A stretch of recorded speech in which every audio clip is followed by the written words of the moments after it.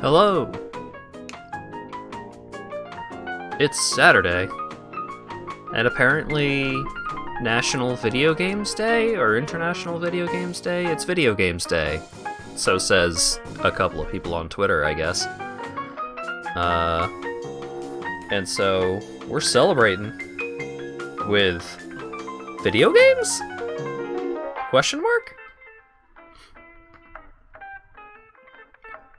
It's interactive to an extent,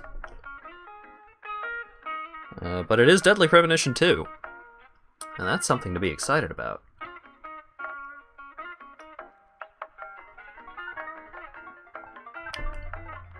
Last time I did a whole lot of nothing and also a cool boss fight. So, if you're not caught up on the goings-on of Lucario, we discovered that the murder victim's mom killed the victim.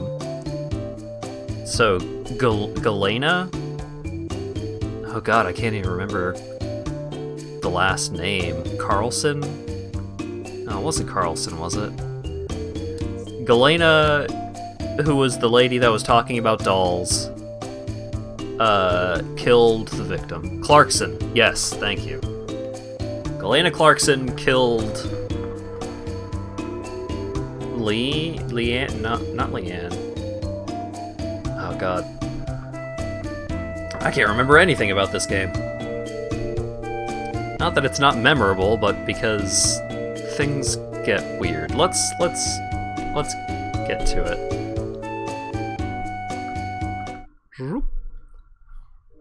Alright, how much am I gonna have to crank up the game audio?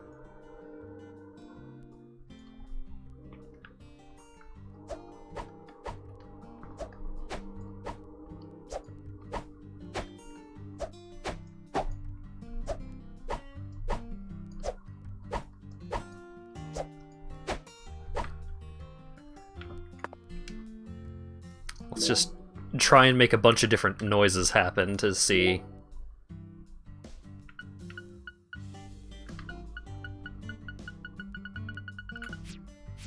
Okay.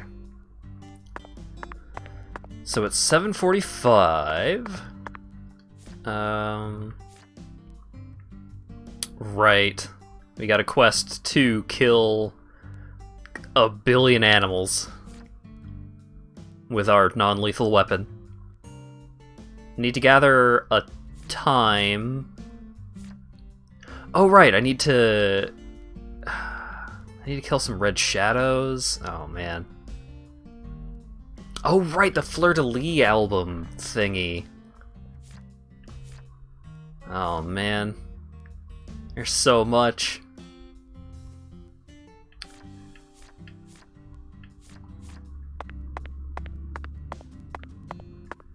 Alright, well, currently progression is going to happen when we go back to the hotel room, so what I'm gonna do is I'm gonna smoke until midnight, kill a bunch of zombies, and then we'll go to the room and get some plot going. Or not even kill a bunch of zombies, kill a bunch of... What the heck were those things? Like, jester ghosts? I do want to use this.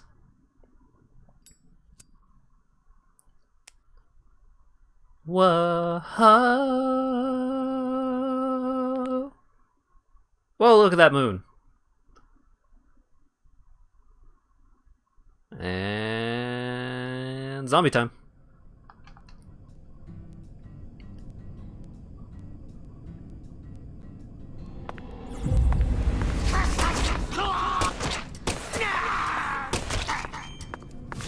Thankfully, I guess, these things spawn constantly during nighttime, so it's not actually going to take that long to get 30 of these things.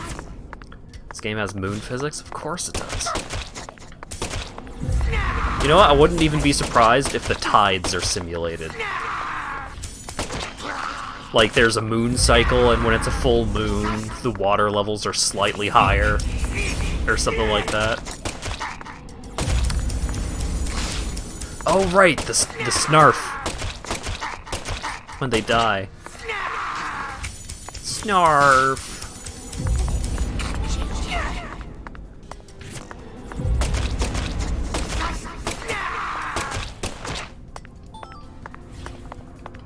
Alright, how many is that?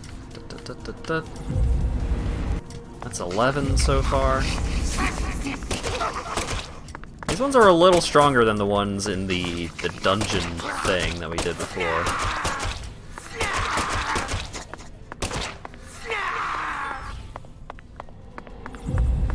Ba-ba-ba-ba.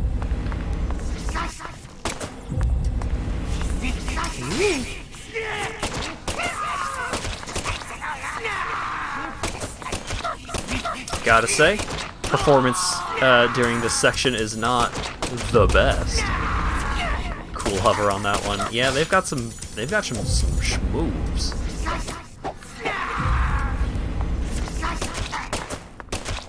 Also, I appreciate how, like, when I'm in Zombieland, York gets this cool zombie tree arm to shoot the zombies with, or shoot the ghosts with, I guess. But he can still just punch them. And he doesn't even punch them with the ghost arm. He just punches them with his fists, and they still take damage. So how strong are they really?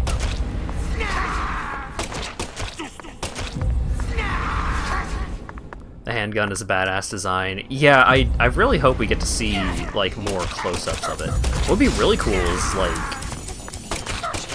if there were, like, upgraded versions of it or something. I don't know. The arm gun is a really cool design.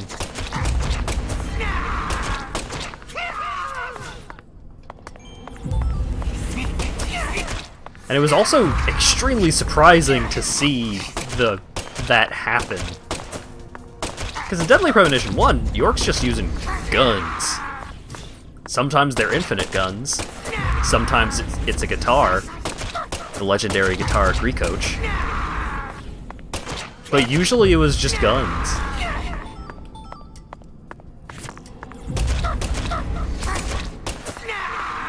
If only York had kept his cool handgun. Handgun. When he went to Greenvale, maybe things would have gone a lot easier for him.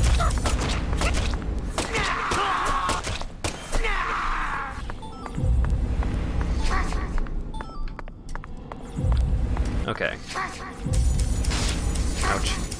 Okay, I have killed enough of the zombies, so let's go inside. Goodbye. Was that a pun? Maybe? Guns are for well, no, the handgun is for ghosts, not zombies. I guess regular guns are better for zombies.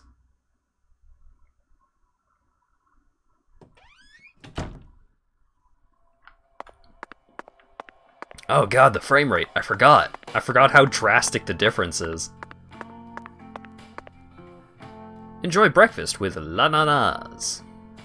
Restaurant. L'ananas is French for pineapple. So this is the Pineapple Hotel, and the restaurant is the Pineapple Restaurant.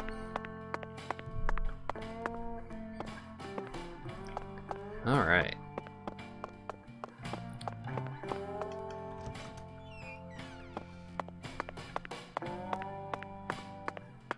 Okay.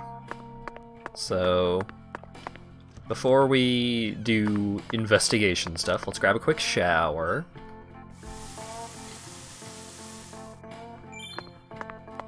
And also, let's change our suit, because I forgot it had gotten completely fucking filthy. The stains are hard to ignore. You got that right.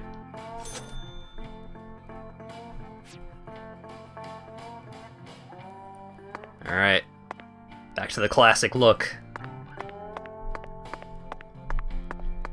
And now let's inspect our cool wall. Zach, let's go over our progress. We've got a complicated case on our hands this time, especially as far as the Clarksons' relationships go. But in a way, it's also a simple one. Understanding them on a deeper level is the most efficient way to uncover the truth behind all this. That's the one thing I'm sure of. Mm-hmm. Let's turn the volume up a little bit.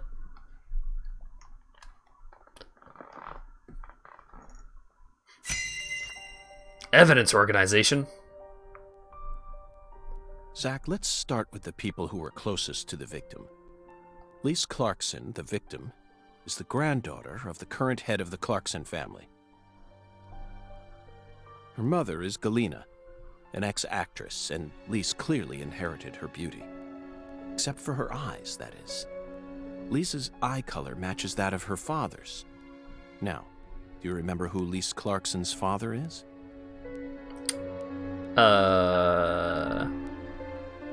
Melvin Woods. No, that's... PJ?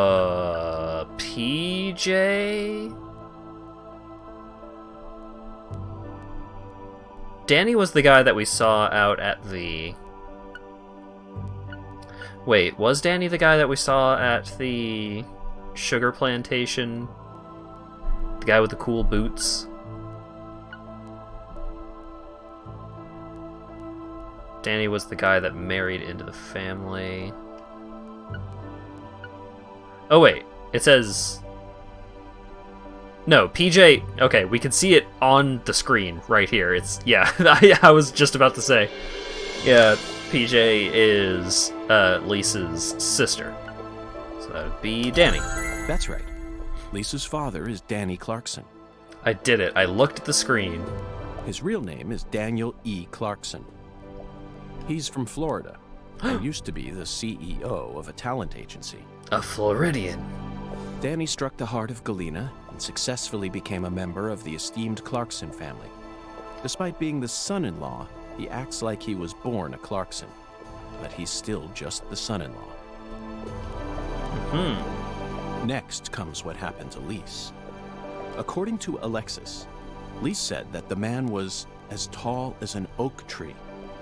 I believe that's the same 10-foot tall giant who made the fingerprints we found in the cold storage warehouse. Now, what did this man do to Lise prior to her murder? He stalked her.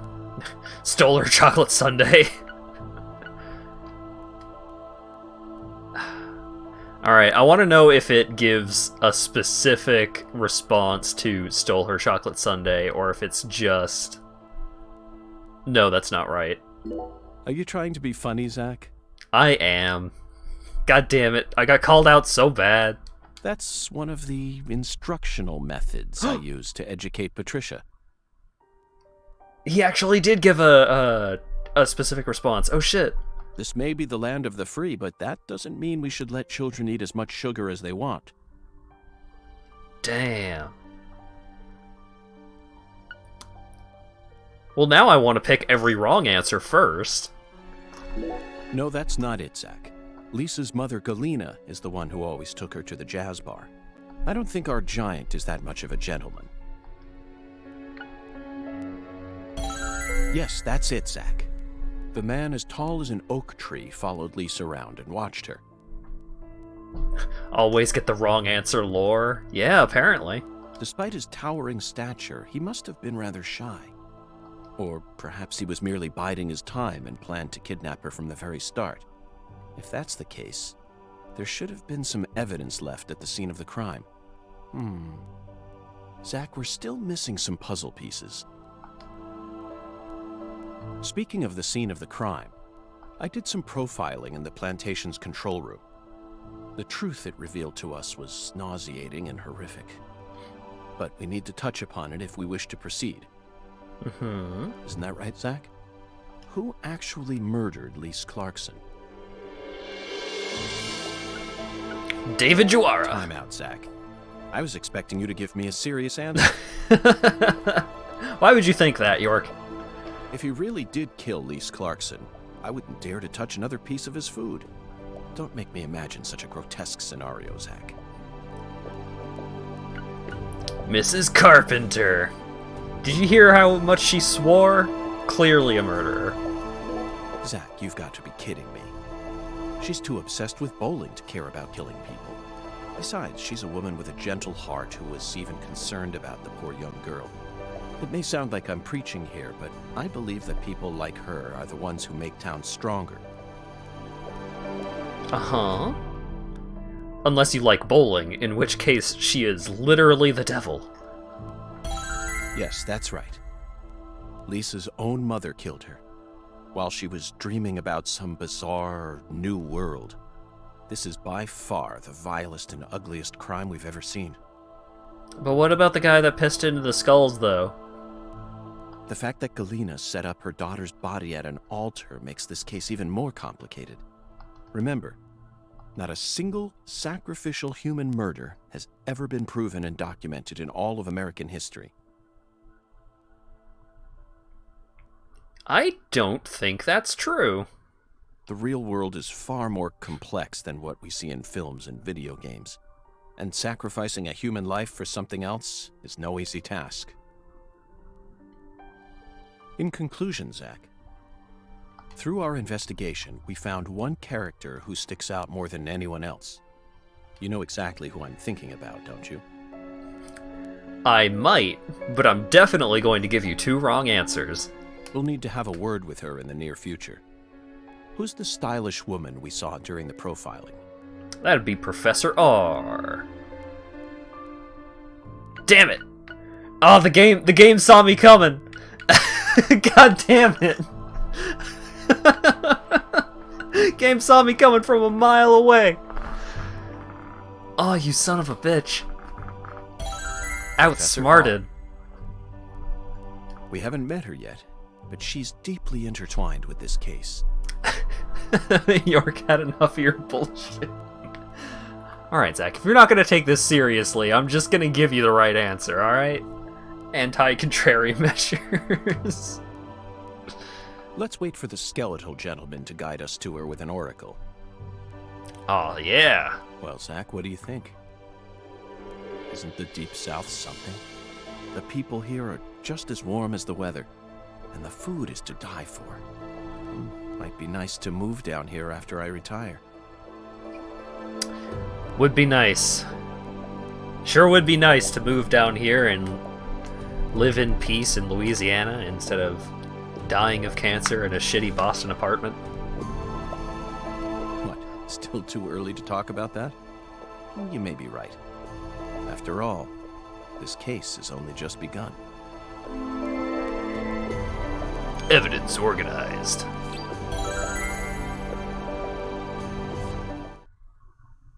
Oh yeah, I guess Zach does smoke a lot of weed. There is an upside. He's hitting down B all day.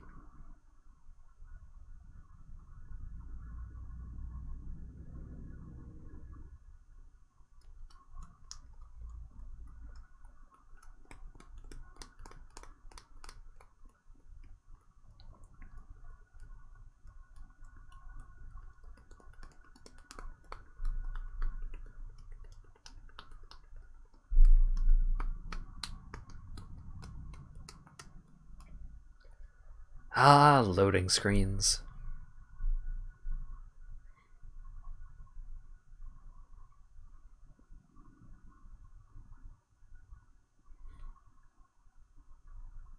In the milk fort, weed is legal. Ah, shit, you're right.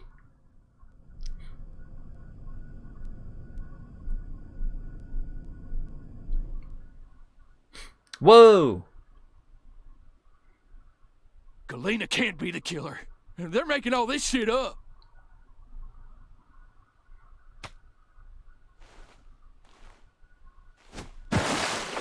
Wesker feeding his alligator.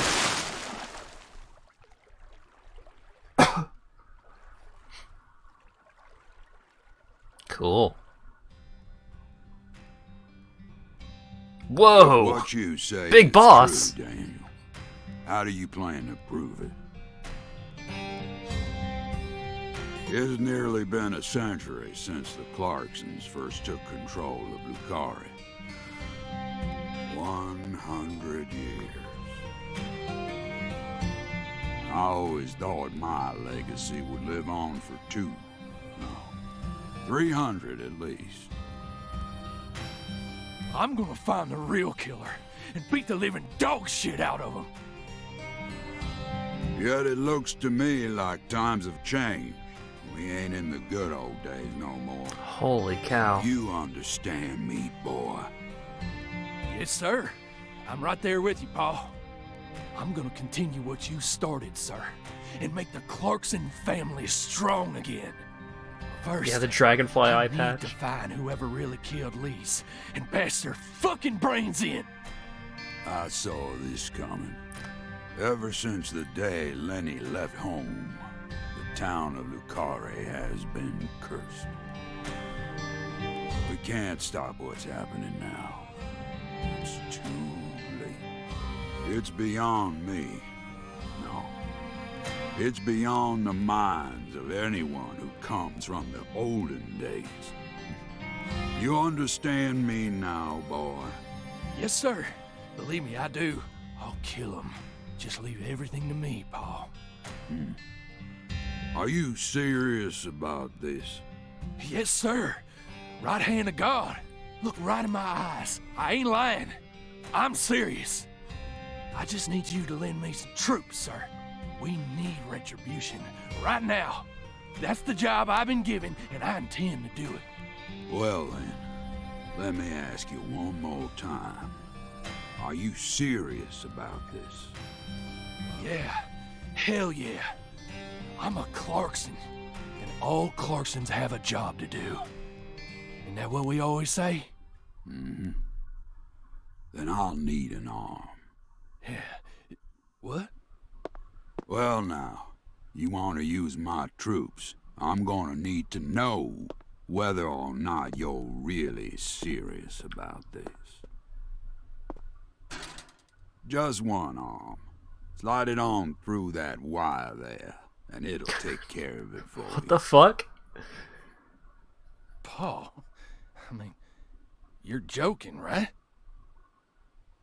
Daniel, have I ever told you a single joke? I am not a funny no. man, Daniel. But- If you want to become a real Clarkson, then you done got yourself a job to do.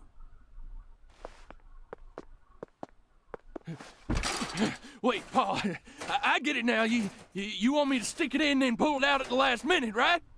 You want to see if I got guts or not, but there's gonna be another way. Oh boy. You can't be serious, sir. Hey, knock it off, you assholes! Let me What? go! He's just joking with me. Let me go, goddammit! Oh, please, sir, don't do this! Just tell me this is a joke, please!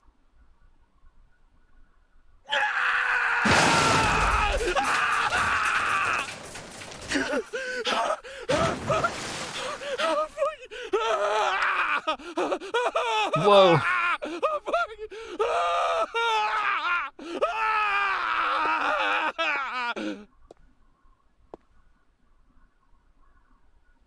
I am a Clarkson. And no matter how our fortune falls, all Clarksons have a job to do.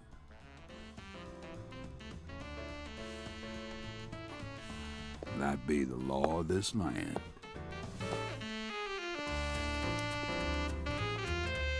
Yes! Yes!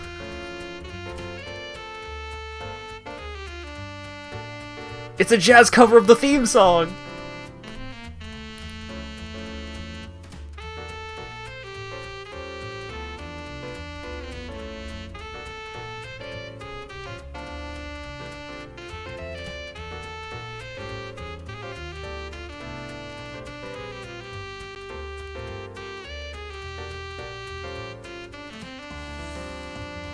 Wait, is the drummer the... Oh, the pianist is the... The preacher, I think the drummer is the Wyvern girl.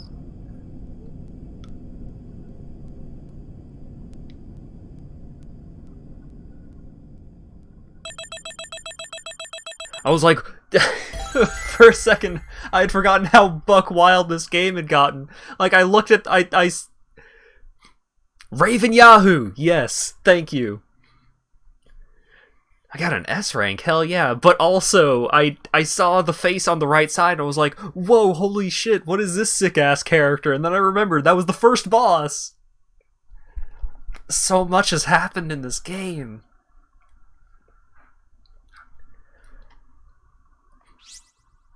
Special reward, disaster aversion bonus. Holy cow. Oh yeah, the dragonfly headdress. I only hit pedestrians a couple of times. That doesn't preclude me from the S rank. Completion time 177 hours, huh? I don't think that's accurate.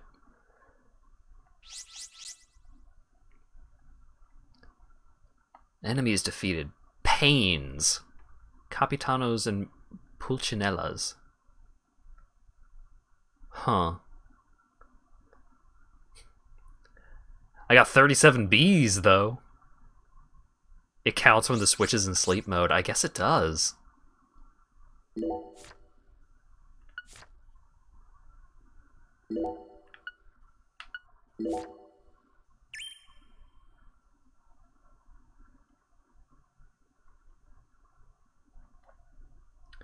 Boy, PJ is like if Kojima designed a Western Yakuza villain. Whoa! York, I'm Zach! you can hear me, right?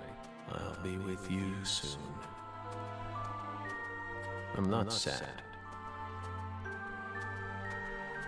Honestly, I can't wait. It's all I think about lately. I mean, we'll be together again. We'll get to discuss movies, food again. Everyone around here has bad taste. They don't understand things the way we do. It's a shitty world filled with shitty people. Aww. Oh, that reminds me.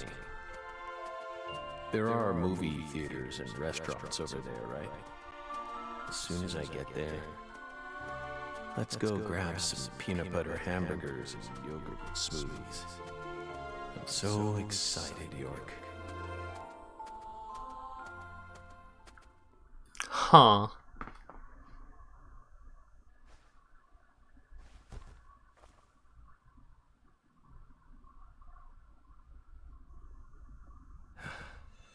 Please, What?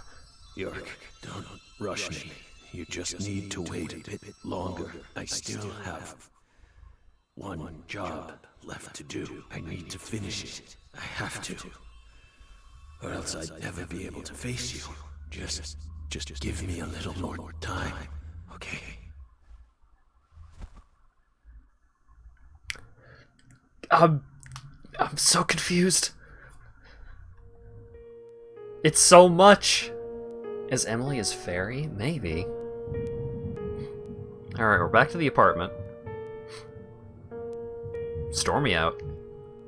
So, Lisa's mother, Galena Clarkson, confessed to murdering Lise.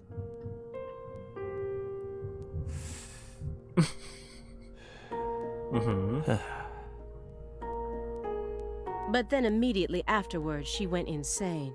So you had no choice but to detain her. What a terribly convenient story. You were the first person to find the suspect hiding at a farm on the edge of town. And you even got her to confess to the crime, right then and there. Did anyone else get a chance to hear Galena's confession? Only us. How did you even find that shack in the first place? The skeletal gentleman.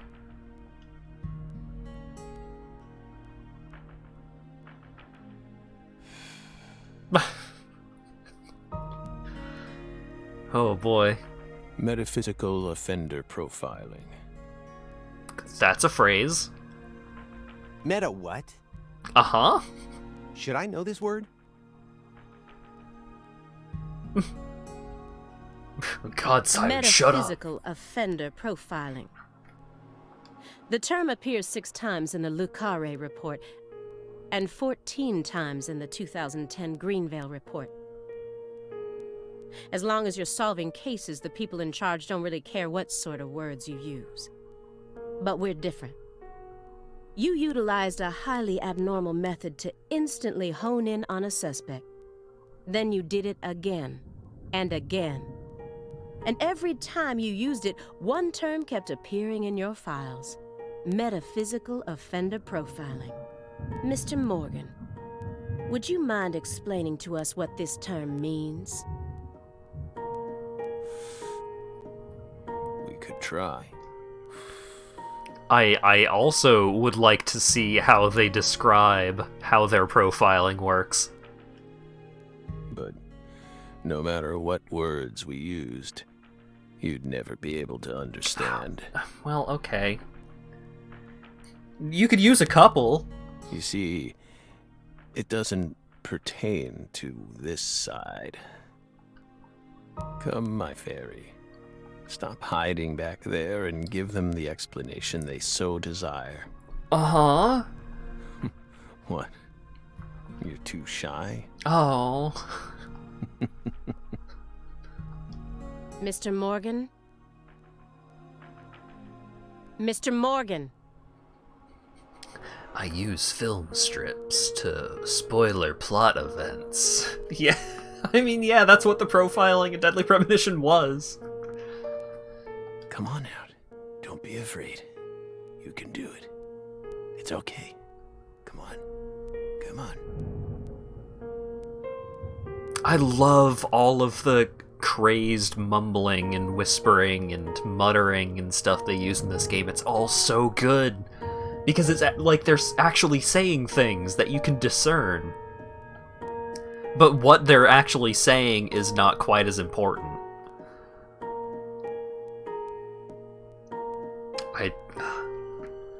I really appreciate that, as opposed to just like... Is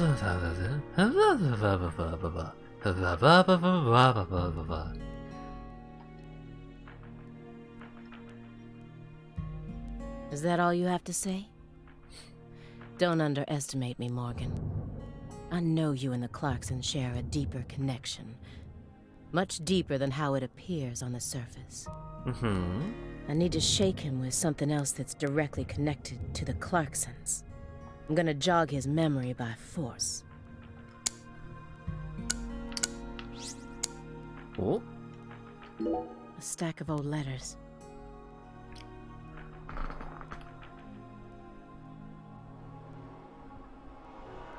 A stack of old letters with dragonfly insignias on them. From Lucare. Oh. These must be the letters that he mentioned in the report. That dragonfly mark proves it. Alright. Anything else I can look at first? Someone stole Lisa's body and it's been missing for the past 14 years. Yeah, and they are specifically labeled to Zach, but also... based on the ending of Deadly Premonition 1, York appearing as York is only how Zach perceives himself.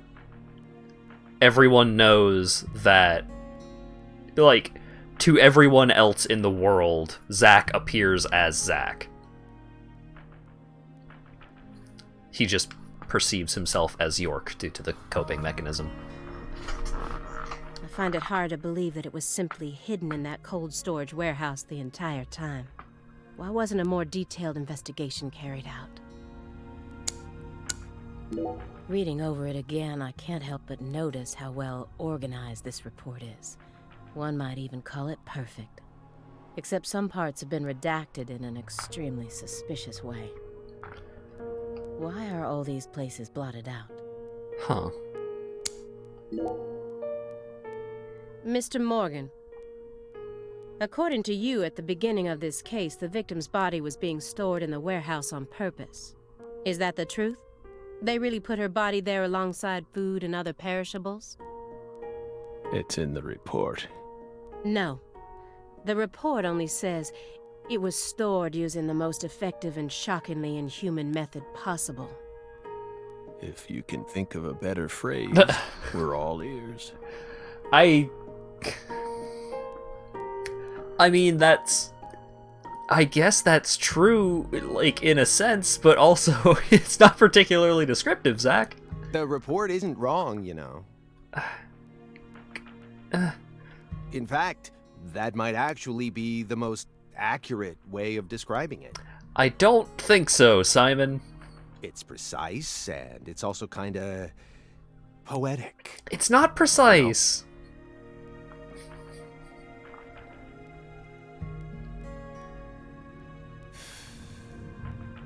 Wow, Simon. We never would have taken you for a poet.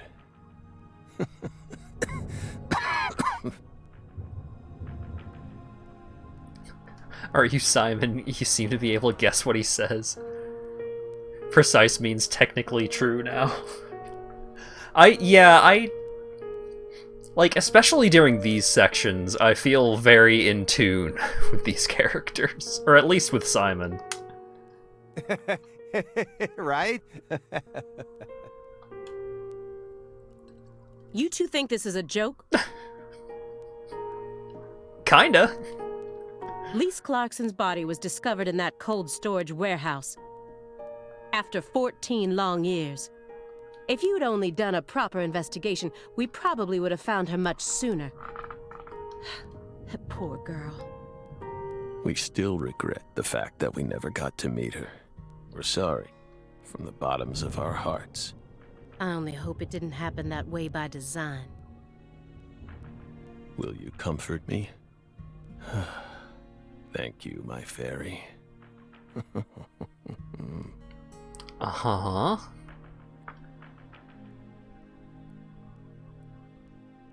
Alright. Tell me about Greenvale. Mr. Morgan, I noticed that several parts of this report have been redacted. For example, here. One individual's name has been erased from the key figure list. Would you mind telling me why? Someone in charge must have thought it was unimportant. Or maybe even inappropriate. I'm very curious who would get redacted from that report. Why would they think that? How should we know? We've never understood what those people do. Well, I took the liberty of trying to restore what was taken out. Tree guy, Kaysen? How could they redact Kaysen's well, okay, no, never mind, I was gonna say. How could they redact Kaysen's name from the Greenvale report? Kaysen was the guy behind it all. But Kaysen was also involved in a top-secret government project with the gas from the red seeds. So I guess that makes sense. Hat knows all about redactions thanks to Control. Yeah, well. Normal ink was used to blot it out, so I was able to recover part of it. Here's what it says. Fucking Sapling salesman. How? How does the report make any sense if you redact Kaysen's existence?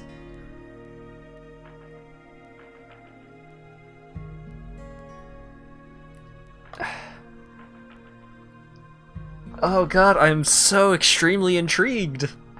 All the other redacted parts seem to be connected to this person, but I can't think of a single reason why this individual would need to be removed from the report. Why is he so untouchable? Kaysen wrote the report. Or it could be a situation where it's like, oh, another emissary of the Red Tree has infiltrated the FBI, or something like that. Yeah, also, I would not recommend touching Kaysen. He seems like a very unpleasant man to touch, just from... Oh, him. He's nothing. We were barking up the wrong tree. I mean... Meaning? Can't include someone who doesn't exist in an official report, now can we? I guess that's fair.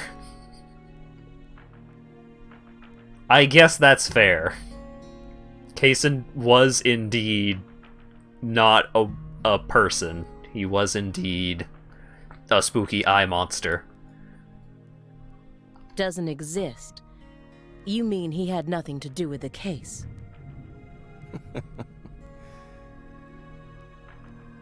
Yeah, you could say that. Apple's new eye monster. Boy, howdy. Those letters look very old. The fucking smash invitation. Now that we're getting like a really good look at it, it's I mean, you can see the dragonfly seal on it, but I mean that's just a smash invitation for sure, for sure, for sure. The postmark suggests they were sent out from Louisiana. What do you mean suggest they were sent from Louisiana? It says Lucare right there on the letter. What are you doing? And I suspect that dragonfly mark belongs to the Clarkson family. Uh-huh. Why are the nutritional labels a higher texture than the keyboard? Don't worry about it. It's fine.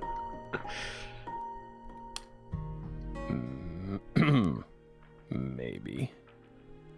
So what if it does? A stalker has been harassing Patricia Clarkson for several years now. Did you know about this?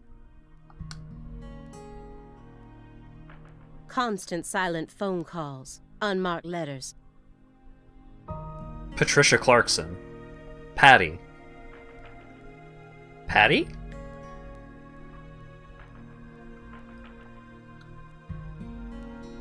Is Patty a Clarkson?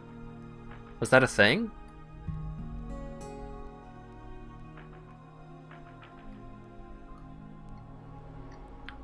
Huh. Right. Patricia Woods, Melvin Woods. But yeah, like, maybe Patricia was born a Clarkson and was adopted by Melvin and his wife? Zach touch types, he doesn't need the keys to be legible. She also spotted a suspicious figure lurking near her mansion several times. And just last week, her employees spotted a strange figure lurking in the vicinity. The day someone else coincidentally used your alias and traveled to Louisiana. That's very intriguing. Aligned symbolism. Lise Clarkson also reported being harassed by a stalker just before she was murdered. You're aware of this, correct? Because I didn't find any mention of this in your report. Well, to be fair, the stalker was a 10-foot-tall giant that also didn't exist. No direct connection to the case. Yeah. That's what we must have thought. The visionary lies to himself, the liar only to others. Which are you? It was mentioned that Patty wasn't blood related to one of the parents. Yeah, they implied that Patty is not Melvin's kid. That's enough for now. This all has nothing to do with the case. Besides, there's no evidence that proves those letters are from her. Isn't that right, my fairy?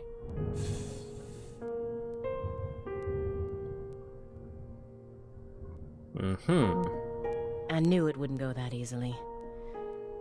Maybe I should try asking my questions in a different way.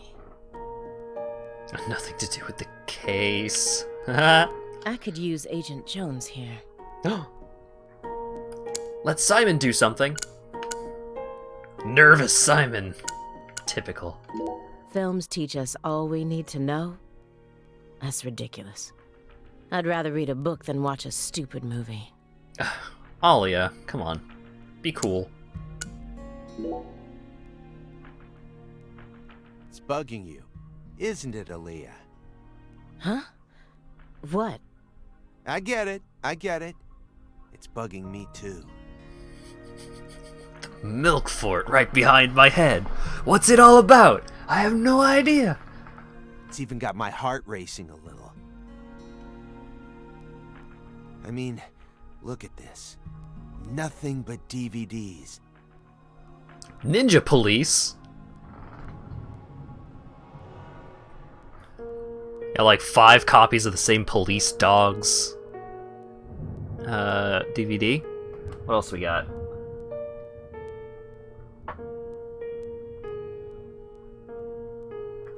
Circus Show? Lola X? The Evil Within 4? What?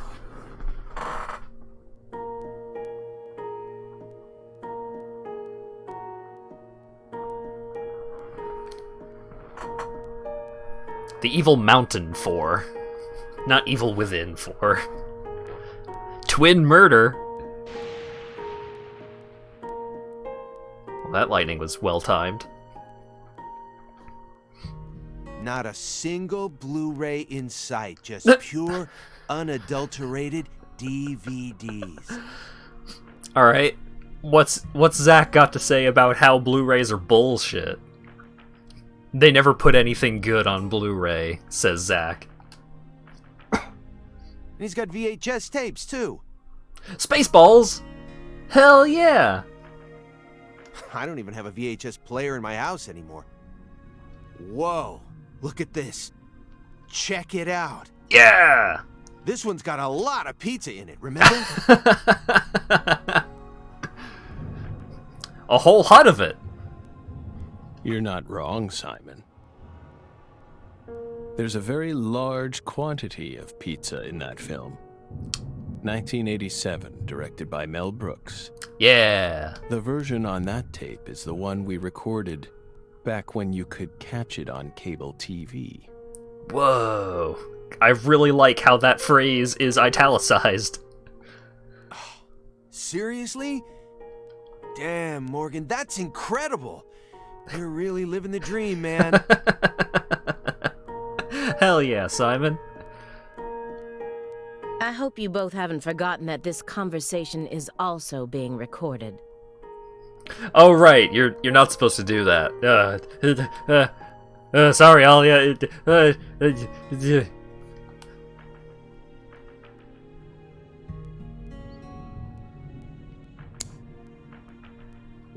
That's the window that faces the street out front. I can tell just from the layout of his furniture. Now I'm surrounded by everything I couldn't see out there. It's not a federal crime if it's the FBI committing the crime, Zach says, probably. This is a nice building. Layout isn't bad either. Why don't you fucking take care of it, asshole? Whew. Must be rather expensive to rent a place like this in Boston. How many other rooms are there in this apartment? 2. That room over there, your bedroom? Huh. Why so curious, Belle? It almost sounds as if you're seeing this place for the first time. Huh? Aside from the hardware shop on the first floor, every apartment in this building has the exact same layout. Huh. We're well aware that you studied the layout of this apartment before you came to see us. There's no need to act so roundabout. The words will make you out and out. Just be honest. Say it. I want to see your bedroom. Don't phrase it like that, Zach. Well then. Doesn't mean we'll let you see it, though. Oh god, I almost did a spit take.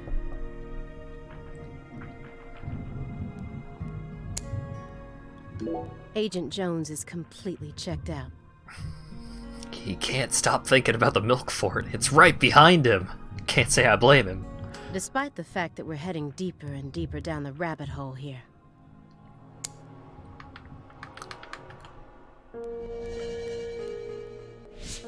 All right. Agent Jones. Are you paying attention? Or do you intend to waste Mr. Morgan's precious time? No. Sorry. Simon's thinking about how the sanctuaries are pizza shaped. Well, not really. Like, if your pizza slices are shaped like that, then I feel like you did a pretty bad job with the slicer. I'm just a little tired. I'm listening. Take your hand out of your pocket. Didn't they teach you any manners at Quantico? Yeah, exactly, Colt. That's not how a pizza is supposed to be shaped. Oh, right. Does he have a stress ball? Oh, does he have one of those fidget cubes in his pocket? I think it would be way too cool a thing for him to be doing like a Rubik's Cube in his pocket. Guess they slipped my mind. Dan, that's a little... Dan, that's a little too much.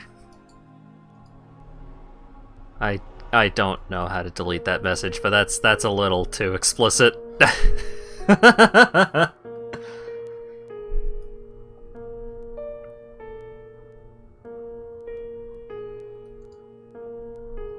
Oh, I can't delete the message because it's... the option to delete the message doesn't show up. Like, the chat thing goes off my screen.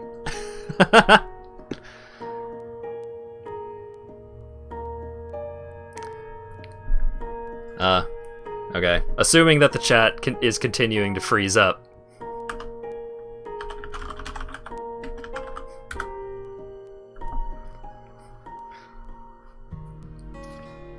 Dan broke. Yeah, he broke my chat window. I can't believe he'd do this.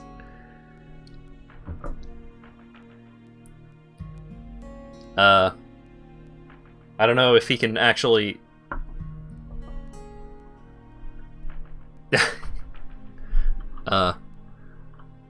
Message me on Discord in case the stream is still broke. Aha!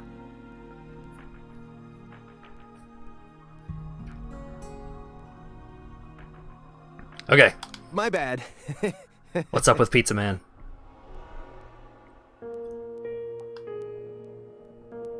I'm actually kinda nervous. Oh? I'm not used to this sort of thing. I'm used to spying on people from a distance. I've never actually had to talk to anyone before. Data analysis is my specialty, you know. I'm sure I'd be able to calm down a bit if I had some pizza, though.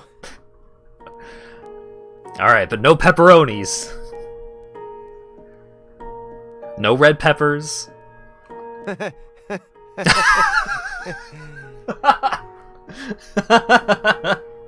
Shameless laugh.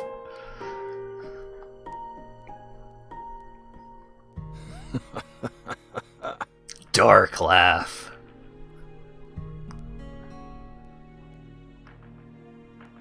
The FBI needs to do something about their lack of personnel. I'll have to ask the questions myself. But how should I start? Maybe I should look back over the files and calmly reassess the situation. Oh! Ceiling light. An elegant antique lighting fixture. And most of his other furniture is of the same quality. Why is his room such a mess then? This is why, instead of calling him a dangerous person, they've labeled him a high-functioning sociopath. Alright, shoot the light! We're out of here!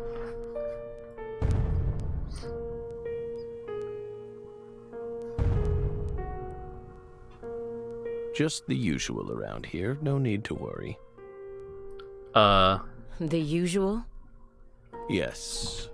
A strange person lives upstairs. Oh, I thought it was just more thunder, but it was a dude upstairs. Okay. Every now and then, he makes noise. What's strange about him? Several years ago, a woman was murdered upstairs. Uh-huh. Her husband still lives there. Huh. Yikes. He's ex-BPD, and apparently he's still searching for the killer. Huh. But it seems like they cut all support for the investigation due to decreased funding. The team on the case wanted to keep working on it, but the suits wouldn't hear of it. A tale as old as time. Due to his situation, perhaps, he's been making a lot more noise recently, like you just heard. You never noticed anything, Agent Jones. I thought you wanted me to pay attention to York. To Zach. I didn't think you wanted me to. Oh, jeez. Well, I did hear some loud noises every now and then, but I didn't think they were real noises coming from upstairs. What the fuck is that supposed to mean, Simon? I mean, look at him.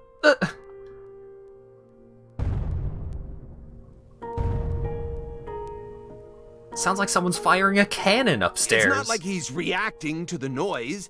He always just went about his business as usual for all the years I've watched him. So I just figured it was coming from the TV. You really amaze me sometimes.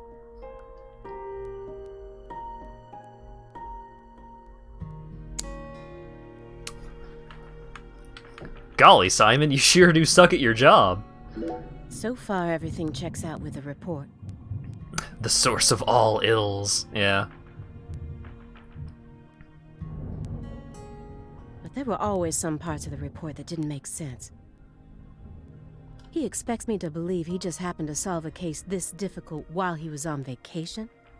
And metaphysical offender profiling? I won't let him distract me with his fancy made-up words. This fancy city boy and his metaphysical offender profiling, I won't hear of it. After you arrested Galena Clarkson, you had a run-in with the Clarksons. Ooh. At least that's what it says in the report. What exactly happened there? Just a simple run-in, that's all. Nothing but a single phenomenon. Uh-huh. Chasing hollow instances like that won't lead you closer to the truth.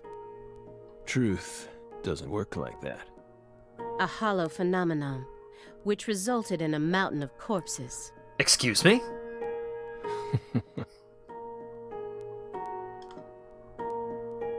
Oh, Belle.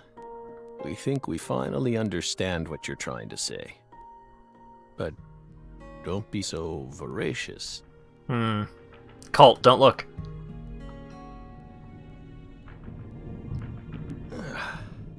How about another cup of coffee? We've still got a long way to go, you know. Can't believe how big his forehead is now. It's not about how big his forehead is, it's about how far his hair is receded. Come on.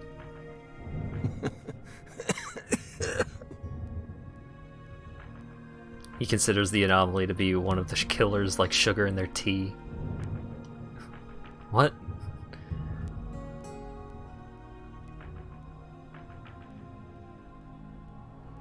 Oh shit, the squirrels are going nuts on the roof. Yes. It's coarsely ground, so there should only be 4 teaspoons per cup. No more, no less. Next, the coffee travels from the funnel to the siphon. Oh, he makes fancy-ass coffee. Make sure the rooftop squirrels don't steal my stuff. They can only steal my stuff if they come in physical contact with me, and I do keep my window closed. Simon, normally you only do surveillance in order to gather data, correct? Mm-hmm. Hiding microphones and cameras, Sifting through garbage, wiretapping, shadowing, tracing credit card histories. Damn, look at that coffee machine. You'll do whatever it takes to gather data in order to prevent crimes. That's how the FBI works. Well, yeah, you're right. No reason in hiding it now, I guess. Why do you ask? Our Southern Belle has adopted a very peculiar MO. Mm-hmm. It's almost like she has a special power, just like us. Oh? Do tell. Oh, right, she also has the concentration thing. You've been watching us this entire time, haven't you, Belle? From that window.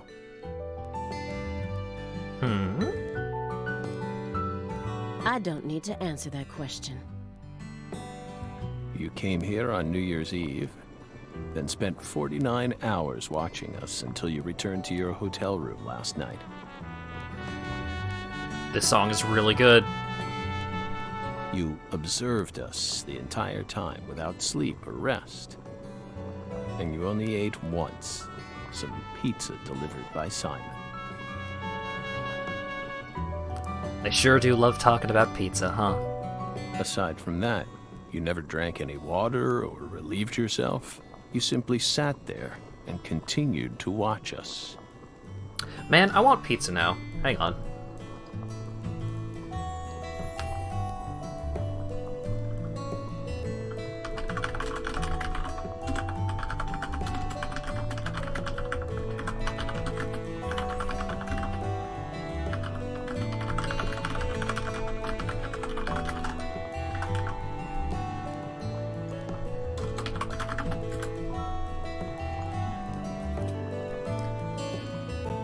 How much is pizza?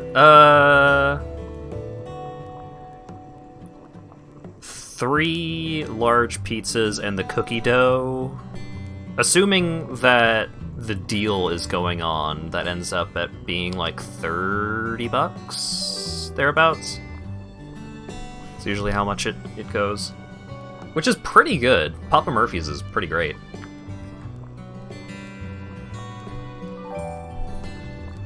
They just won't stop talking about pizza.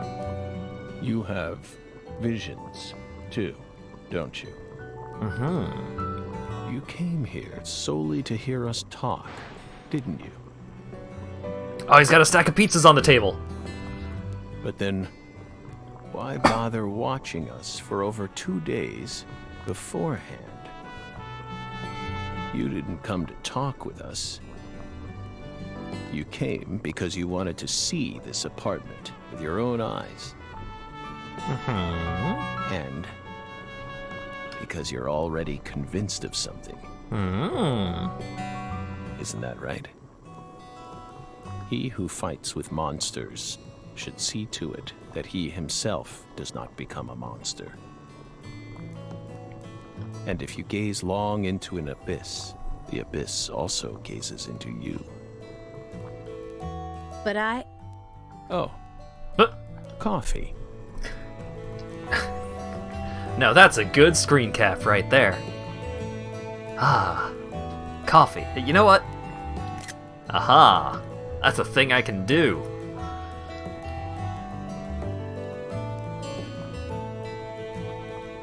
Thank you, my fairy. If you hadn't been paying attention, this coffee would have all gone to waste. The pus in our brains. It really has a way of interfering with our lives. Oof. Didn't remember. She came along. No, what's... Coffee. Yes, coffee. I didn't hear what he said the first time. Dip the pizza crust into the coffee. I'd rather not. Whoa! I wonder how much text I can type to block off screen space and not let Hat read whatever's Currently under this OIC it says I have 115 characters left. Do spaces count towards that? Yes they do. Apparently. How disappointing. Pizza, pizza, pizza, pizza, pizza.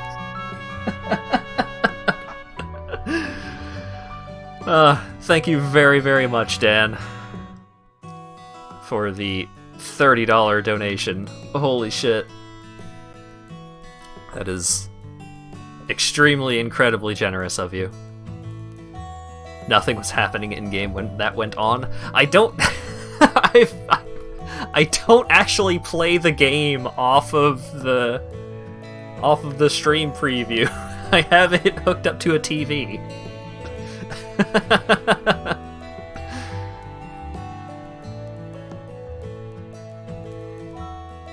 Forgot that it reads it out loud. Oh man. Thank you very much, Dan. Well, I guess I have to do a pizza order now. It has really odd pauses. Yeah, like it needs to parse or process it partway through. Alright, I'm gonna mute my mic for a second, so that way you guys don't hear a ton of tip-tapping.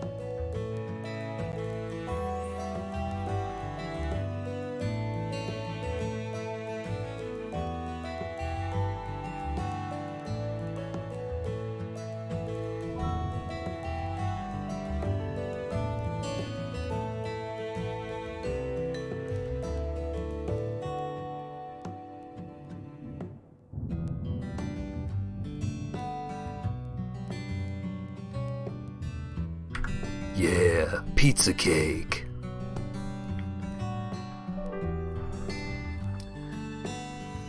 Yeah. Pizza has been ordered. I'm not a big fan of lasagna, unfortunately. Also, usually what we order from Papa Murphy's is we get a plain cheese with no topping cheese. Just the mozzarella. Because Papa Murphy's does this thing where they do a topping cheese, which is like cheddar or something, I think. Either way, we don't get the topping cheese. We just get cheese topping. Don't worry about it. So we get one traditional plain cheese pizza, and then we get one with the creamy garlic sauce. And the one with the creamy garlic sauce kind of tastes like just super cheese bread. It's really, really good. You have to eat the pizza on stream?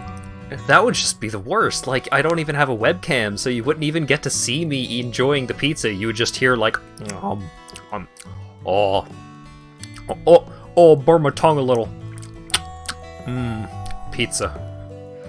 No, I'm not putting... Just go through Simon's dialogue. Just cheese is a waste of pizza. Most toppings are too greasy for me. Like, I can barely handle pizza as is. The additional grease from pepperoni, I would collapse. I would die. But yeah, thanks again to Dan for paying for dinner tonight. Not only for myself, but also Lawyer Dog and Lycanthrope. In my truck. And Lycanthrope.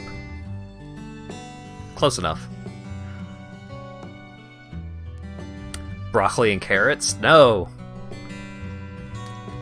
I enjoy a traditional pizza experience. How did Captioner get that? It sounds not dissimilar, I suppose. Can't believe I'm Garfield on a Saturday. I can't be Garfield. I got a stream on Monday. Alright, what did I miss? There's something that I wanted to comment on that I missed. Damn it.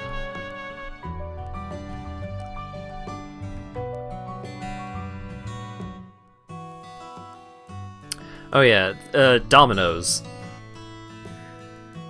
Oh, calling Burke Garfield because of lasagna. Mayo and I mean, mayo is a pretty common pizza topping in a lot of places. I don't know why, but it is. But, yeah, Domino's. I really liked Domino's sides, but in terms of their actual pizza, not a fan. Beef, corn, and potato pizza? That's just shepherd's pie pizza. Why not just have shepherd's pie? Shepherd's pie is good.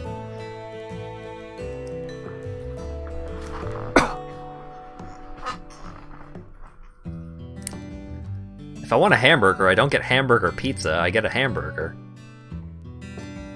Why not just have cheese sticks? I mean, I kinda do. That's what the creamy garlic sauce pizza is.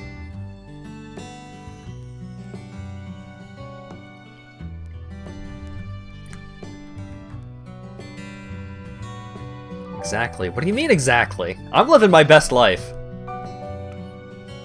It's better in pizza form. They don't offer the same thing in cheese stick form. Anyways, Deadly Premonition. Zach made some coffee.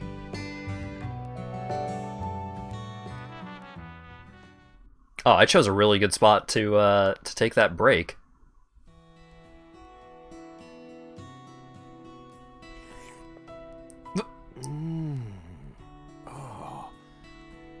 What the Christ?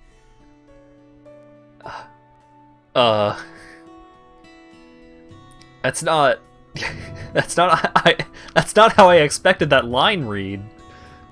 This is friggin' delicious. I thought I was gonna shit myself for a second there. Simon, don't. Come on, Aaliyah, take a sip. Trust me. I'm not exaggerating here.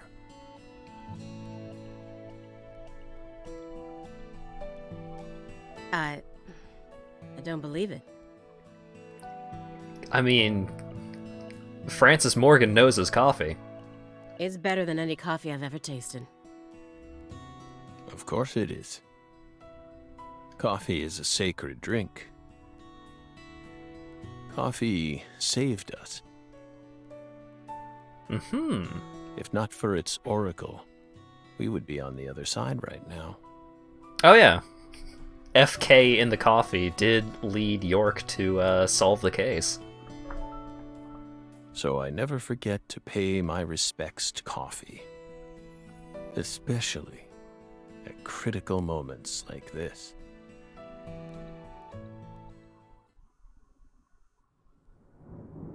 Big black cumulonimbus clouds are in the sky. Dork. And that sound. Thunder snow is coming. Thunder snow?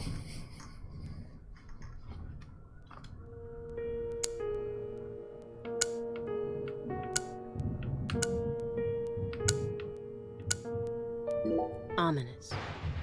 It's almost like a manifestation of the atmosphere in this room right now. Is there a skeleton man in the coffee? Oh man, if only.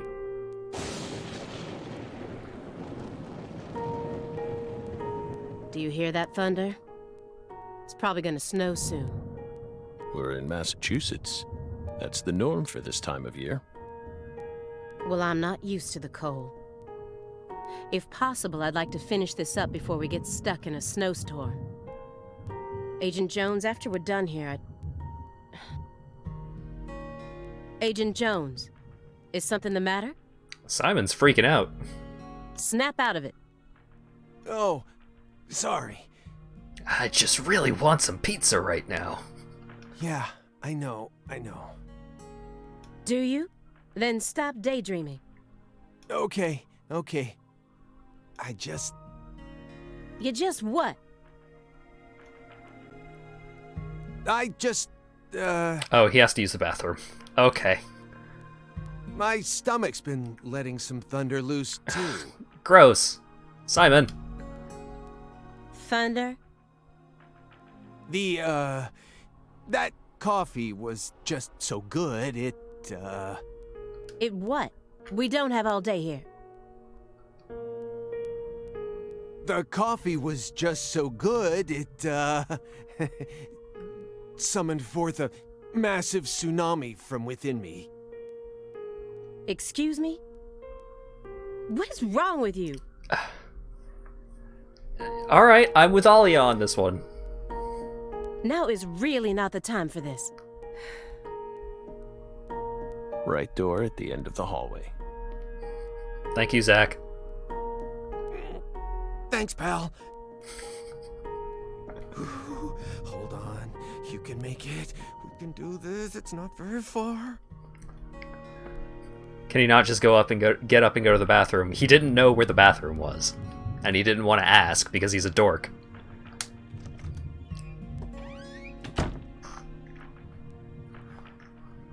We promise you, we did not put laxatives in the coffee. I trust you, Zach. Coffee is a sacred drink, remember?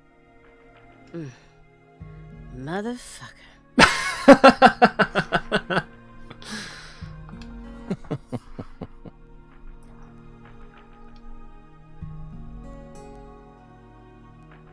There's no doubt that the report omitted information linking Morgan to the Clarksons. I need to get him to confess. Oh yeah. That reminds me.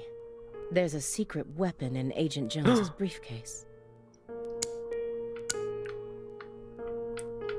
Oh, let's check out that He's weed. chain smoking it non-stop. How can you afford all this weed? He's clearly dependent on it. Which means he might be dependent on other drugs as well. Yeah, I've got a secret weapon in Simon's briefcase. A gun! Mr. Morgan, I heard that you were always a smoker. Did you ever wonder if that was the reason you contracted your illness? Well, York was the smoker. Zach didn't smoke.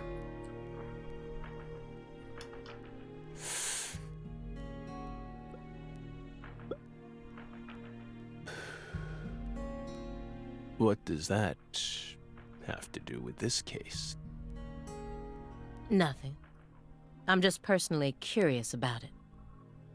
I've always wanted to try toking it. Sometimes, people die in car accidents, regardless of how well they take care of their health. Did you know that people die in car accidents all the time, even when they are wearing their seatbelts?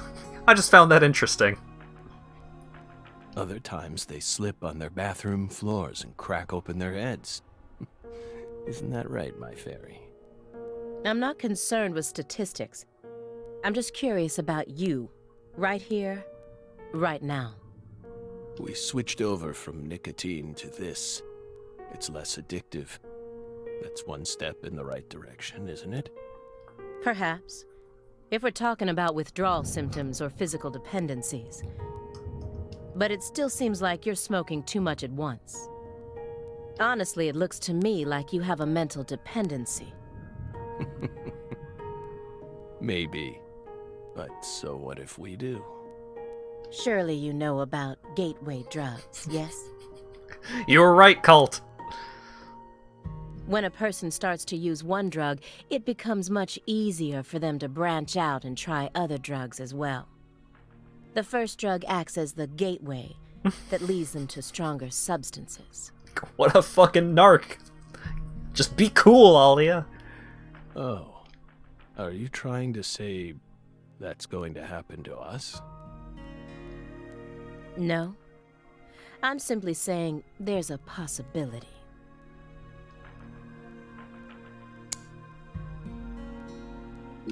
Agent Jones probably won't be back for a while. Actually, now might be my opportunity to make some real progress. Oh, this isn't like a traditional briefcase. This is one of those little backpack briefcase things. They're more common in Japan, but at MFF last year, Lawyer Dog got a bag like this, except it was designed like a fox. It even has little fox ears on top. It's adorable.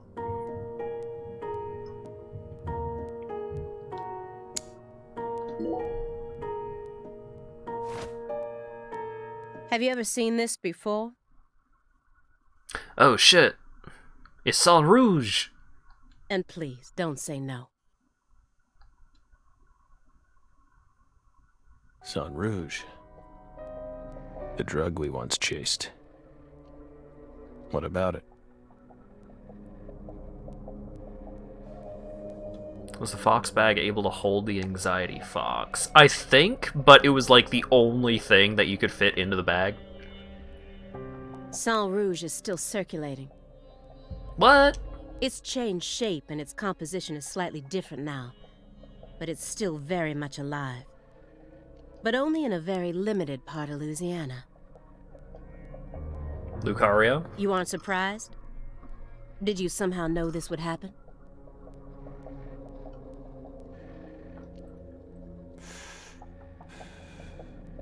Copies of another drug being circulated isn't exactly a rare case. But Sang Rouge is special. Mm-hmm. They're selling it as a bath salt nowadays. Oh no! The inimitable Enigma powder. The origin. Enigma powder is a real good name for a drug.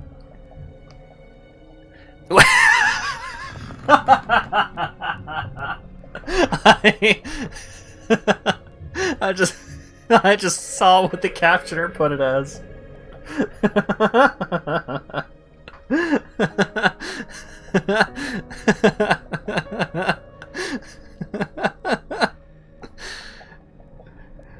Oh, God. It has many names, and no one was ever able to copy it. We've also been trying to figure out what it's made from ever since it appeared, but it's impossible to analyze. After all, it appears to be made from common ingredients that can be found anywhere. But if you try to use those ingredients, all you'll end up with is a mundane hallucinogen like DMT, if you're lucky. No. Sang Rouge requires a special recipe. The original recipe, which someone's been guarding this entire time. Someone who survived the incident in Le Carré.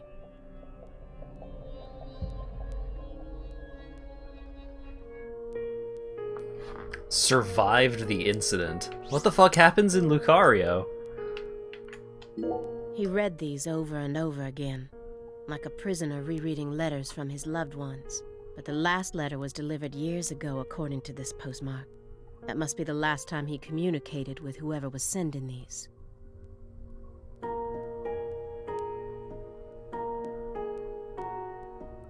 Yet, he left them out in plain sight all this time. Immediately after they found Lisa's body, I went to go see Patricia. In order to interrogate her, of course. So you told us. But I was unable to meet with her. She refused to speak with you, didn't she? That's so like her. No, she didn't get the chance to. Mm-hmm. You see, she's gone missing. Oh, shit. What? Oh, damn, a genuine reaction from Zach. Alright. We're getting somewhere. To put it more accurately, no one's seen her since the afternoon of the 28th. According to her employees, she shut herself up in her room for several months before she disappeared. But since that sort of thing happened often, they didn't think anything of it. On the morning of New Year's Eve, they noticed her window was open, and when they went up to check on her, she was gone.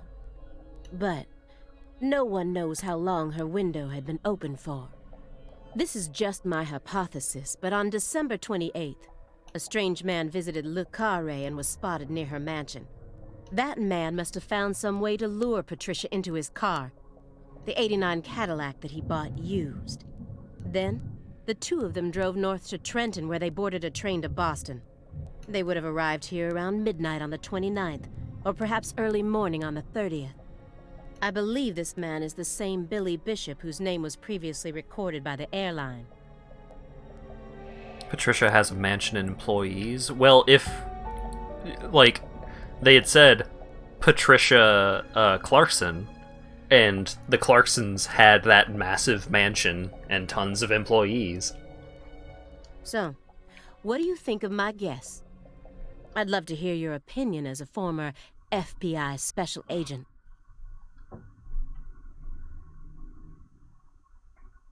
Now we get it. We aren't persons of interest. We're the suspects.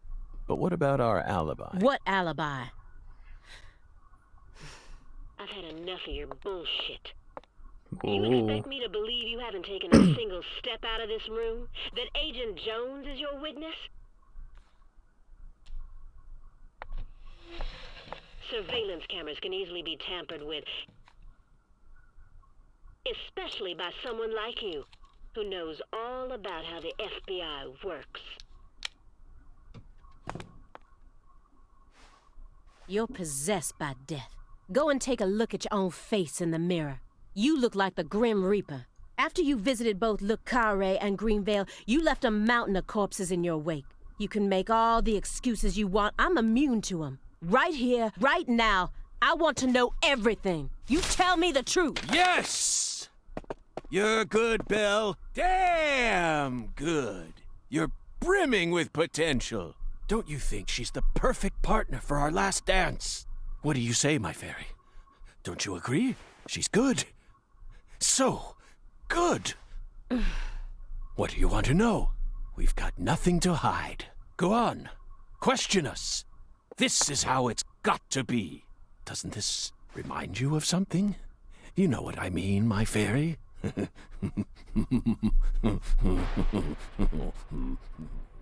Creepy laugh indeed.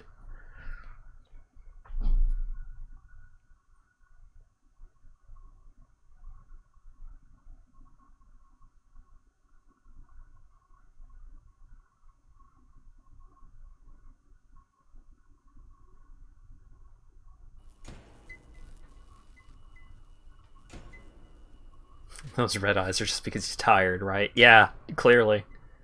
Oh shit, did someone let Galena out? Oh, they let her out, alright. How did this happen in my town? God damn it!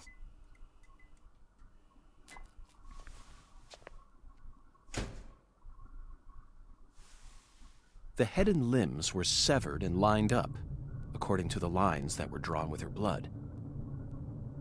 Just like migratory birds flying systematically across the sky. That's a tiny flashlight. Hey, Zach, what do you think this means? They're severed roots. Severed roots? This is the way the Clarksons kill someone when they want to cut 'em off from the family. And how do you know about this? Everyone in town knows about it. They're just too scared to talk. What does the V stand for, then? Beats me. What, you think I know everything now? Vilitatio. It means quarrel in Latin. That's what the V stands for. Latin. Intriguing, isn't it, Zach? There are no defense wounds on the corpse. In other words, Galena showed no signs of resistance when she was amputated.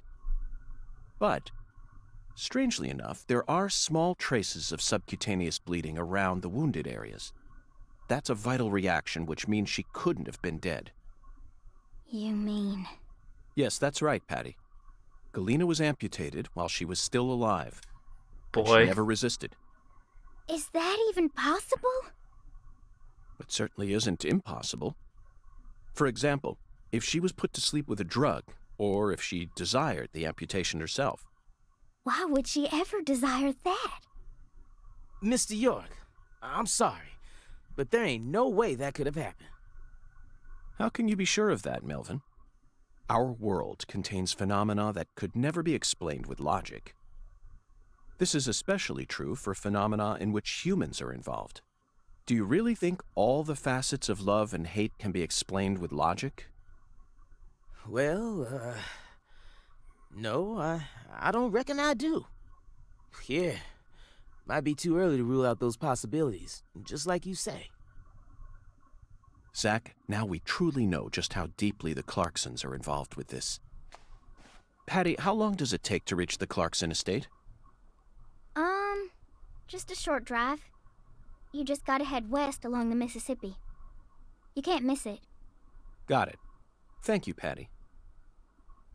By the way, Melvin, no matter how accelerated Patty may be, don't you think she's still a bit too young to see something Finally. like this? For the record, I have no intent to instruct others on how to raise their children, but... Holy moly, you're right! Patricia, CLG! Come on, sweetie. Kids shouldn't have to see stuff like this. Daddy, it's too late now. I've seen everything.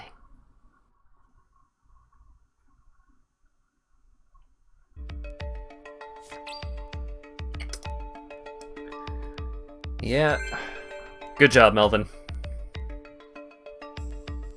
I mean, I assume he was just, like, too overwhelmed by the murder to pay it much mind. Explaining consensual amputation to a child. Well...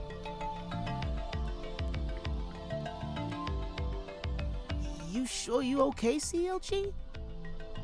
I'm fine. Besides, I'm used to seeing stuff like that on CSI. That makes sense. You're the one who looks pale, Daddy.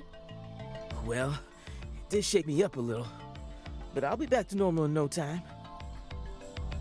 Sorry about that, Mr. York.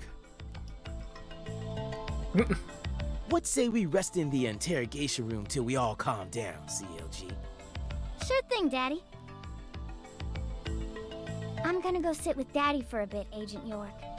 We can join back up later. Sounds good. I'm gonna go make sure my wimp-ass dad doesn't freak out because he just saw a dead body. It was amputated and cut up and left in a position that threat. Yeah, what a weenie. Galena killed her daughter, so her family cut ties with her. Do you really think that's what happened here, Zach? Nope. If this is truly the ritual that the Clarksons use to cut ties with someone, why would they go out of their way to do it here, in a holding cell? They could have easily done it after we released her. And judging from how Danny Clarkson was acting, I think it's clear that he really loved Galena. How could he accept this grotesque butchering, even if it was for the sake of the family? There's no point in ruminating on this. We should get back to the investigation. As long as we keep moving, the answer will inevitably fling itself straight at us. Something is going to hit York, and it's going to be a clue. I'm calling it now.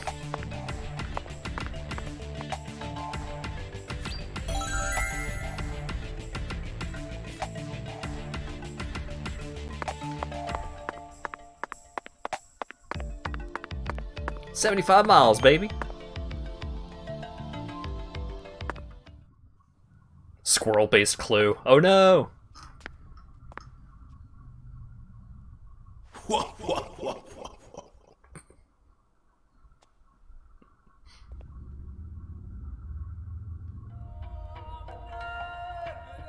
Hey, buddy.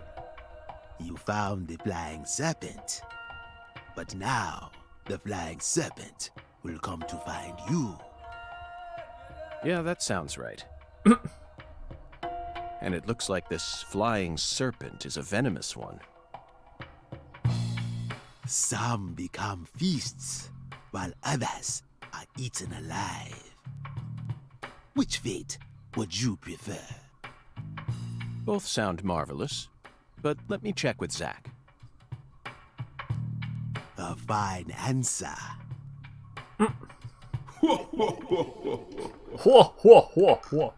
Find the one who fired the pistol at heaven. Within the white hall of beds, brandish the ticket to the goddess. And once again, you will see the other world. Do you comprehend the oracle? Zach, it looks like he's hell-bent on leading us back into that other world. Follow the oracle. Oh, I will, Hoongan. There are only two types of things in our world. Things that should be resisted and things that should be accepted. And I believe this oracle is something to accept.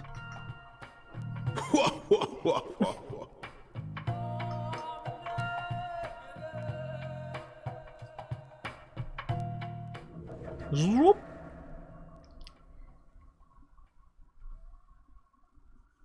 Zach, would you rather fight one elephant-sized goose or 1,000 rat-sized Do you think we're geese? crazy for believing everything that skeletal gentleman says? Yes, but also, who cares? No, we're not crazy.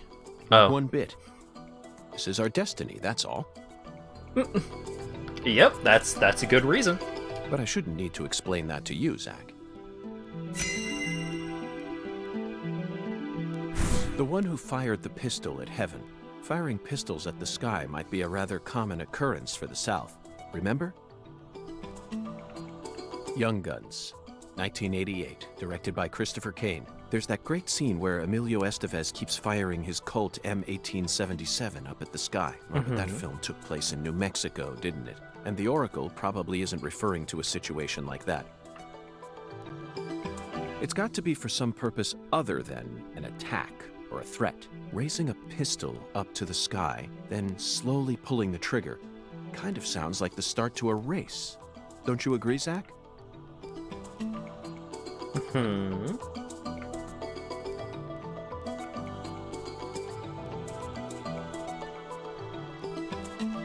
Huh.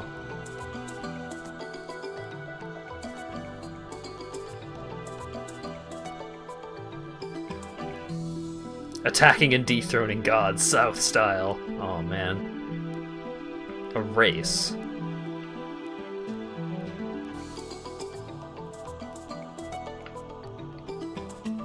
The far? Bingo, Zach. Okay. We're currently running a race here. Are we? And the one who started this murder investigation is indeed the one who fired the pistol at Heaven. In other words, the person who first discovered the body. Oh! Oh! Right. The investigation is the race, and Thompson is the one that found the body. Okay. According to the files, Lisa's body was discovered by Chuck Thompson, a crawfish farmer. Mm-hmm. He apparently works out of a fishing hut located in the marshes south of the bayou. Let's go pay him a visit. Who knows? We might even get to see some crawfish. What? Why isn't the murderer the one who started this race? Zach, this isn't like you. Of course the murderer isn't the one who started the race. The murderer's running it. They're currently in first place, and they're breaking all the rules. Any more objections, Zach?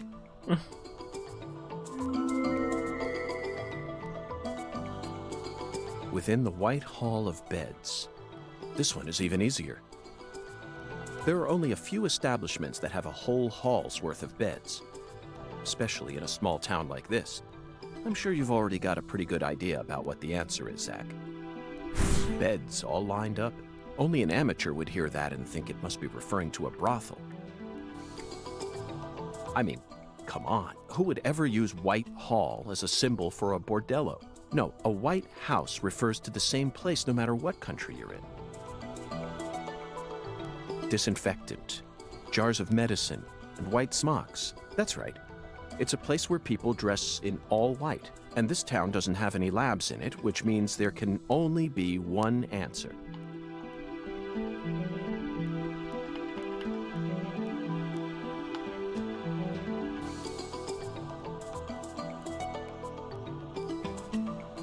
You never disappoint me, Zach. Yay! It's a medical facility. Yeah! Normally it would be a hospital, but Lucare doesn't have a hospital. It only has the clinic in the church. They invite their patients into rooms full of beds, where they're tended to by doctors and nurses clad in white. It's definitely a white hall, where people are invited into beds. You always manage to impress me with your intuition. I'm really counting on you here, Zach, and I know I'll always be able to. Yeah.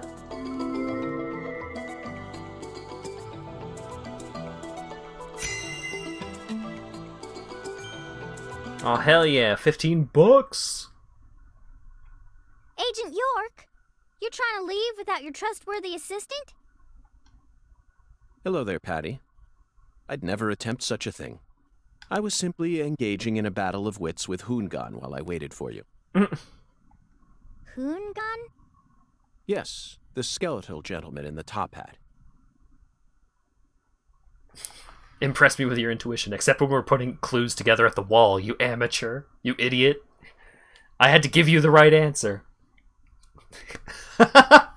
Me? Hoongagan. Oh man, Crisis Core is such a good game. Not that story again. Whoa!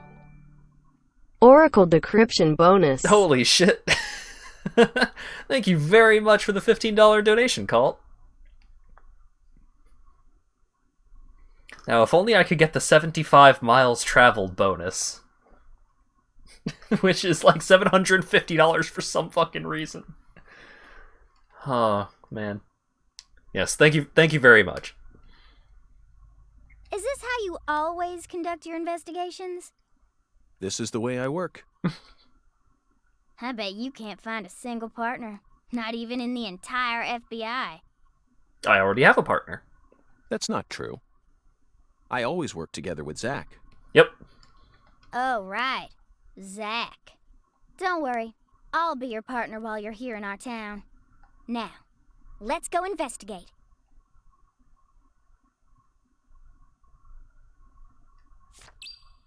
Did Patty just call York a virgin? I don't think she's that far advanced. I think she was just saying that no one would want to work with him.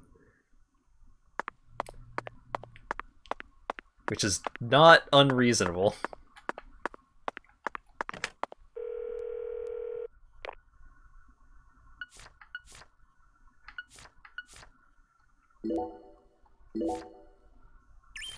Cycle them saves, baby.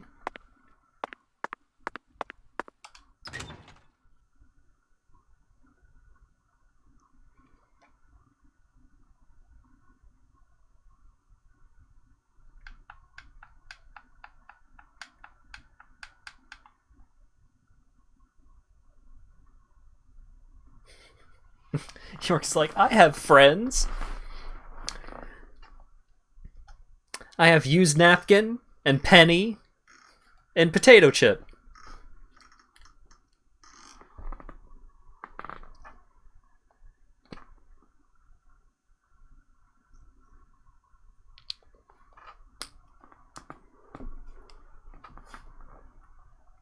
Indoors, indoors, indoors. And take it away, Penny.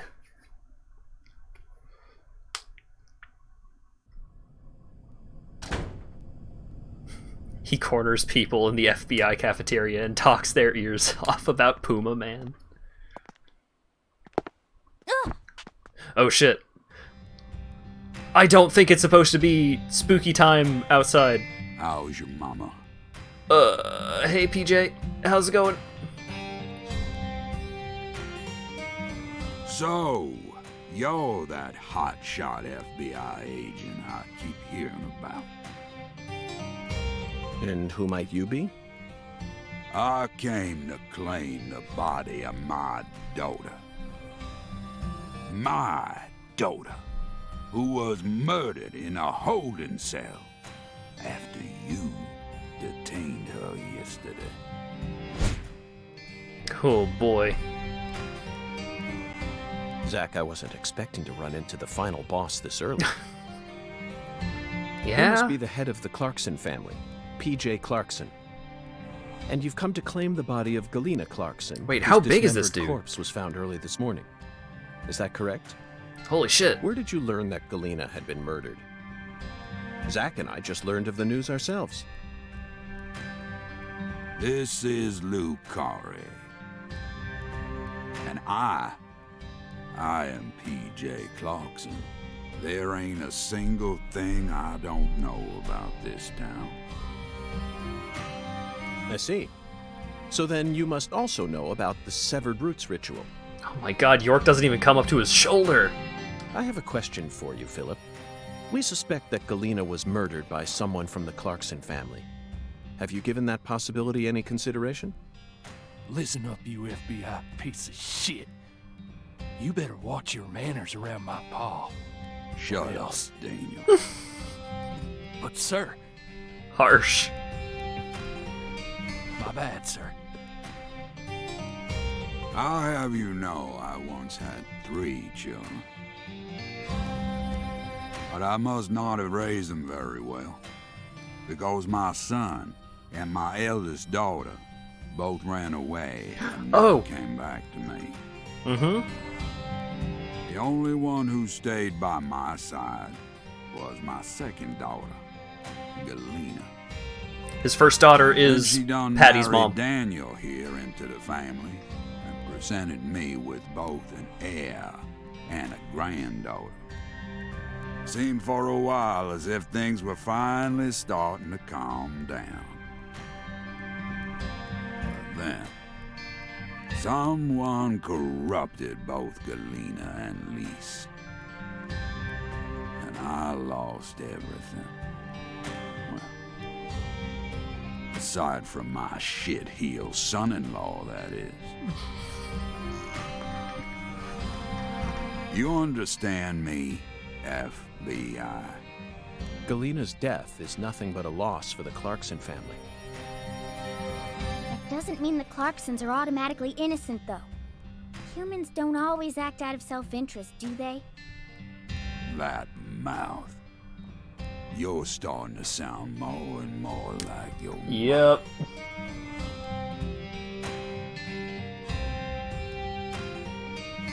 We're leaving, Daniel. What? But my treasure...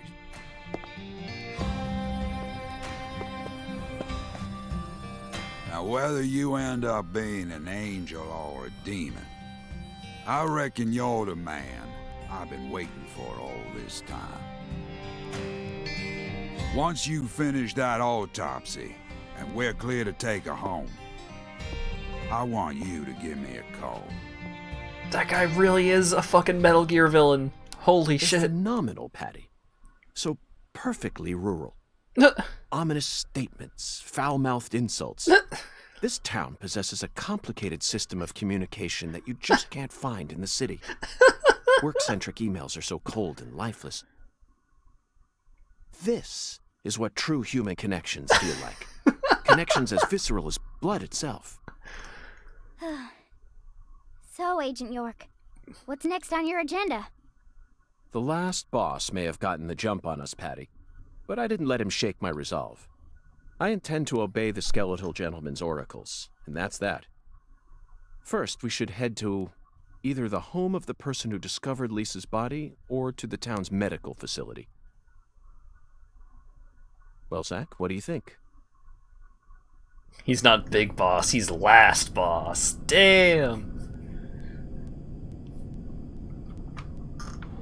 Whoop. Oh, there's a new enemy type.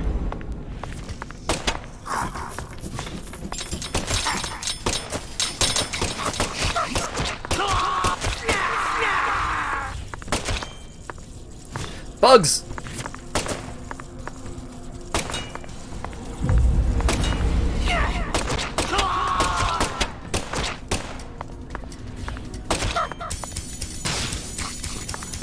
Oh god. Sail! Hey, I'm gonna need a ride back to my hotel room. I don't need a ride back to my hotel room. Goodbye. Wait, why do I have a quest marker?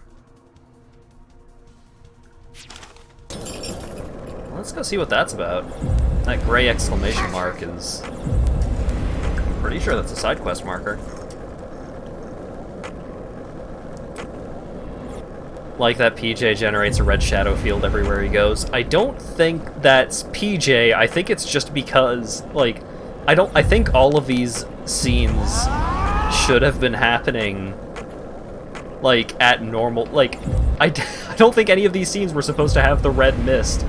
It's just, I went and activated the progress the story thing, while it was spooky o'clock outside.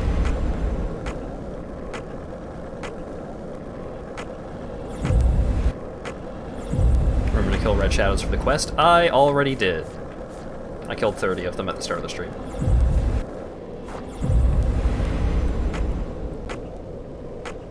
Die, big man, brings the blood moon.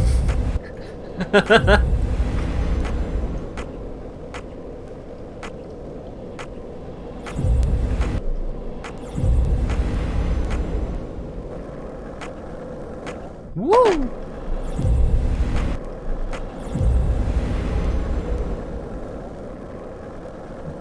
Okay. So it's at the ritual site. Later!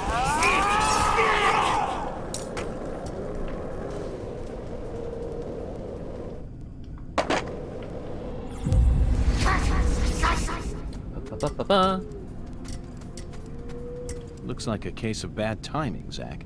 Aw. Let's come back later.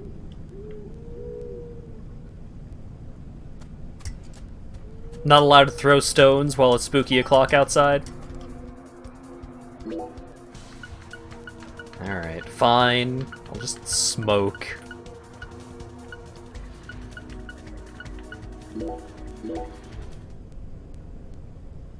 Imagine if skate music overrode the spooky ambiance. That'd be great.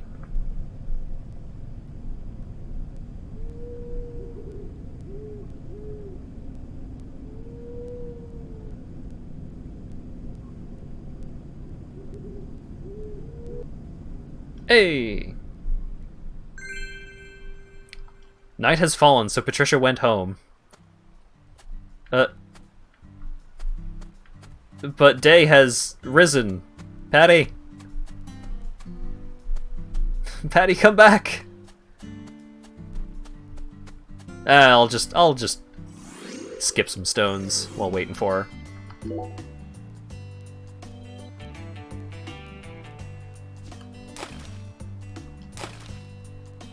Whoops.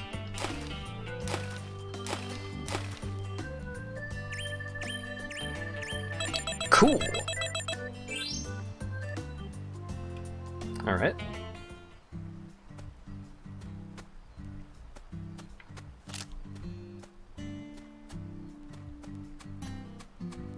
Well,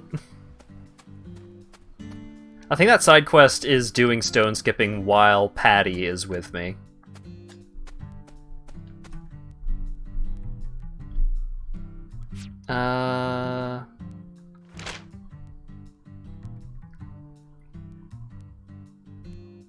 Is there anything I need to do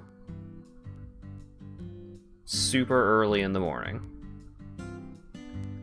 Today's Thursday, so church doesn't even open until 7. Alright, let's smoke some more. We'll summon Patty.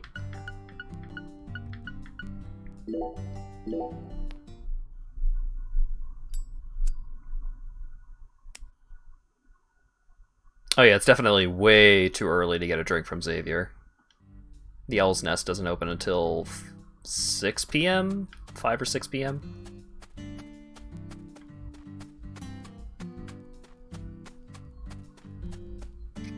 Huh. Thought Patty would be back by now, for sure.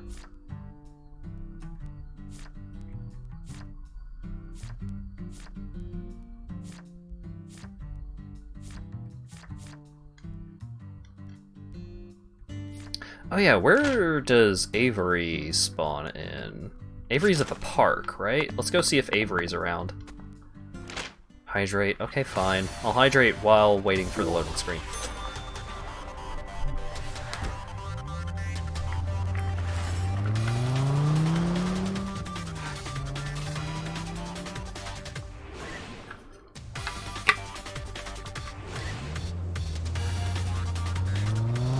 Imagine an image of a bear pulling a pocket knife. What? What? Oh, hey.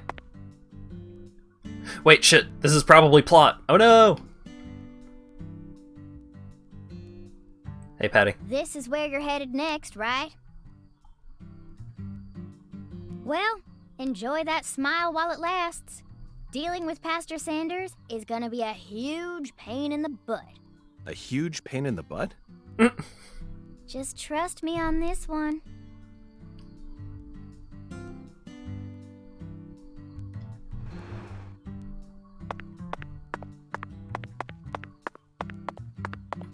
Have you come seeking salvation? I'll be happy to guide you.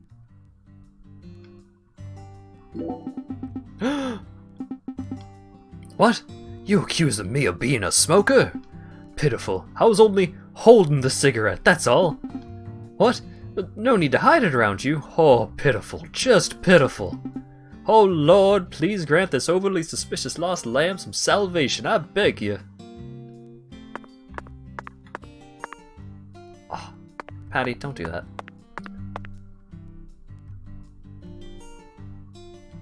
Can't believe the pastor's a smoker.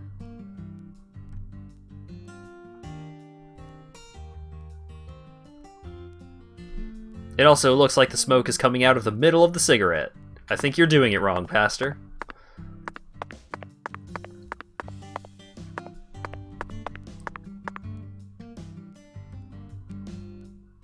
What if he actually is just holding it? Okay.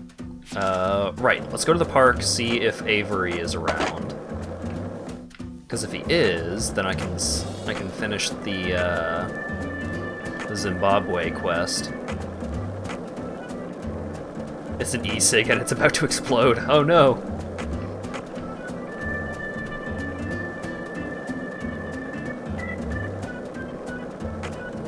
A jazz cigarette. Oh no! That's not legal yet.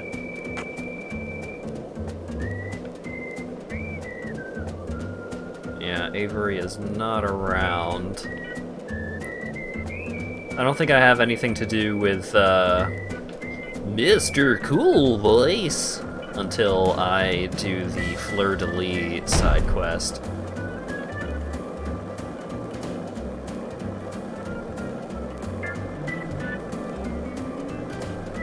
Oh, wait. Were you thinking about Galena too? Yeah, And dialogue. all the other women we've seen so far on our travels across the states. Zach, I'm right, aren't I? This is a vast country. Incredibly vast. And it's mostly composed of mountains, deserts, and farmland, with small towns scattered about here and there. That's how America looks to me. Compared to the scale of this entire country, New York, Chicago, and LA are all microscopic. Sometimes they even feel like figments of my imagination. Think back to what Las Vegas looked like when we were driving up I-15. It was a mirage. But TV and movies dress up those mirages and broadcast them to people all around the world.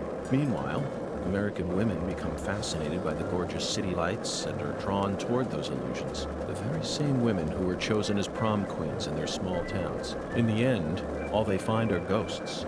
Once their eyes adjust to that blinding light, they realize there's nothing but vanity and lust surrounding them. They finally figure out that it was all in their heads. Then they quickly try to satisfy themselves with something else. Drugs. And drugs are the gateway to a whole pantheon of crime.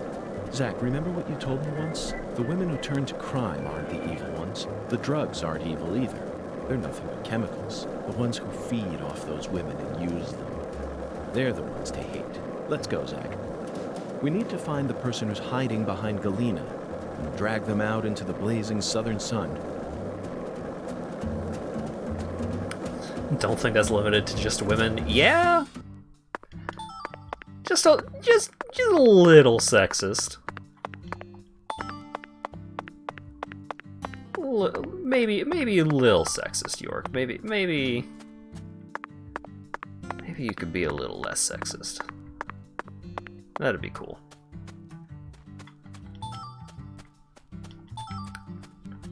Oh. Hey, Patty. It really seemed like you knew who Galena Clarkson was. Well, I've never actually talked to her. But it's a small town. Pretty much all folks know who the Clarksons are. And Galena's supposed to be extra scary compared to the rest of them. Back when we saw her in town, I felt like she was glaring right at me. So I got real scared.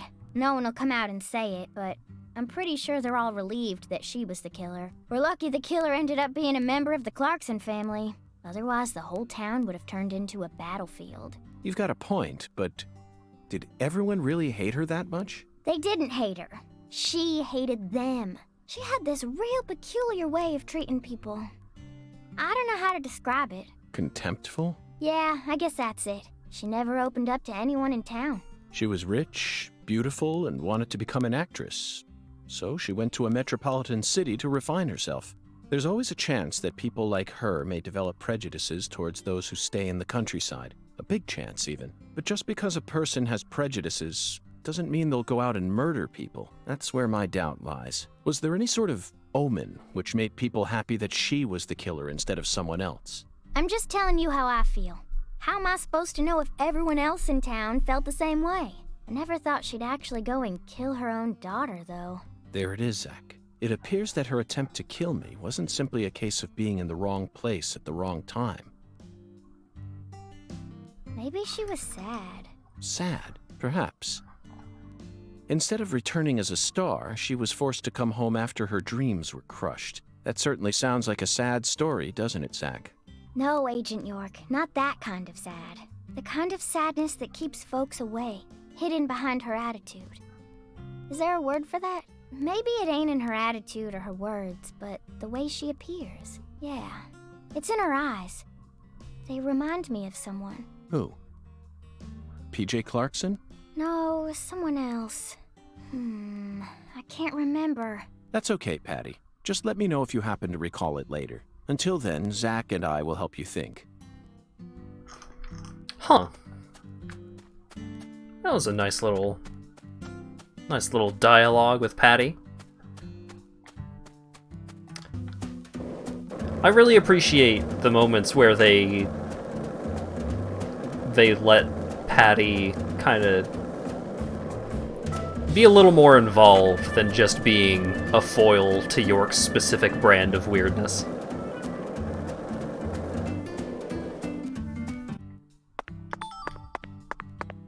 Because she's the local of this pair. She knows how things work in Lucare, but to a limited to a limited scope, because she's a kid. I mean, she's a very mature kid, but she's still young, she's still innocent in a lot of ways. It's a really good point of view to get, even if it doesn't really come across that York properly appreciates it. Oh, I need 20 pieces of trash? What am I doing this for, then? That's so much trash.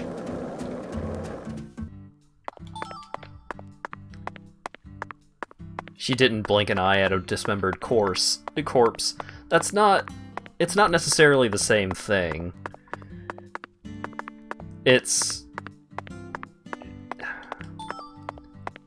She's not innocent in the sense that she doesn't know about things like death. Like, it seems like she's well aware of those kinds of realities, but she doesn't really appreciate the kinds of realities behind that kind of thing. She isn't mature enough to properly understand some things about how adults work, because a lot of things about how adults work just doesn't make any sense. So if you are a smart kid, right? If you're a smart young person and you get this understanding of what makes sense and what doesn't, that doesn't always apply when you are in the real world, because there's a lot of things that happen and a lot of things that people do that just don't make sense.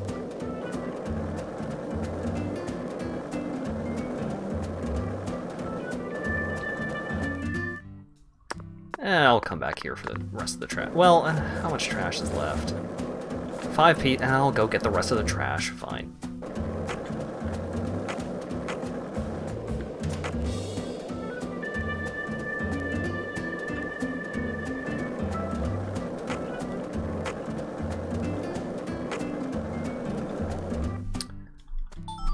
Kind of just killing time for the moment, because I know that it's almost pizza time.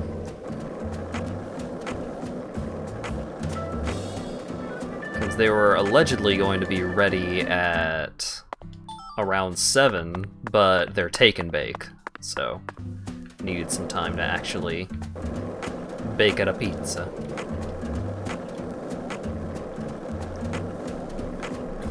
You know what Donkey says about Papa Murphy's? Don't even cook the pizza, don't deliver the pizza, Papa Murphy's.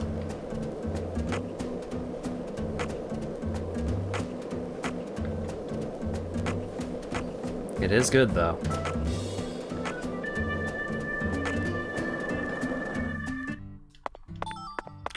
Ba-ba-ba-ba-ba.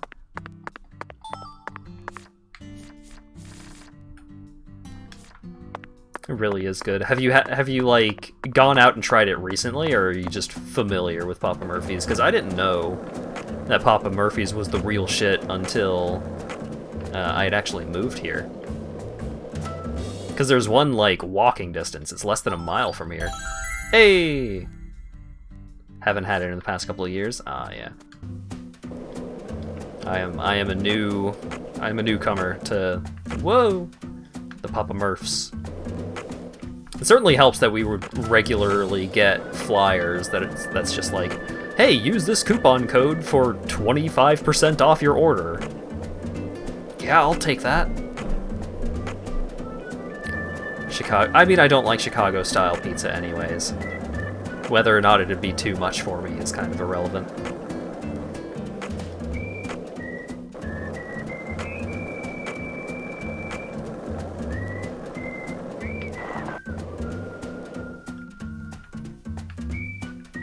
I mean, I know I live in Illinois and I don't like Chicago-style pizza. That's just messed up, but it's the truth. Alright, let's see if I can get... Oh, wait, no. Alright, and then set that right there. Yes! Yes, dude! Alright. I can smell the pizza almost ready. So I'm gonna go enjoy some of that. You guys enjoy this incredible jam. Let's put Dwayne right here in the minimap. Perfect. Chicago style pizza is just a bread bowl. Yeah.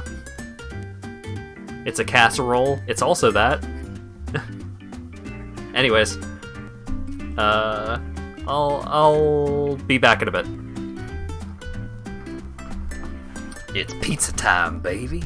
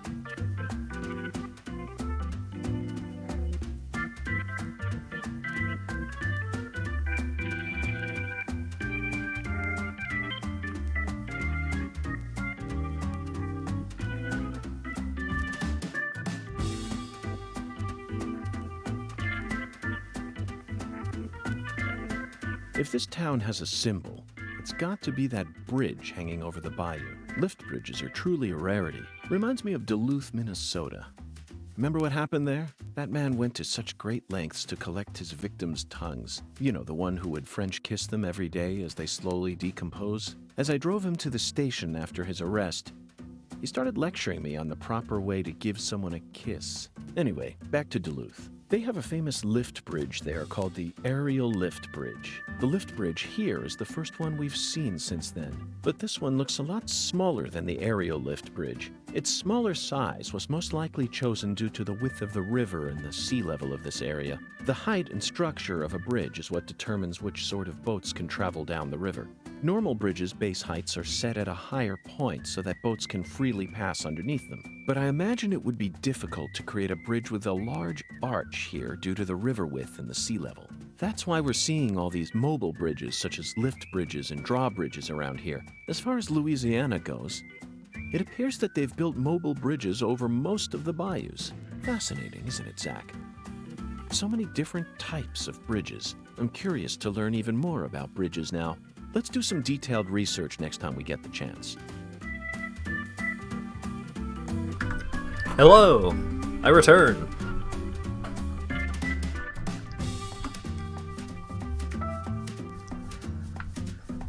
Figured I'd let York have a little extra time to chat before I took the mic once again. Avery!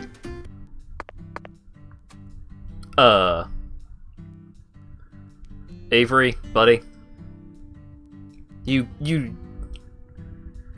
gotta obey. Look, I know you work for the Clarksons. I know they're kind of above the law in a lot of circumstances, but come on. These things happen. Yeah, I guess they do. Smarty pants, what you want? Oh, there we go. Well, I mean, he's still not he's not touching the ground, but he's behaving himself a little better.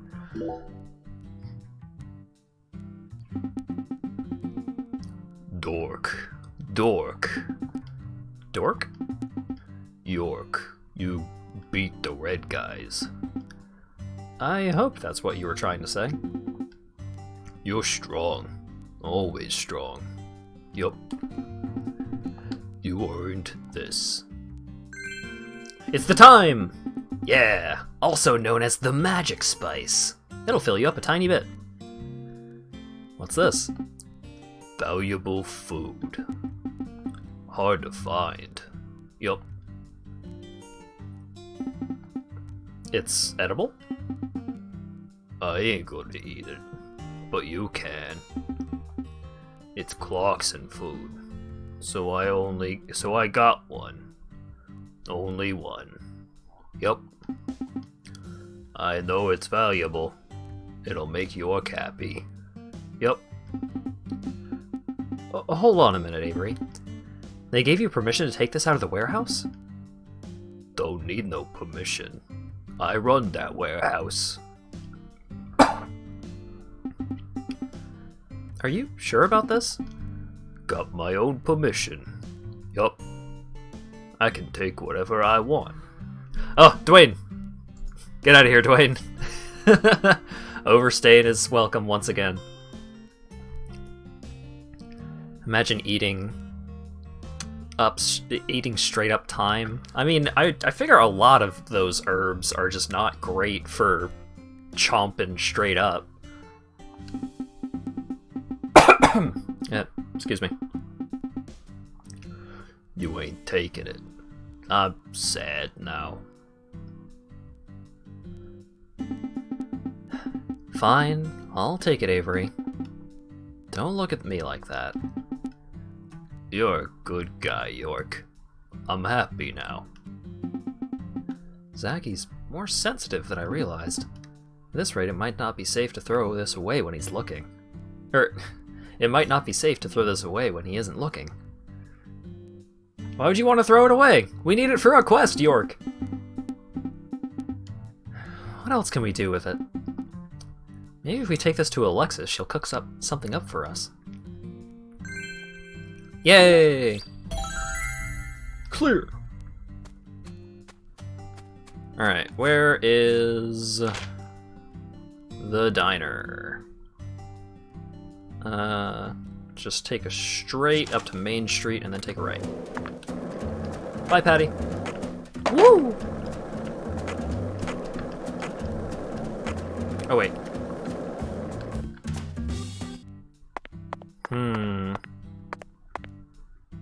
I bet someone important lives in this house. But maybe not. Maybe that's just a fun detail.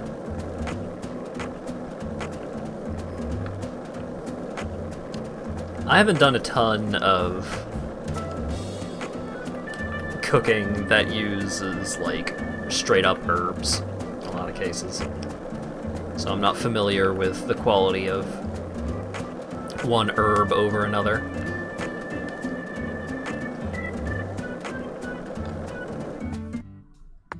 Huh. Man, when the neighbors moved out, they really moved out, huh? They even took the front walkway with them. Why is this like this? Oh, hang on. Oh, it's clipping. It's clipping into the terrain, and they just didn't bother. Yeah, because it reaches much closer to the actual house over here. And it doesn't even line up with the staircase. I need to stop looking at that. It's going to drive me wild.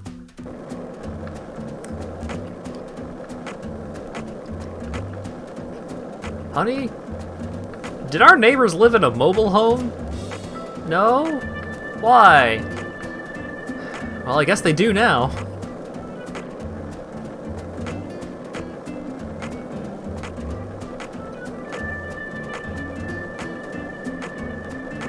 Aw, the captioner didn't get the punchline. Dang it.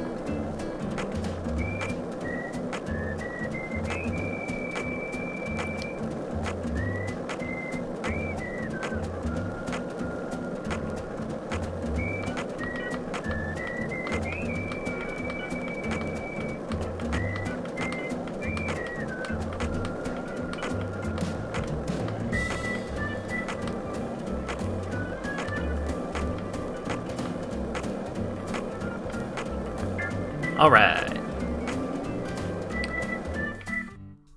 Time for cooking!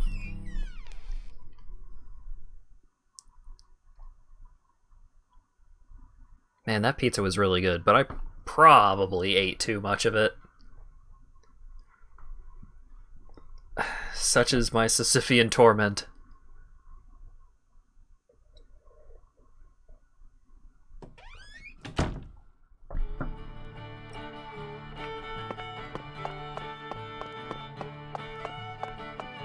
I don't think I used that correctly. Oh well. Hey, Alexis! Ugh, the air out there don't feel right today. You feel it too, honey? Talk. Oh my lord, oh my lord, oh my lord! Finally did it, honey! You brought me all the ingredients. I'm so happy I could put that together this dish again. Just you wait, I'll be back in a jiffy.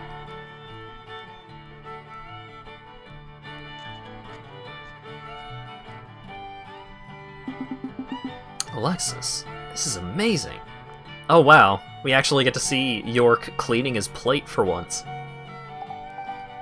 Oh my lord, you like it that much? Oh, ain't that something? I call it Jambalaya de FBI. It's a one-of-a-kind dish I cooked up just for you. Oh, jambalaya is really good. I'll make sure you can order it anytime you want, so come on back whenever you get a hankering. Zach, she isn't merely a diner manager. She's a genius chef to boot. Not only that, but she knows how to cook real Cajun cuisine. Her sheer skill takes my breath away. Truth is, up until now, I thought something completely different whenever I heard the word Cajun. That's right, a film that traumatized me when I saw it as a young boy.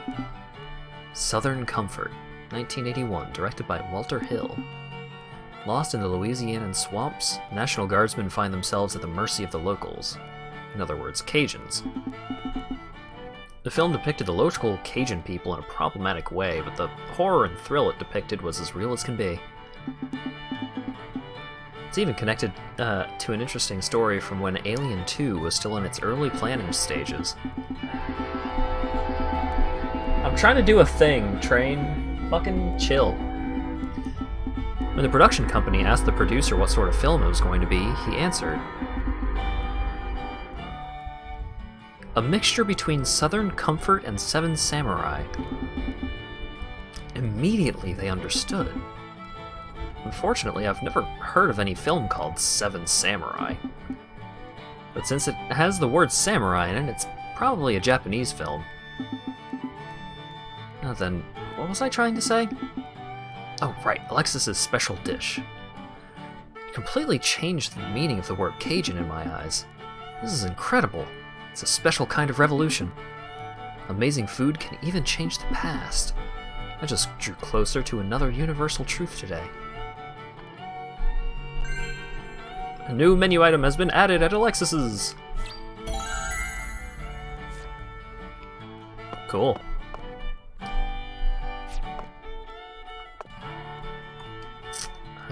Did that actually fill my hunger? It did. Okay. Of course York doesn't know Seven Samurai. Yeah, like, that's the thing. He never knows, or he rarely knows or appreciates popular movies. He's a hipster without all the trappings.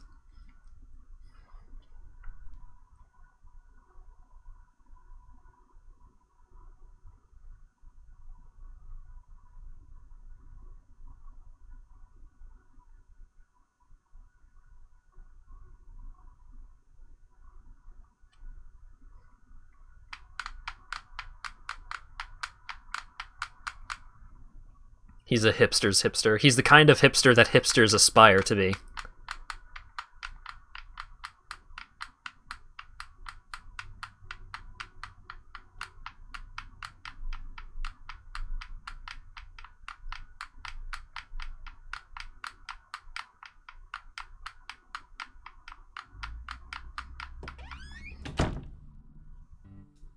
Hey! Wait! You come back here.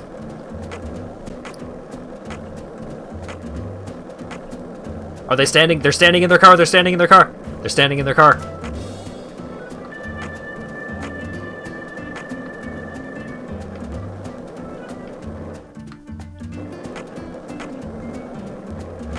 That person was standing in their car.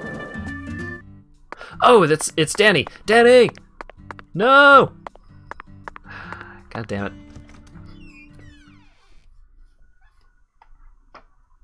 Danny owns the Barbie car.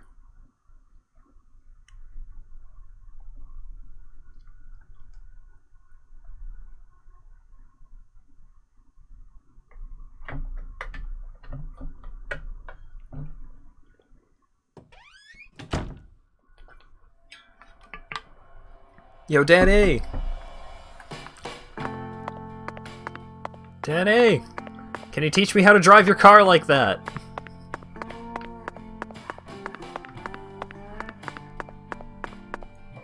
Wait, why can I interact with this? You can tell this town was built by a very methodical person. No. Wait, maybe they just didn't care, and that's why it ended up this way. Either way, this town clearly forced nature to bend to its rules. A perfect symbol of the human condition. Yes, I can feel the horrible weight of all the sins that have been committed here. Can't you, Zach? It's almost like they were crawling down my back.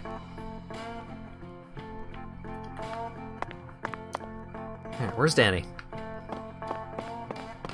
Oh, that's my room. Is Danny in the cafe?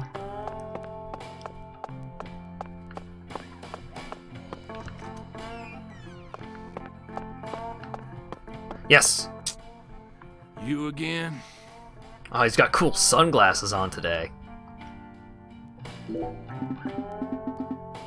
What happened to your arm, Danny? You had both of them the other day, didn't you? That's kind of an insensitive way of putting it. Shut up! Ain't none of your business. Just get out of here. I can't do that. I'm investigating the murder of your daughter, and your ex-wife is a person of interest. You really expect me not to ask about how you lost your entire arm? And on top of that, your ex-wife was... I said, shut the hell up! You want me to beat your ass? My treasure's still my woman. She ain't my ex-wife. Excuse me, Danny. Allow me to rephrase myself. Your wife, Galena Clarkson, was murdered by someone. I'd love to hear your side of the story. Are you soft in the head? This is Lucario. You'd ever think I'd tell an FBI asshole like you anything? This town belongs to the Clarksons. This ain't none of your business, you goddamn outsider. Now get out of my sight. Zach, did you see his attitude? He wasn't irritated over losing his wife or daughter. He was clearly regretting something. Perhaps he lost something else in addition to his arm. Shall we go and look for it? It may be related to the case, or it may just be a personal item of his. But if we could find something that would cheer him up, he might give us some new information related to the case. It's up to you, though. I'm always in agreement with you.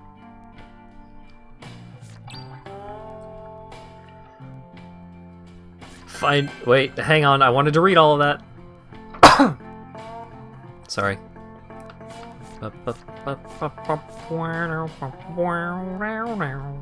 Danny's lost treasure. Find the memory of Galena that Danny lost when the alligator tore off his arm, then return it to Danny.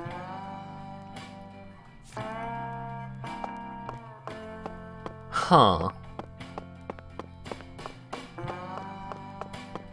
If he lost it when the alligator tore off his arm, then wouldn't it be in, like, next to the pool? How goes it, bellboy? Pretty swell, boss. Thanks for using the transportation desk. Seeing you come back time and time again makes me want to work even harder. Happy to hear that. Is the memory an alligator in a top hat? Oh, that'd be great. Speaking of which, boss, if you ever need a little stimulation to change your pace, how about visiting one of our hotspots?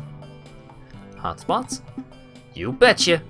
Next time you order a ride, ask to go to a hotspot, and I'll take care of the rest. Bellboy, you haven't answered my question at all. Trust me, boss, this is the only answer you need. If you're curious, then you just need to try it out, you feel me?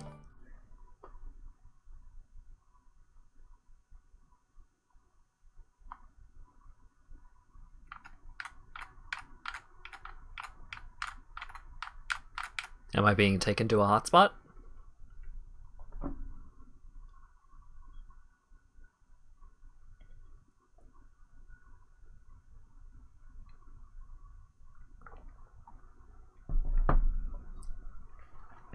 The rad spot. Aw, man. That's even better than hot.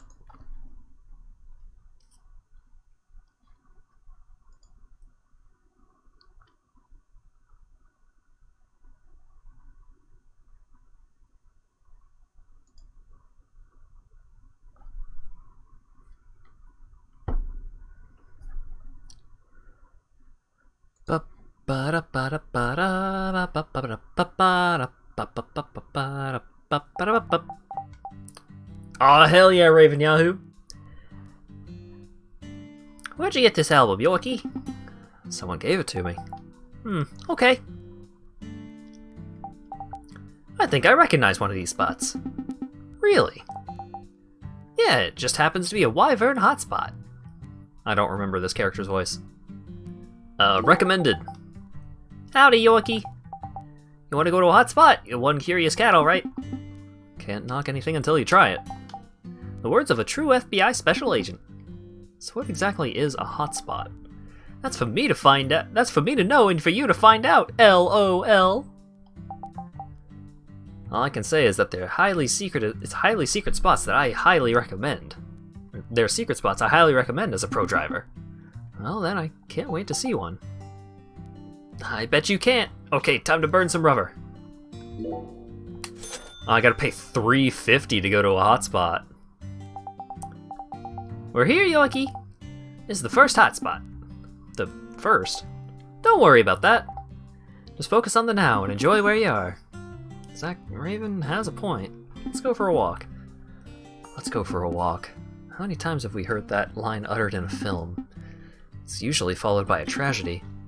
Getting attacked by giant maggots, tiny parasites invading someone's body, or running into a manifestation of the trauma that exists deep within that character's own memories. I can only hope this spot isn't like all those other spots we see in the movies. Oh yeah, Yorkie, you don't want to have to walk home all on your own, do you? Don't worry, I'm happy to drive you back. But I don't want to wait forever, so just use some common sense, okay? Huh. Oh. Aha.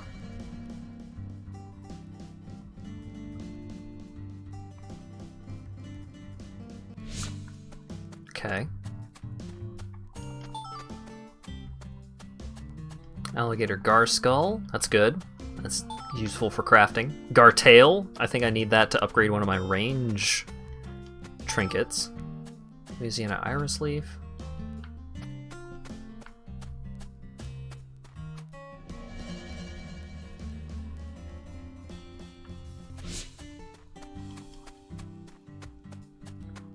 Is this just... Huh. Oh, shit. Oh, okay.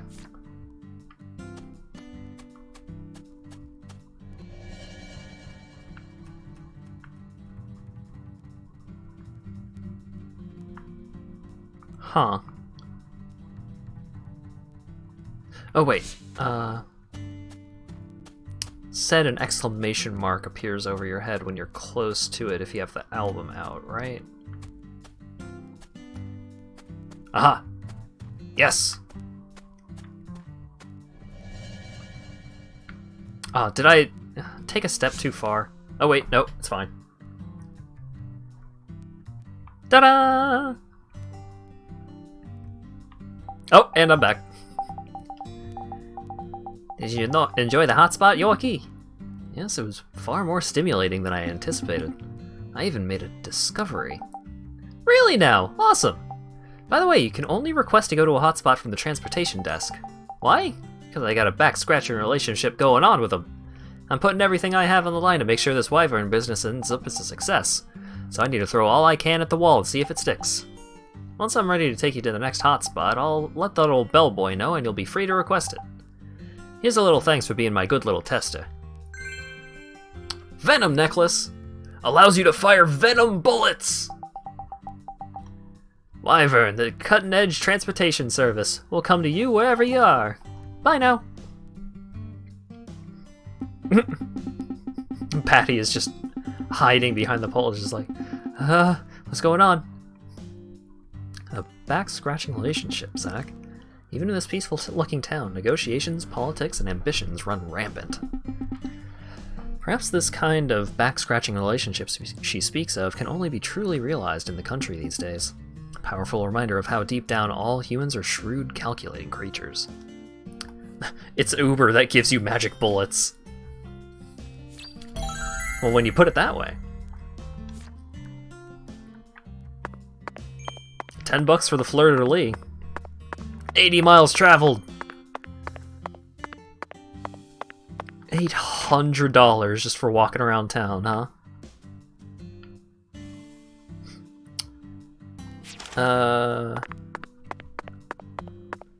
Let's go to Erzul Fried and see if I can upgrade any of my charms. Or make a new one. Whoa!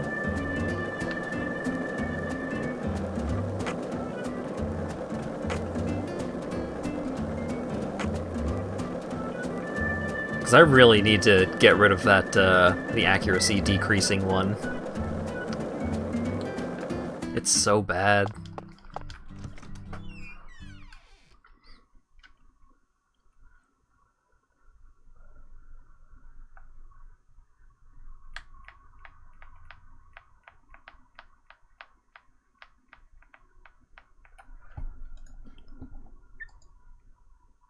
Uh? Uh?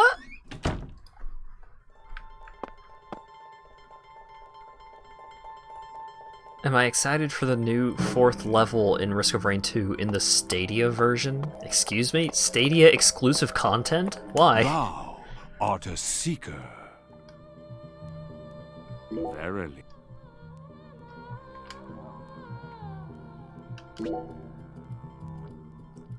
Don't know either. Ugh.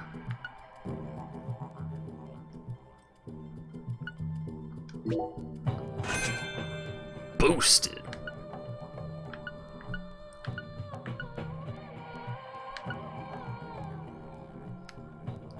Venom bullets, huh?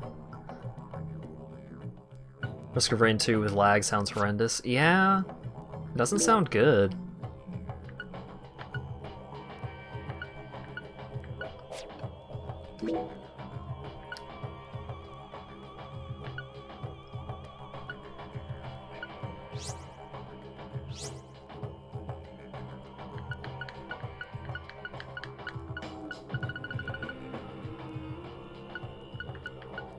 Huh.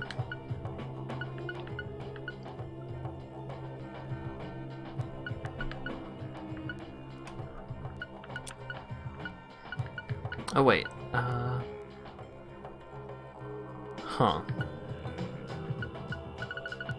Well, this song's pretty boppin' too.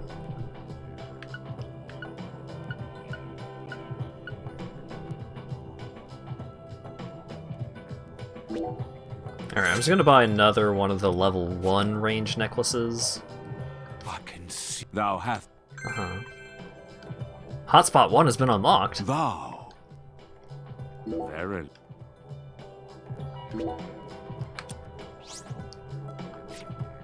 Alright, I have a bunch of Thou dolls. What doll am I currently using?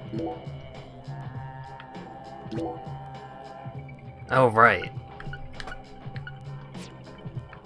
I don't have another doll slot at the moment.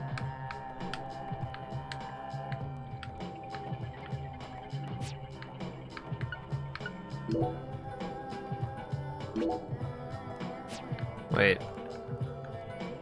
Oh! Wait, what? Oh, that's a different loadout?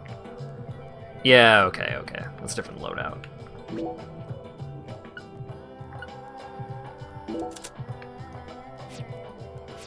Alright, we'll just go with double range for right now. Maybe I'll switch to the Venom bullets next time I'm going into another world.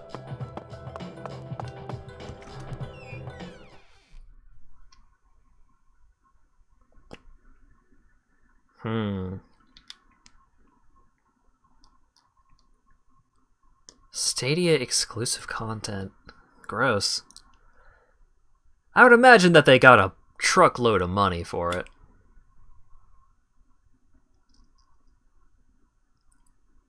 Oh yeah, I guess you can switch to loadouts on the fly. Alright. Next time I'm at a shrine, I'll set up Venom to be its own loadout.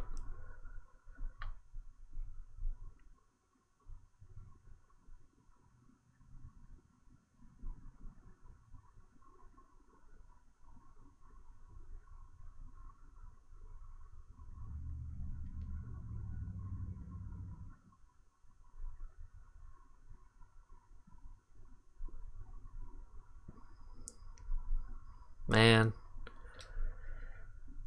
I wish the loading times in this game were better. They're so bad. Okay, do we have any cool shit that we can do right now? It's 1:39. Oh right, I was gonna go to the Clarksons. It's gonna be quite a ride. But at least this time I have the ability to fast travel back, and I don't have to skateboard the whole way back.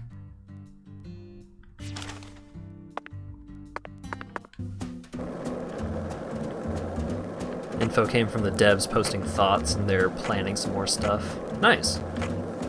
I mean, I'm super jazzed for the continued support of Risk of Rain 2, especially considering that it seems like they're setting up like a proper mod architecture, which seems good.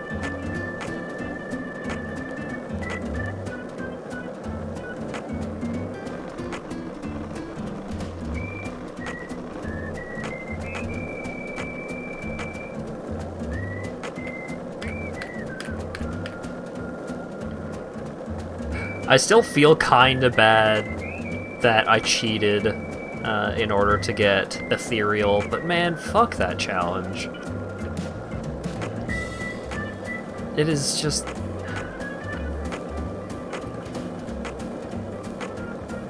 The game design is just so not that. Like, it just doesn't fit. It isn't a fair challenge with the way that the game works. Right, like, you just have to rely on getting a good... Plus, it's based off of a randomized daily challenge. So even if you're trying, like, really hard to get it, some days it's just completely not viable to get to complete the challenge because, you know, the modifiers for that day are bad or something. It's so messed up. It doesn't make any sense.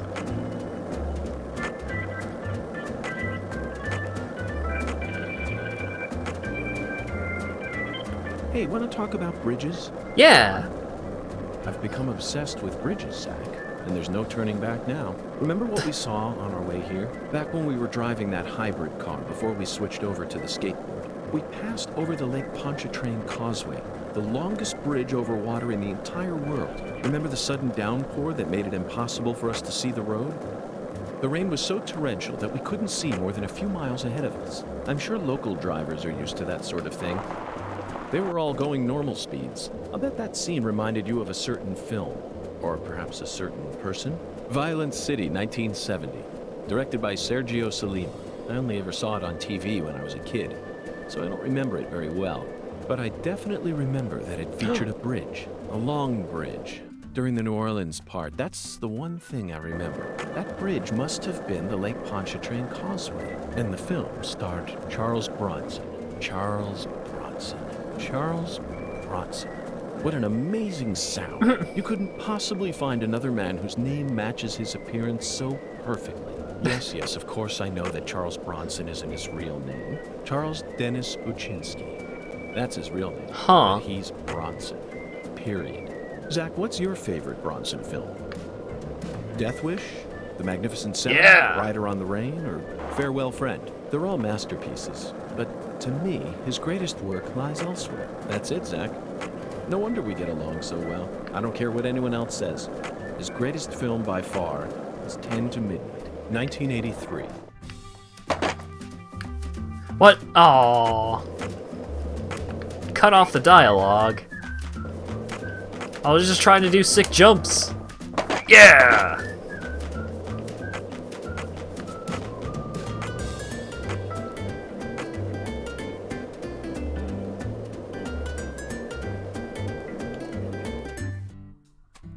Alright, well. Oh, bucket. Oh yeah, here's the drum kit. And if this is... Oh yeah, hey! How's the investigation coming? Must be going well if you're on the case. I can't believe there was another death so soon. What a shock. Are you used to this sort of thing, Yorkie? Honestly, I'm having a tough time. I never thought it'd be this hard to go on being optimistic. Aw. I was hoping she would have a side quest. Magnificent Seven is based off of Seven Samurai. Well... Looks like a case of bad timings. Let's come... Look, York is very particular about the media that he consumes, okay? Alright. Time for the very long trek down this road. Hey, Zach. No, nothing. Just felt like saying that. What? No! Give me the rest of the Charles Bronson.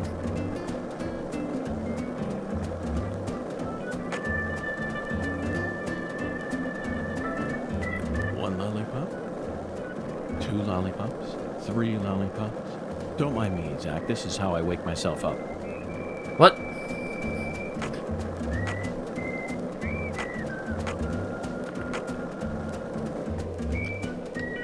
Well, I do have the quest to handle more wild dogs. There we go. Oh my god. Wasting so many rubber bullets.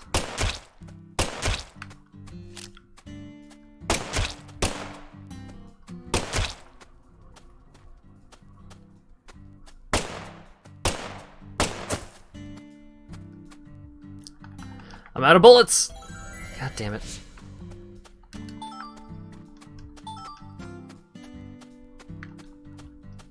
Is that a reference to the infinite lollipops in the previous game? Maybe.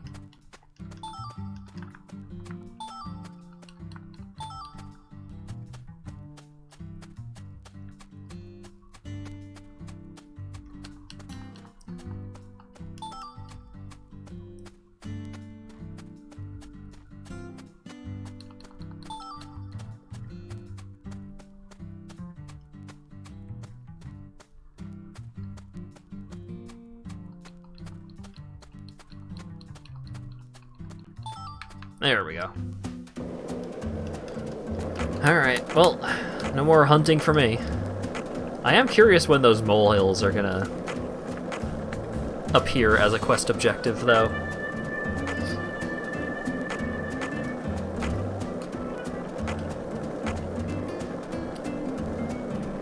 So, what do you think of him? Yes, I'm talking about him. Unda.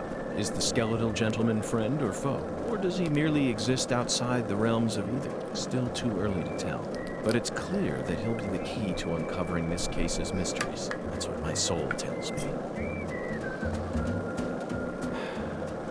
By the way, Zach, Hungan feels very familiar to me. You might even say he reminds me of someone. Yes, I think I see the connection now. A cheerful, wise, yet also mysterious African-American who appeared in a variety of different films. My mind must be overlapping him with the skeletal gentleman. Do you remember his name? Uh-huh.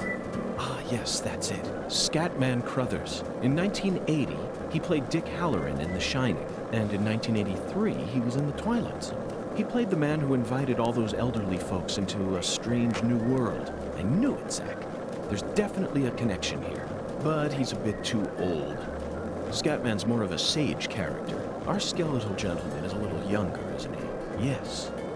They have different body types, but what about Forrest Whitaker? He made his debut in 1982 in Fast Times at Ridgemont High. Then he was in Platoon and The Color of Money, both released in 1986, followed by Good Morning Vietnam in 1987. Oh, but he was in Bird in 1988. What an impressive filmography. Across the 80s, he transformed his rough, young image into a more cheerful, wiser one. That's why the 80s can also be... Damn it, I forgot that getting hit by things would interrupt the dialogue. I wanted to get progress towards the getting hit by cars badge. I'm an idiot. Hey, want to talk about bridges? Why? Yes. I've become obsessed with bridges, Zach. And there's no turning back now. Remember what we saw on our way here? Back when we were driving that hybrid car before we switched over to the skateboard. We passed over the Lake Pontchartrain Causeway, the longest bridge over water in the entire world. Remember the sudden downpour that made it impossible for us to see the road? The rain was so torrential that we couldn't see more than a few miles ahead of us. I'm sure local drivers are used to that sort of thing. They were all going normal speeds. I'll bet that scene reminded you of a certain film. Or perhaps a certain person. Violent City, 1970. Directed by Sergio Salima. I only ever saw it on TV when I was a kid, so I don't remember it very well. But I definitely remember that it featured a bridge. A long bridge. During the New Orleans part, that's the one thing I remember. That bridge must have been the Lake Pontchartrain Causeway. And the film starred Charles Bronson. Charles Bronson. Charles Bronson. What an amazing sound. You couldn't possibly find another man whose name matches his appearance so perfectly.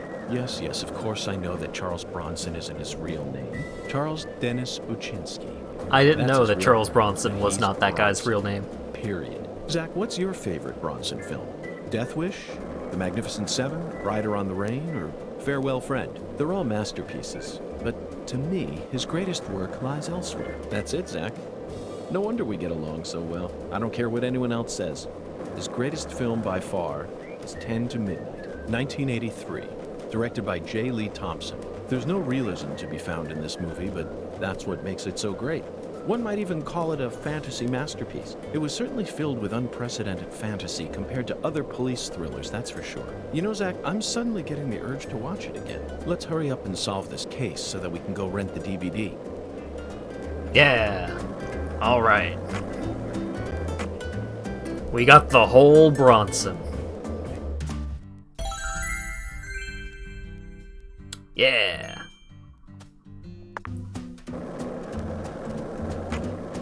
Alright, let's go see if we can find the Armless Wonders thing. This treasure.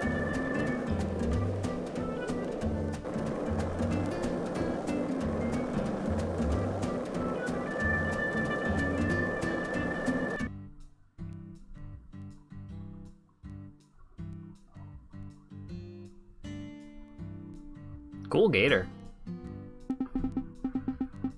Zach, this pool. The Clarkson children must have played here often. But look at it now. Instead of happy siblings, it's filled with monstrous gators. Look at that. That's a crocodile. See how its chin is shaped like a V?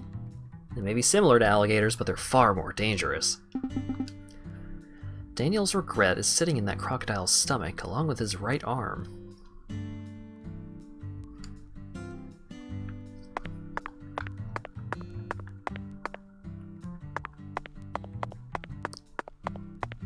Well, I need to go find a campsite. Wait, what? What was that? What was that triangle?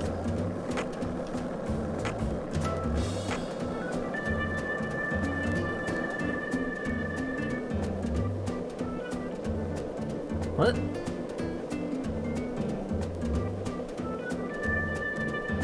Huh.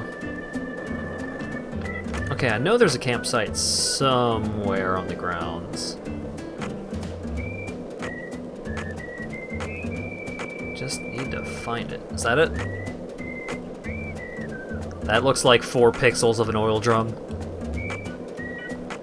Yeah! Spooks you when people drive like that. Blinding blizzard on the highway. You can only see 100 meters in front of you and people are still going 100. Yeah, some people just don't care.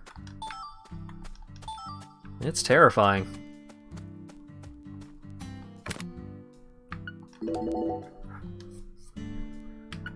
Give me the bullets.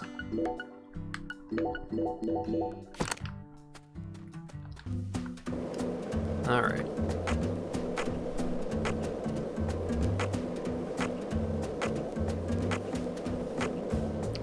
Nice. Good call, Cult. Whoa! Get!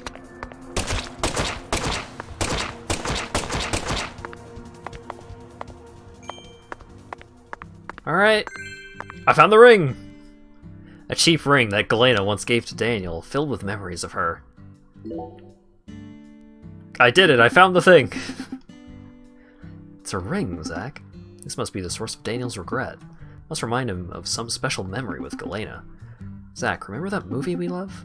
Romancing the Stone, 1984, directed by Robert Zemeckis.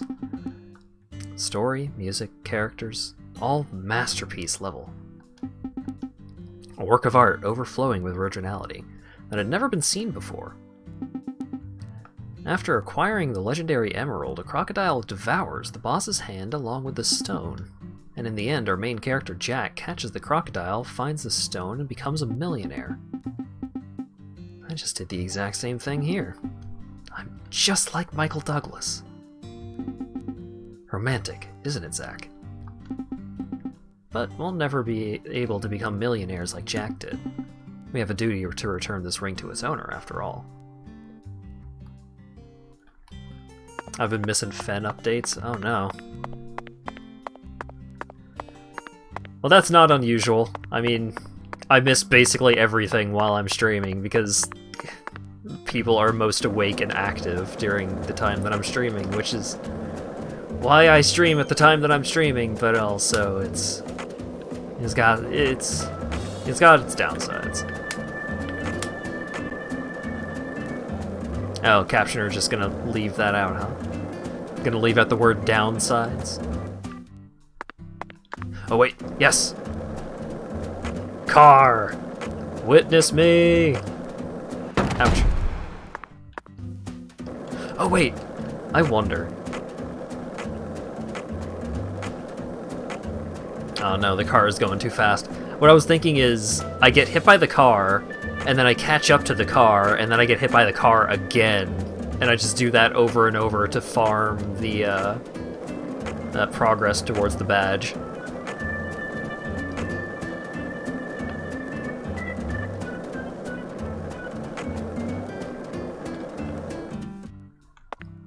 Let's see.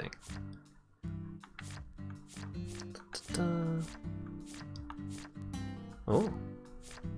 Uh-huh. Oh.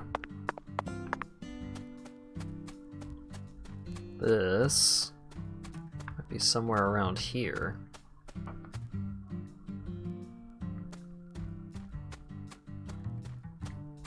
It's hard to tell. Oh, this is definitely out front of the mansion, so we can go do that at least. Since we're in the neighborhood. Agent Francis York Morgan, insurance fraud.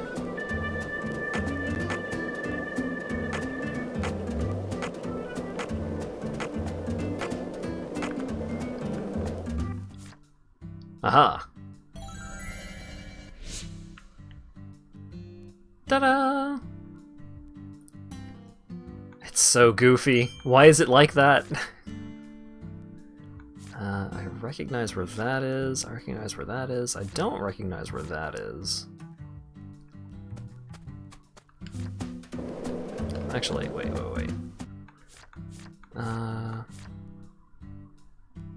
That's the sugar plantation. That's a sign outside of town, so I should probably just ride my skateboard back.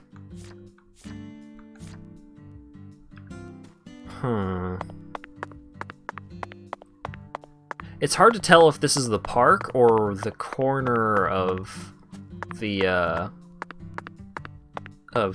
Clarkson compound.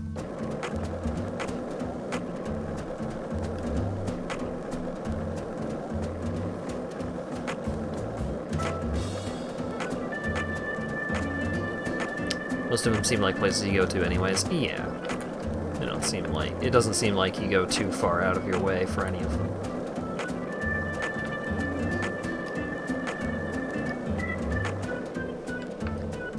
So like if this one isn't here, I'm just gonna move on.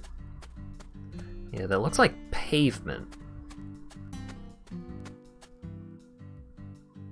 Oh well.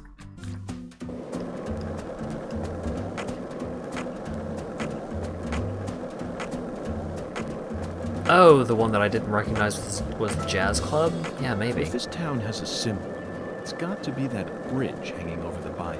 Lift bridges are truly a rarity. Reminds me of Duluth, Minnesota. Remember what happened there? We listened to the whole one of that.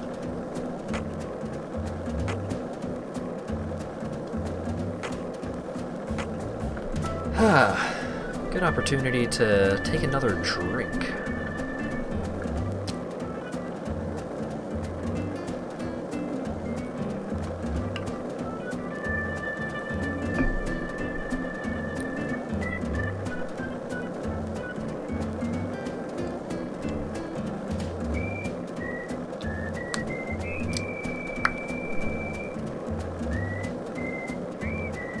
Actually, a good opportunity to take some ibuprofen, because I'm starting to get a bit of a headache.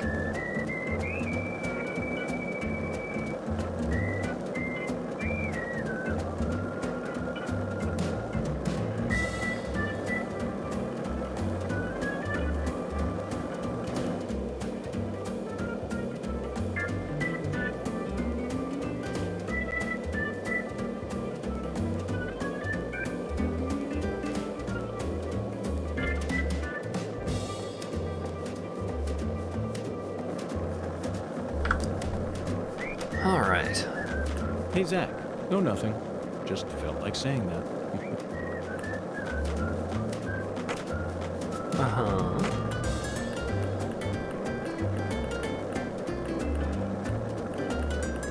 Were you thinking about Galena, too? And all the other women we've seen so far on our travels across the states? Zach, I'm right, aren't I? This is a vast country. Oh, yeah. Already heard that one, too. Yeah, I think we've gone through all of York's dialogue for this chapter. Or at least this point in the story.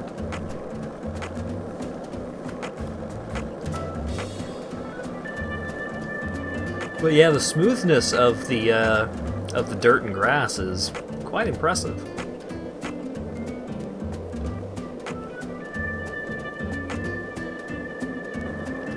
Oh! I can fight this dog now.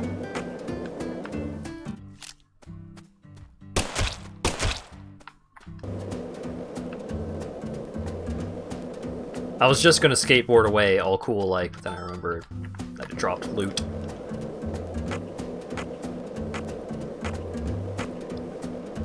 Okay. Ba-ba-ba.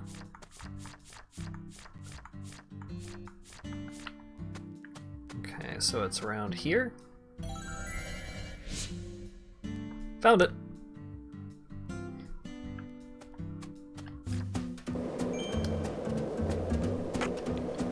Another one was at the garage, right?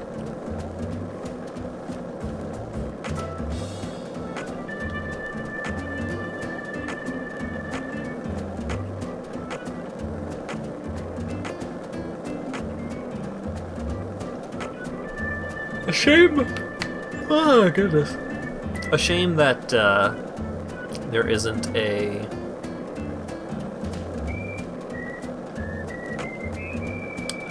what you call it? A balloon right here. Like at the garage. Da-da-da. Oh, well, there's the voodoo shop.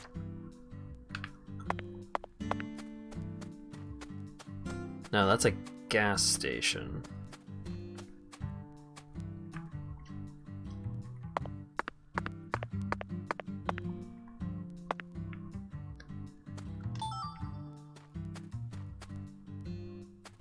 Is that the church? That's the church, you're right, that's the church.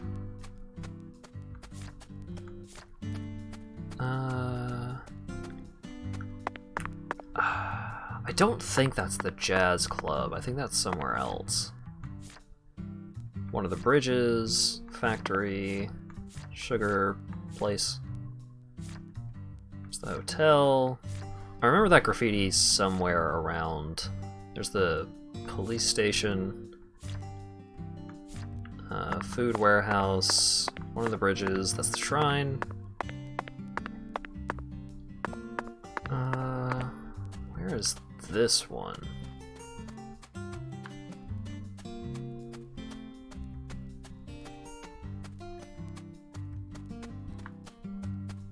Huh. 113!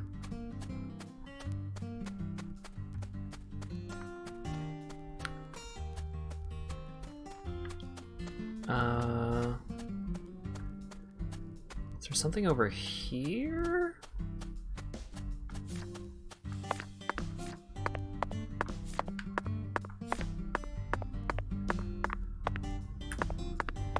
Big square. No. Right, where's the water tower? Water tower's over here.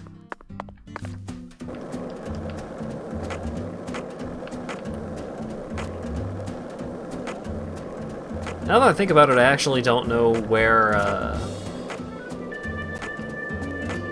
don't know where Buddy What's-His-Name is actually gonna be. So we could actually go turn in the quest.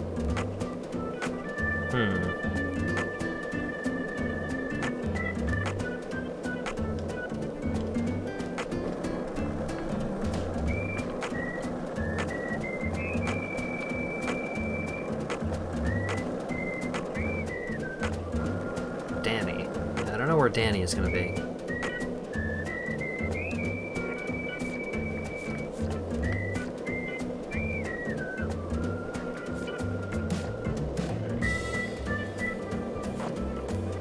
hour and a half until the jazz bar opens up, though, so that's nice. I'll be able to get Xavier's cocktail.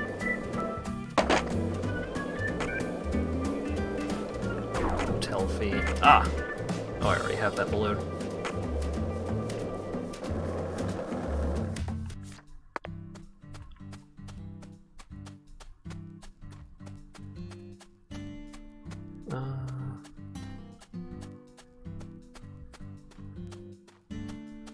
Oh wait, no, that's pretty close to the road.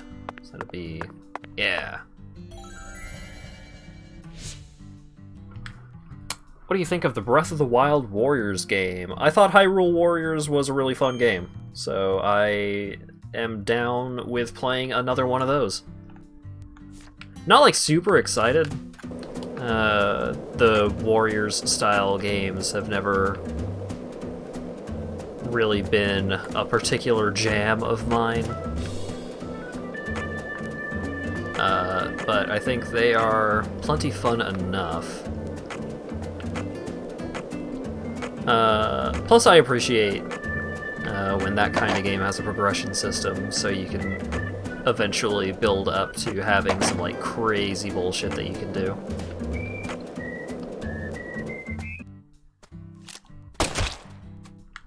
Whoa.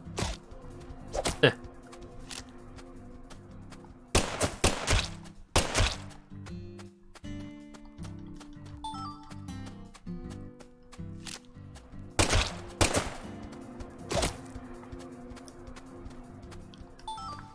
Yep, I gotta punch these dogs, because I still have that side quest. I'm not gonna go out of my way to make progress on this side quest, but I mean, I passed by a field of dogs.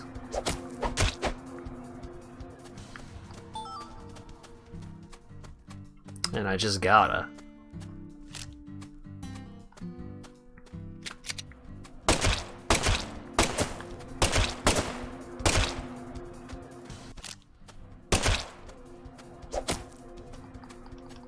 You didn't even twitch when you saw Galena's body. Can we take that one again? What else have you seen on that Damn it. sci-fi movie channel? Agent York, why are you asking me that? Discussing movies is one of the most basic forms of communication in our country. What time period do you live in? It's always been that way in every era. In this country, all dialogues always begin from films. Ugh, says who? You're making me sick. Sick? Yeah, I feel like I'm gonna puke. I know just what you need to do, Patty. What? Tell me what other movies you've seen on that sci-fi channel. Ugh, you're so annoying. Fine, fine. I saw this one movie where a pretty lady and an old guy fight, and they were both robots. Ah, Terminator 3, Rise of the Machines. 2003, directed by Jonathan Mostow. I knew you were an Arnold S. fan. Oh, God. Said it again. Oh, whatever. I'm not a fan of his or anything, okay? He just happened to be in it. So, what did you think? I knew of the name Terminator, but it was my first time seeing one of those movies. What? You've never seen Terminator? Well, the first two came out before I was even born. I know, but come on. It's Terminator. Boys probably like it, but I'm sure most girls don't give two craps about it. Oh, but I know it was directed by the same person who did Titanic. Titanic? Oh, you mean Raise the Titanic. What? 1980, directed by Jerry Jameson. But he didn't direct Terminator. York. He's famous for Airport 77 and The Deadly Tower. You probably know this already, but The Deadly Tower was based on the 1966 Texas Tower Sniper incident. I do learned remember about that, it at actually. the FBI Academy in Quantico. In the film, Kurt Russell plays Charles Joseph Whitman, the assailant. He really brought the character to life with an awe-inspiring performance. What's wrong, Patty? I'm just trying to talk about Terminator 3, that movie you saw. But you're not paying any attention. So be it. If you're not in the mood to talk, then let's return to the investigation. It's a shame, though. We really wanted to hear more about the films you saw. Didn't we, Zach? Oh my god, York. York can't talk to humans, let alone women, let alone young girls. Oh my god. That was incredible.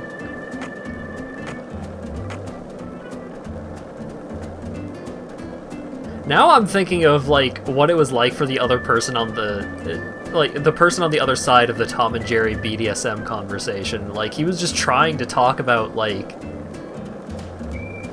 oh yeah, I went out to a concert with my wife last night. It was really great. And then York, like, 4 topic diversions later, is talking about Tom and Jerry BDSM, and the other guy is just like, what the... York, what the fuck?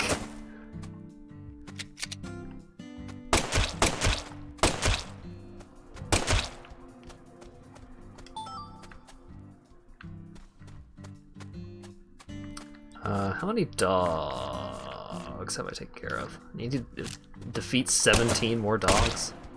Come on.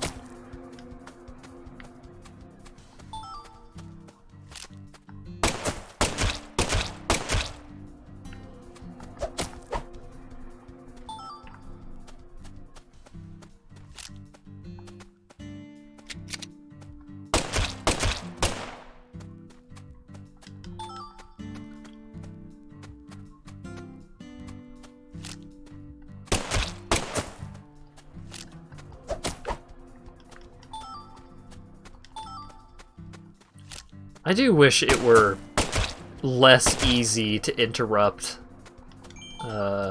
conversations in this game, though. Because the conversations are the best part. And it's just like, sometimes I'll accidentally start something with Patty and then just wander off and it'll cut out.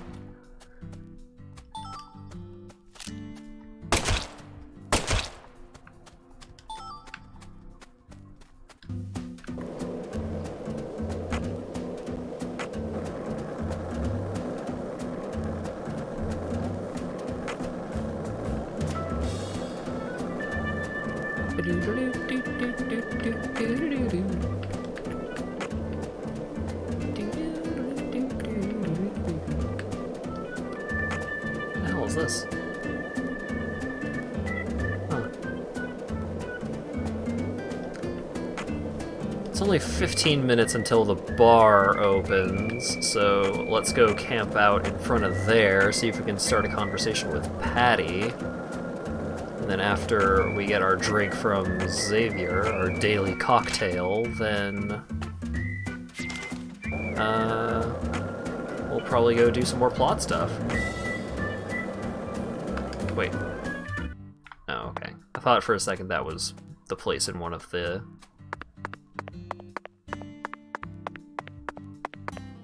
What? Who's that?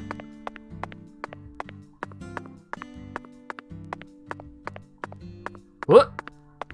Okay. Gosh, that was a good animation. Oh, this must be why this door keeps getting stuck open. Because the game just doesn't close it properly when someone goes inside. Now I'm gonna have to go somewhere else to kill time.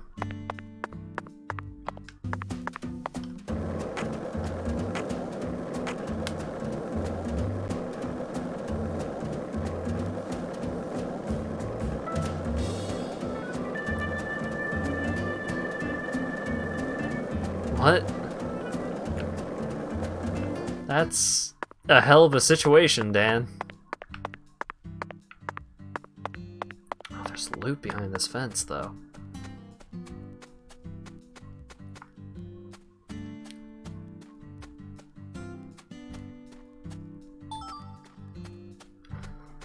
Alright, restarting the captioner.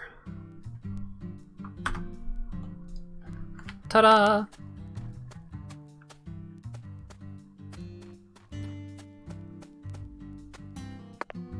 He's back now and he's being bullied about it. Well, all's well that ends well, I suppose. Whoa! Oh, I wonder if I could go skip rocks with Patty.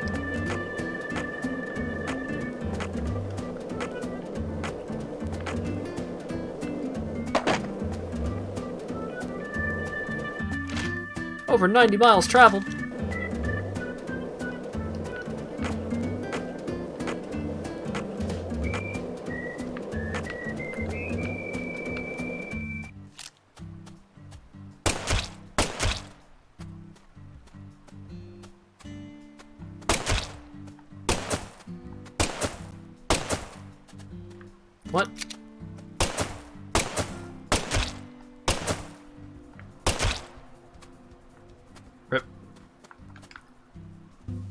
Whoa.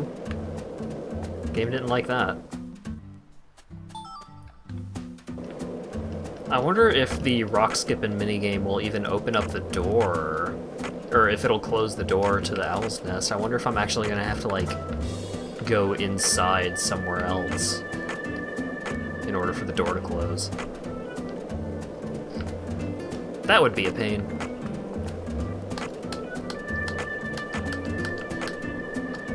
Because as we all know, FBI special agents can't go inside a place if a door is open.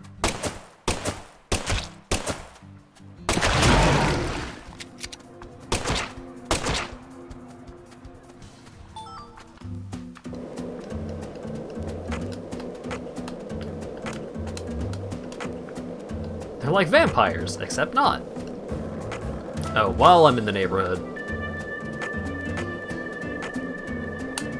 let's go ahead and get this fleur-de-lis. Ooh. And this UFO. And it wasn't a squirrel. It was a plate.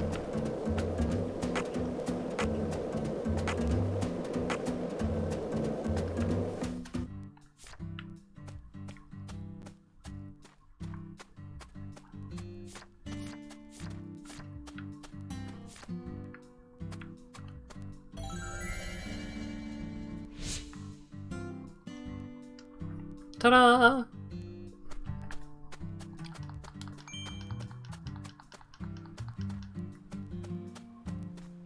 And then we'll grab some crafting materials just for fun.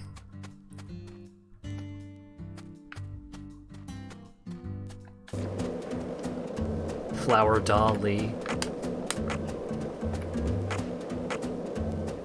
Is that what the captioner says when I say fleur-de-lis? Oh no, the captioner gets it.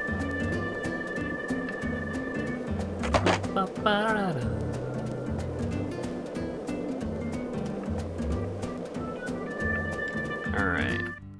Is this specific bridge? That's the middle bridge.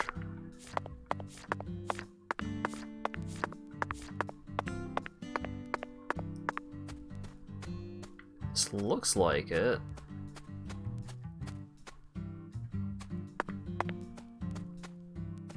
I'm not getting the exclamation mark, so maybe it's on the other side.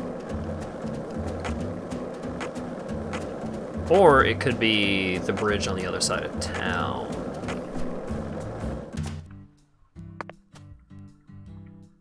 Yeah, I think it's the bridge on the other... Oh, wait, no.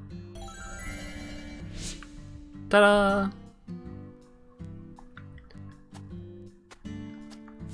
Alright, and then this one... Wait, Melvin!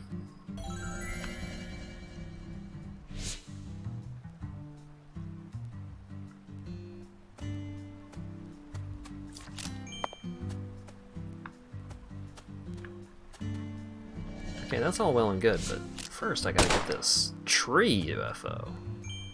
And it's not even a squirrel. Hey, what up, Melvin? What's the buzz, Mr. FBI Special Agent?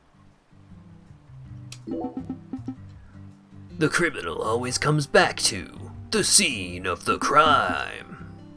Yeah, I recommend I already found everything that's ever going to be found here. The rest is in your hands now, Mr. York.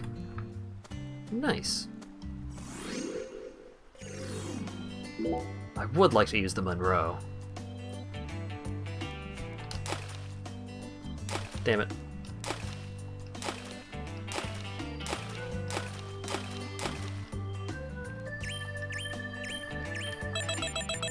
Let's try that one again. I got a good feeling about this next one.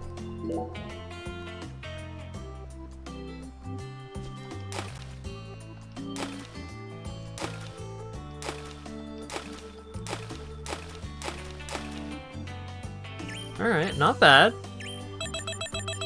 Worse than the last one, but not terrible. Alright, Lafayette. Damn it. Alright. Yeah, come on. I got a big boy this time.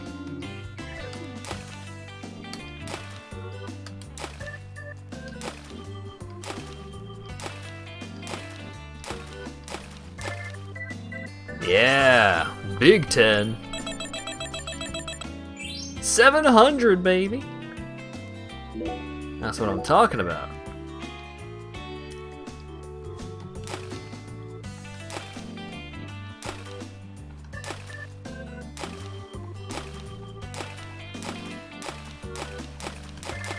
Whoa, 13.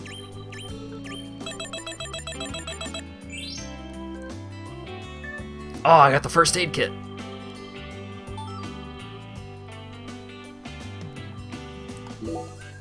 Well, now I gotta go another time or two.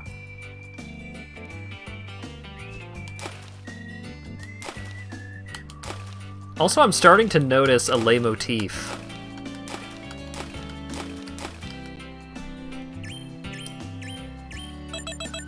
Like, in this song, we're getting a bit of the skateboard theme.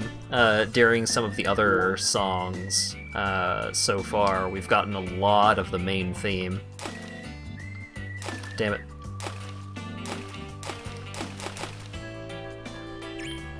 Alright, well now I know when you start getting towards the end, you can kind of just mash the button and get a bunch of extra skips.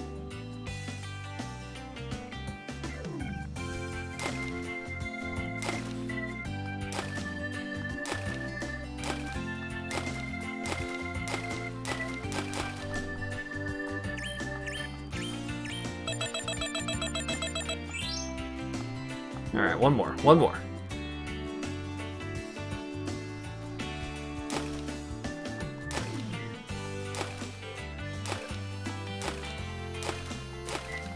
Aw, the game lagged. Alright, one more.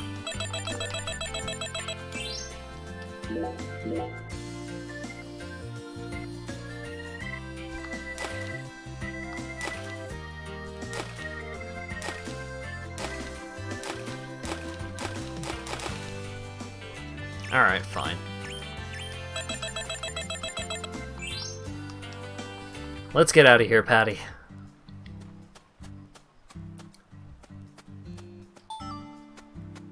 Ooh, a gartail. Nice. Those are rare. And used in the ranged necklace crafting. Oh! I wonder if Melvin will actually...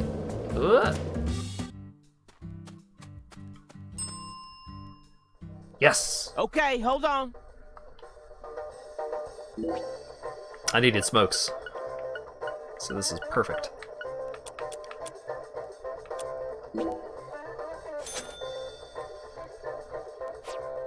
You ever need anything? You just come on by, Mr. York. The one minigame hat will never skip. I get it.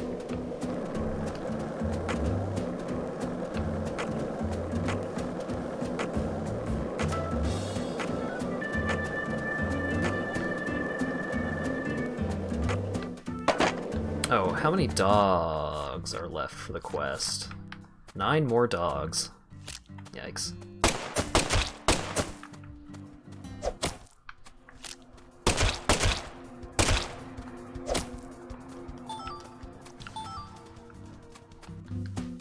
It rocks pretty hard. Comedy.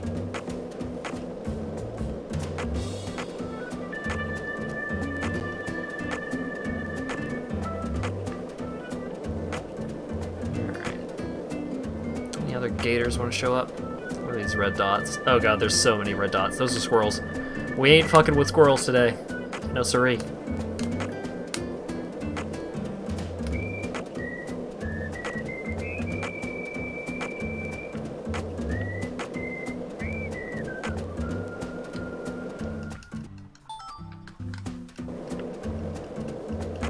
The squirrels are just too strong, man.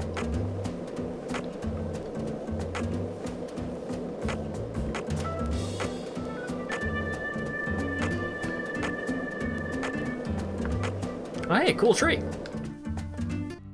Get the fuck out of here, stupid fucking tree.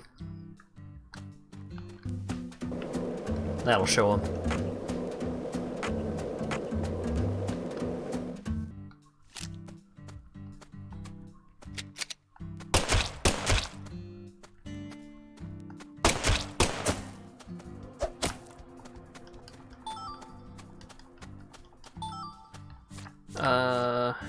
Five more dogs.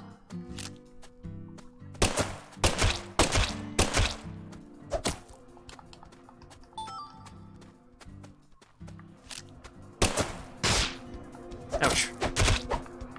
Double kill.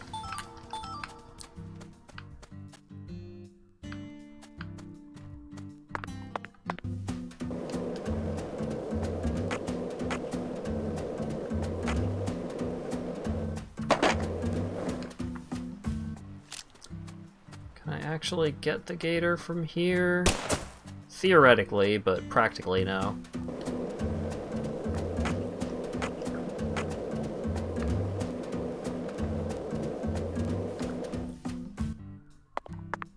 Alright,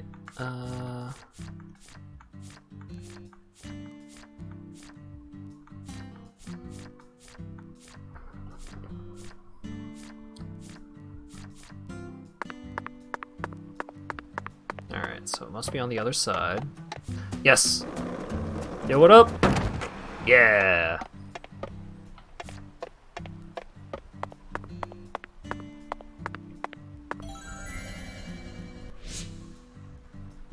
Give me that fleur-de-lis, baby!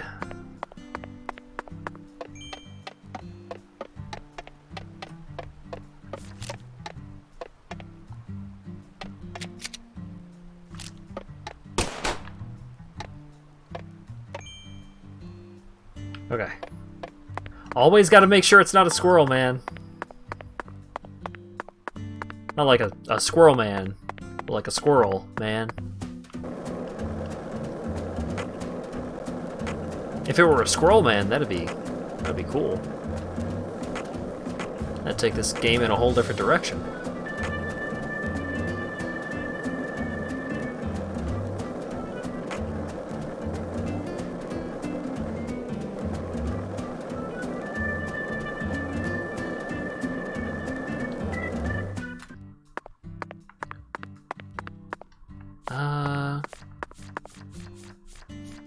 It's a hot dog cart.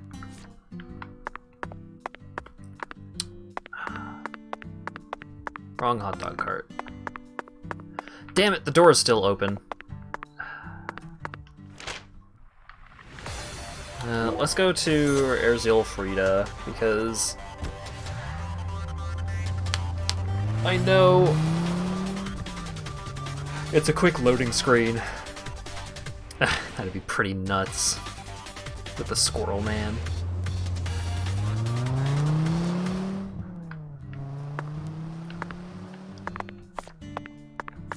Alright.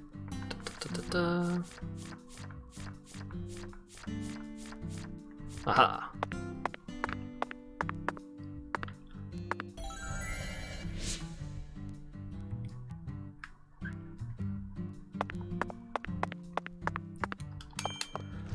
Alright, let me in. We got a relatively short load screen, and then a long load screen, and then back to the owl nest, and we can get our drink with Xavier.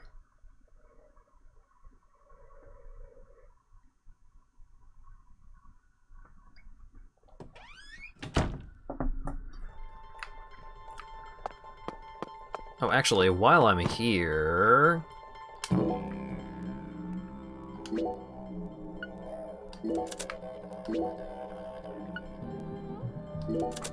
Alright, there we go. Oh, actually, I am a seeker, you're right. Ba-ba-ba. Do I have enough stuff? Oh, I need a Gar scale. You know, I could upgrade the Venom necklace. I'm afraid that I'm gonna need some of those materials for other stuff.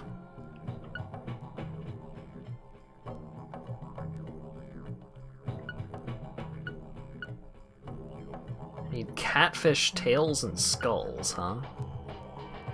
Alligator guard tail and pulcinella fragments. I can see it. Thou hast Pulcinella are not the regular dudes that show up outside. They're a different dude, but not... I don't remember.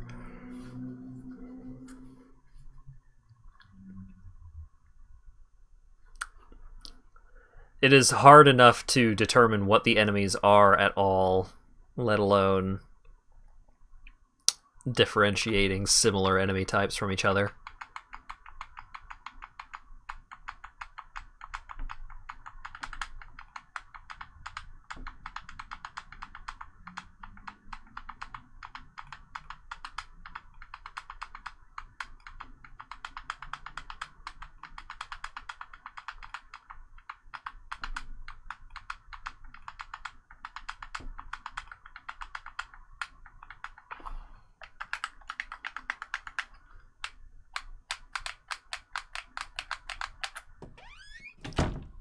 There we go. Alright, and then back to Owl's Nest.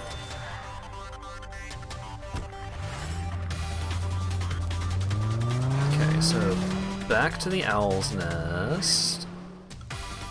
Get the drink from Xavier.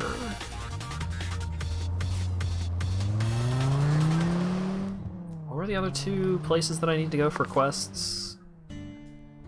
The Crawfish Farmer's Shack and the Choich. Oh, the church might end up being closed. Shoot. I guess we'll see.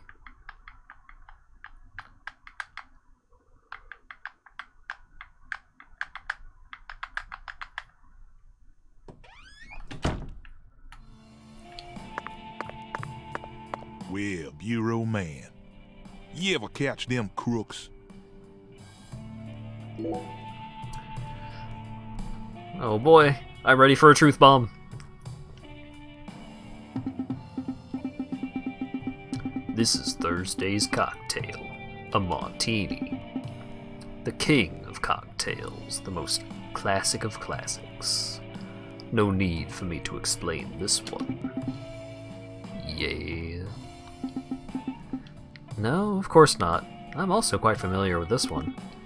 But why did you choose the martini for Thursday? Thursday, martini. The sounds just go so well together. Yeah. That's all it takes? You betcha. It never bugged anyone other than you. Yeah.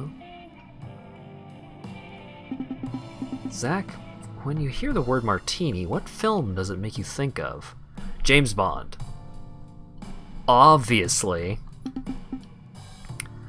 I'm sure you can guess what I'm going to say. A spy film where the main character orders a martini and asks for it shaken, not stirred. What? Too obvious? Actually, yeah, I was actually thinking that he wouldn't go for James Bond. Love that Xavier is the antithesis to York's find meaning in everything. Yeah, Xavier is very, very straightforward. Not a complicated man. So what if it's obvious? We're drinking a martini here. The king of all cocktails. Might be nice to sit back once in a while and elegantly review our case, just like James Bond does. I cannot believe that York actually made a reference to James Bond. That is one of the most surprising things that he has done.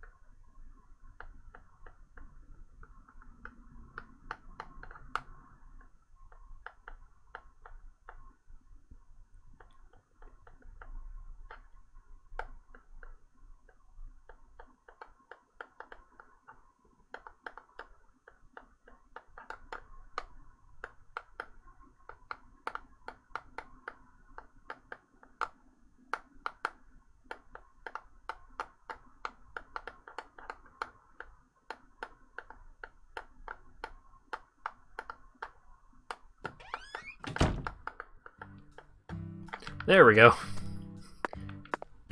Goodness. Where else have we seen... Oh, we saw Danny at Casa Pineapple at one point. That could be one place to check. The church is open until 7 p.m. It's currently 6:15, so we need to go to the church right now.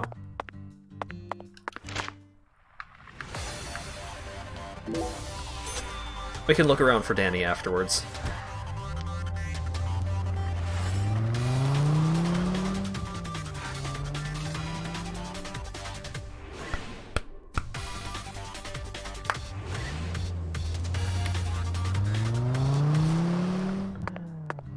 Woo! Let me in!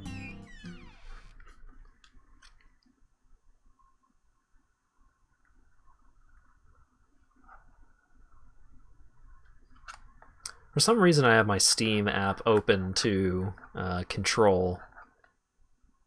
I mean, you would think, oh, it was the last game you streamed, but it wasn't the last game I played on Steam. And I'm just looking at it and seeing that I have 14 hours of playtime. I don't like hospitals. Oh, whoops. Why not? They soup folks up with medicine, cut them up, and then they try and act like they're your friends. Something ain't right about that, you know. It goes against the laws of nature. Plus, this is a church. So you got a pastor, a servant of God, actually playing God with his patients. I think you have a point there, Patty. These days, we can neither determine death nor reproduce without the help of modern medicine. Yeah, our world's become quite an unnatural one. Whoa! Excuse me?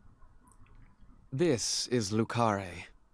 You need to watch where you're going, or someone might end up tripping you.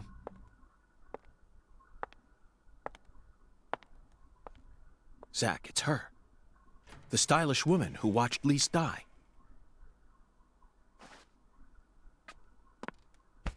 What? I've been waiting for you, lost lamb. Doctor. Hi there, Pastor. Would you mind letting go of me? I'm in a bit of a hurry right now. So pitiful. The Lord hungers. Why was there echo on that? Here we go again. What? Pitiful. Truly pitiful, my little lamb.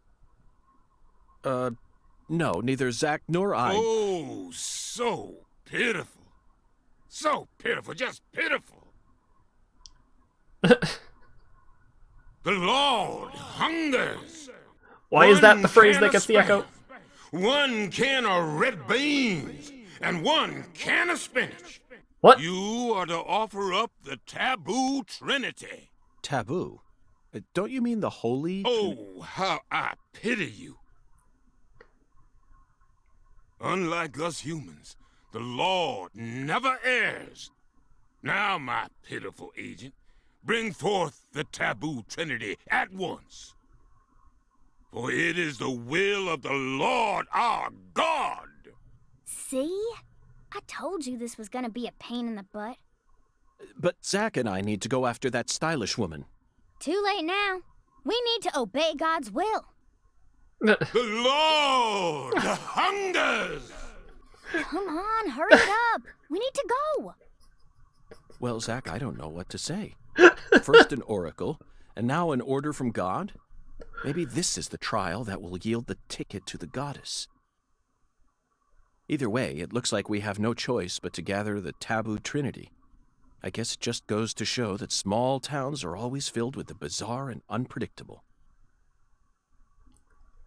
What the fuck was that scene?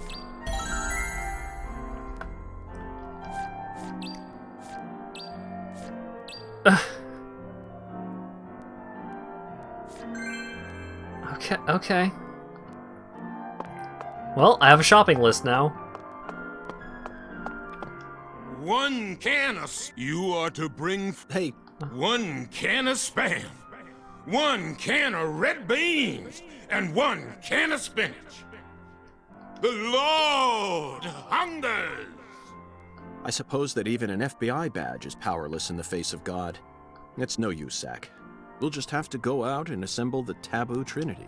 Yeah, those phrases still have the echo. God damn it, I wanted to be healed. I'm hurt. Pastor, I'm bleeding from various wild dog bites. I need a hand here, and just 1 can of Spam.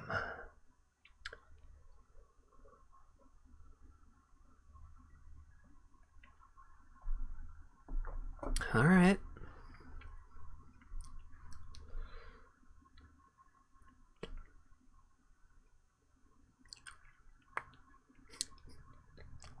The Lord needs his fuel. Yeah, I guess he does.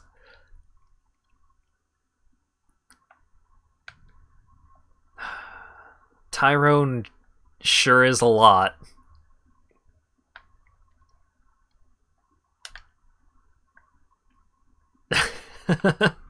Yeah, no problem, dude.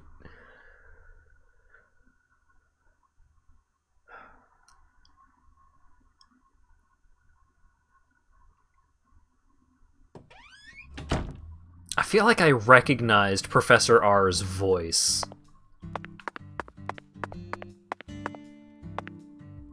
Kinda sounded like Sean Chiplock, but I don't think that's who that was.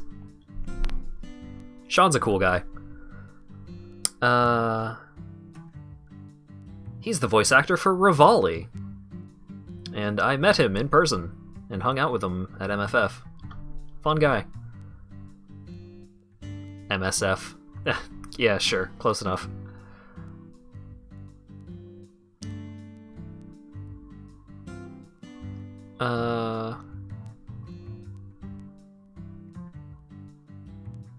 What was I doing? Right. I was looking up the voice actor for Professor R. Ah, damn it, I could have gotten hit by that car. Alright, I need to hurry up.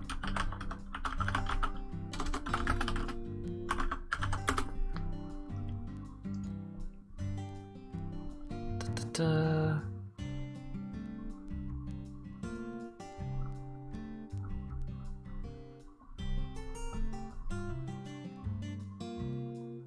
Wait, what?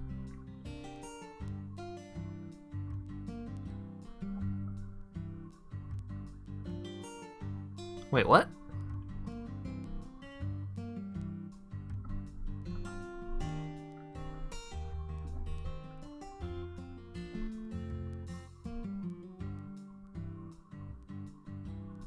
Alright, I don't see Professor R on the IMDb, so if I dig any deeper, it's probably going to be a spoiler, so I guess we'll just find out later. Whoa, she's gone. Oh, there she is. Oh god, the quest is The Lord Hungers.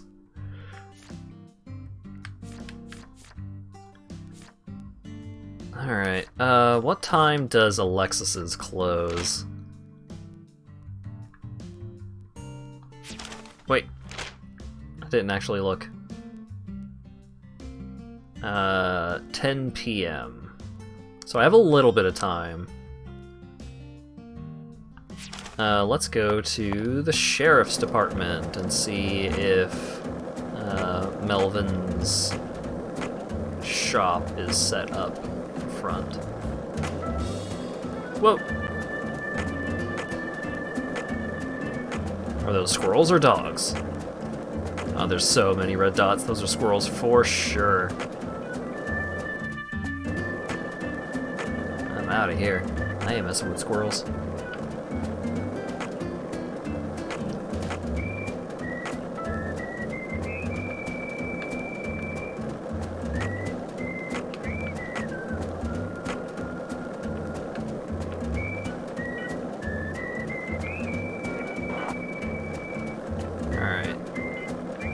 Melvin's truck isn't here right now. So let's go to Alexis's. Actually, let's go to Erzul Freed, because that's closer.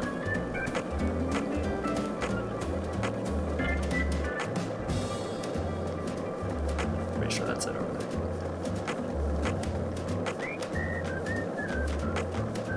Oh, right, I have waypoints for things. Just look at that.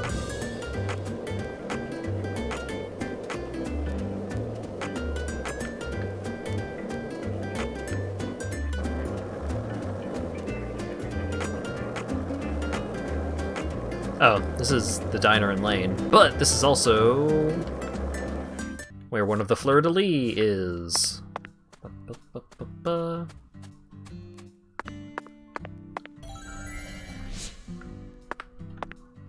Wait, what? There it is.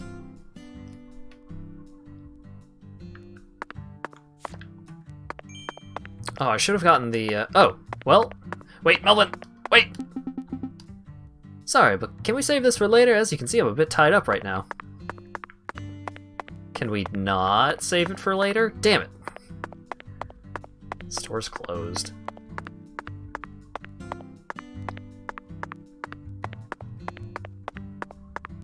Oh well, I need to be here anyway, so. I need to order red beans and rice. Which is delicious, by the way. I mean, like, for red beans and rice, you don't just put red beans on rice. You gotta spice it up and such. But if you're at a Cajun sort of restaurant, especially if they serve it with andouille, oh, so good. What's Hey, the Melba. buzz? I've been coming here ever since I was a little kid. This is the only place where you can eat real Cajun food, you know. Okay. Oh my lord, honey, don't tell me you ain't tried a beignet yet. They're fried donuts. Ain't a soul in all of Louisiana who don't like a good beignet. Sprinkle them with sugar, drown them in maple syrup. Mm-mm. Oh my lord, is that drool hanging from your chin? Ew. Ugh, the air out there don't feel right today. You feel it too, honey? Is this place a bowling alley or a restaurant? Oh my lord, what's wrong, honey? Can't tell the difference? It says restaurant right there on the outside. How do you explain that then? Here's Hat trying to be Southern. My mom is native Southern. I'm more Southern than you think. But also I was just trying to do this lady's voice because it wasn't voiced. That's so the customers can bowl while they eat. Convenient, ain't it? If you want to bowl, honey, you'll have to ask Mrs. Carpenter to open up the lane for you. But if you just want to eat, then all you need to do is call my name. Got it? Oh. What? Shrimp and grits. Oh. I do want shrimp and grits. Duck hash, Ooh, chocolate sundae. Ooh, beignets. Ooh, jambalaya to FBI. It'll stuff you to the max. Wait, can I not get red beans and rice? What? Alexis, could I have some red Oh, beans okay. and rice? There it is. Oh my lord. Sorry, honey, but no can do. God damn it. We only serve red beans and rice on Mondays. Excuse me? That's a meal you eat when you're busy, like folks usually are on Monday. It's been a tradition here in Louisiana for as long as I can remember. Wait, honey, don't tell me. You're the type who does your laundry every day? Tradition, Zach. This is it. The Deep South. Louisiana. We need to obey tradition here and come back on Monday. Alright. I'm not allowed to progress the main quest until Monday. It's Thursday. Oh god.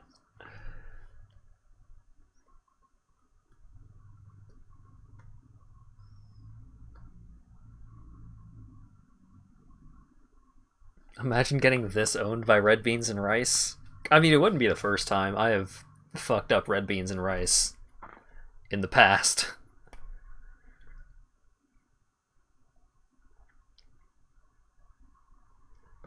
Like the last batch that I made, I had the ingredients simmering on medium while I was trying to spice it when I should have brought it down to low. And so it ended up drying out a lot. And so I had to just like chug water while I was eating it. It was still good, but it ended up being way too dry, and considering the texture of beans, it got kind of rough. Time to big boss it and smoke for 3 days in a row. Nah, York can't do that because he will get hungry. However, York can... excuse me. What York can do is he can sleep for 3 days in a row. Wish that were me, etc., etc.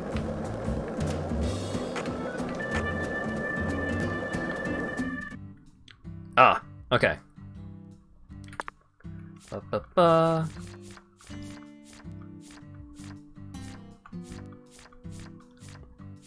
Oh, I forgot to get the fleur-de-lis while I was next to the church. Whoops.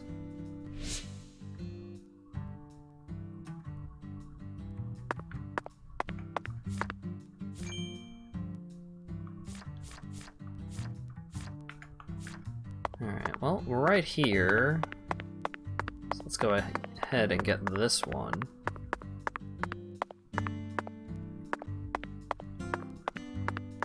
Alright, what angle do I need to get it from?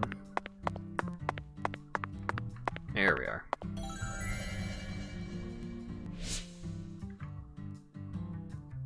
Hey lady, check it out! Oh my god! Alright, police department is down the road from here, right? Oh, it's a left. Whoops.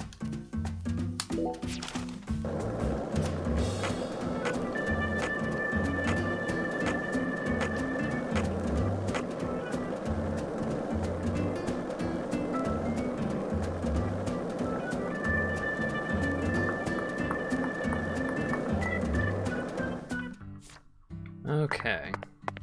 So this one should be just right here. Excellent.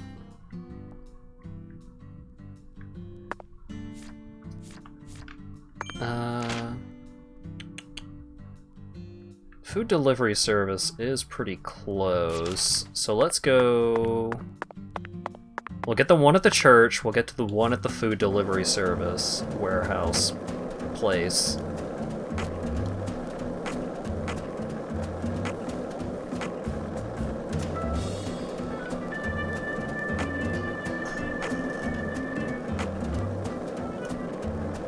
Is Vapor Snake a big boss clone who just does nothing and sits around all day? You need to watch the Chip and Ironicus Let's Play of Metal Gear Solid 5. You'll know all about Vapor Snake. I mean, you should watch that anyway, because it's fantastic, but...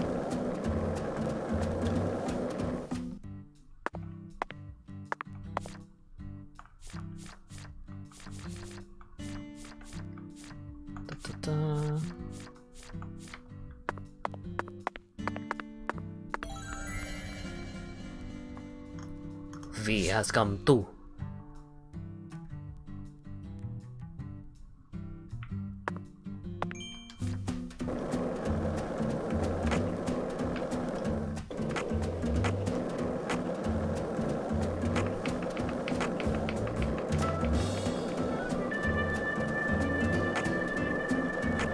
Okay.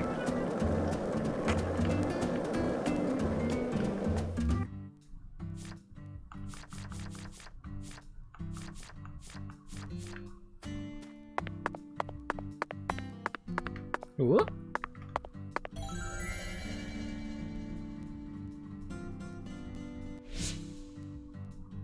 What? It was inside Patty all along. Okay. Let's see. Man, why does it not show waypoints on the map? Seems like there's a waypoint over here. Oh, is this the, crawfish fisher's shack? Oh, let's take the long way around, see if this is where the...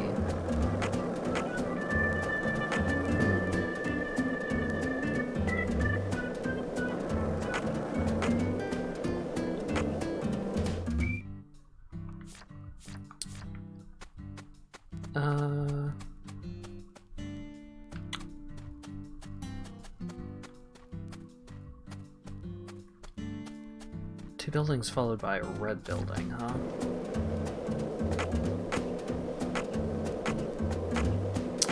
All this scavenger hunt nonsense.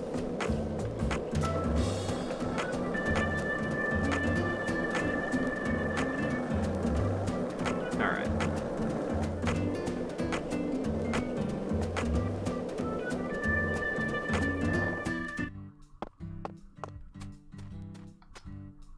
Swamp tours, business hours, Monday to Thursday, 1 p.m. to 8 p.m. Friday, Saturday, 1 p.m. to 5 p.m. Closed Sundays, tour area, Thompson's Farm.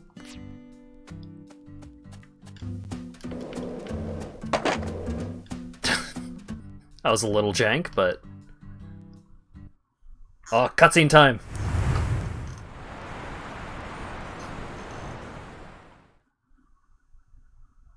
Okay, Zach. It's time to put our skills to the test. Yes.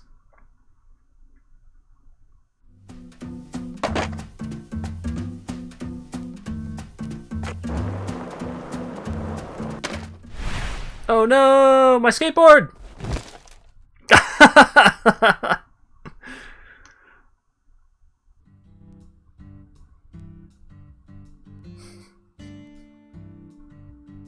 How'd he lose the wheels? I don't know! Well, Zach, it seems as if we've reached an impasse. I'm afraid we won't be able to proceed any further like this. Lucari Tiger to DC Eagle? Is everything alright? Hello, Melvin. Sadly, my darling just gave out on me. Your darling? You mean... Yes, that's right. My beloved skateboard. I know the chances are slim, but do you happen to know of any establishments in town that can repair skateboards? Why was the trigger on the other side of the ramp? I don't know. Please, I hope this doesn't offend you. Neither Zach nor I would ever dare to assume that a remote country town like this would have a skateboard shop in it. Oh, the priest. The priest had a shitload of skateboards in his garage. But perhaps you have at least one eccentric who likes to tinker with them in their spare time. I know just the person. Double bass player by night, trick master by day. God blessed her with 2 talents, and her name is Emma Sanders. Oh. Emma? That's right. She's Pastor Sanders' adopted daughter, and was also Lise Clarkson's best friend. Oh, okay, so she was playing the bass in the jazz band. Okay, so Emma Sanders was playing the bass in the band. Tyrone Sanders, the priest, was playing the piano in the jazz band.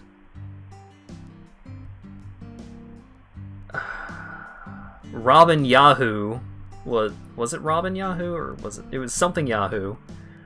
Wyvern Girl was on the drums, and then Xavier was on the Raven. Yeah, I knew Robin wasn't cool enough. Bird Yahoo.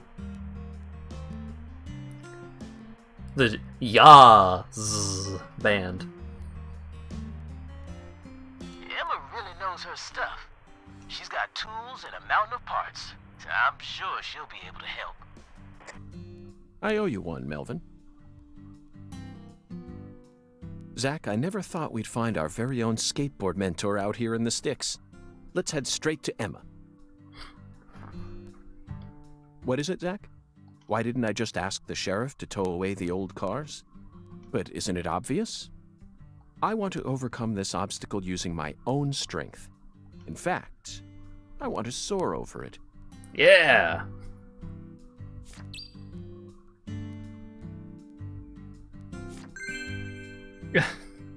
York is like, why don't I just go around this, this old train car that's blocking the path to the place where I need to be to investigate the murder? Nah. I want to do a sick ollie over it.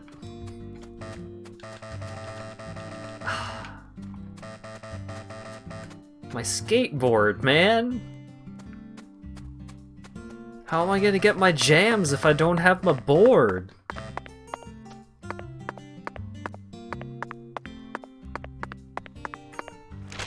Alright, does it mark skateboard shop on my map? It does not.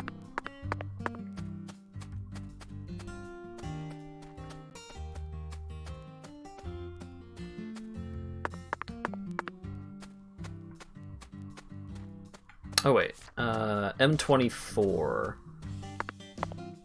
1,000 meters that way, which would put it somewhere around here?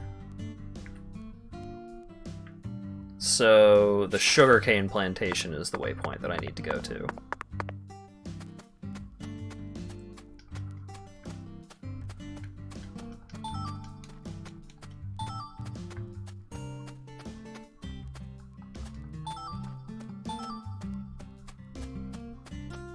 Wait, why are they two of these campsites so close to each other?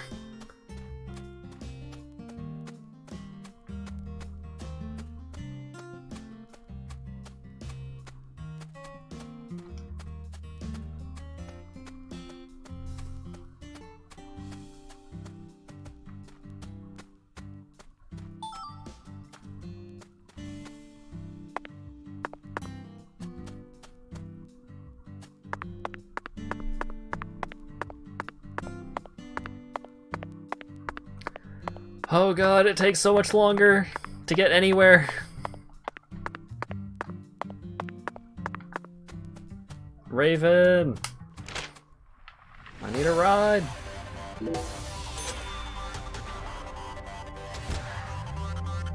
Bonk, bonk, bonk, bonk, bonk, bonk, bonk, bonk, bonk.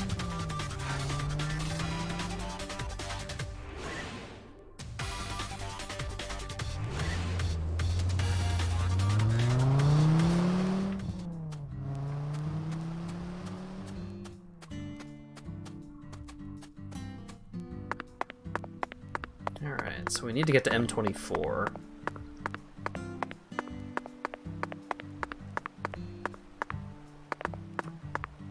Oh god. It's just an infinite distance away without my board.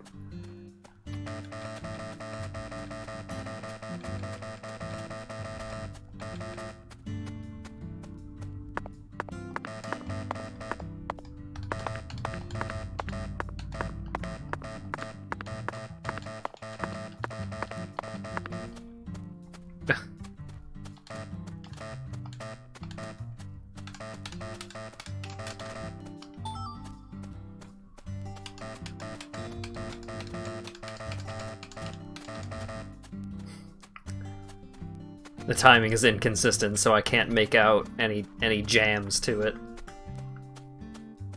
The slight buzz of, lol, you ain't got your board. What are you trying to do, mister?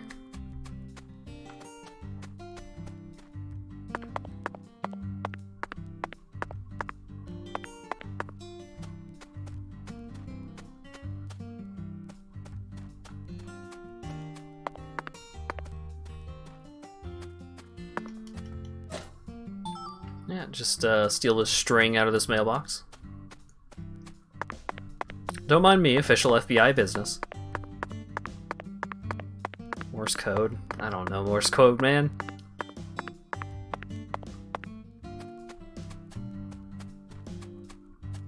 Oh yeah, the very good poodle.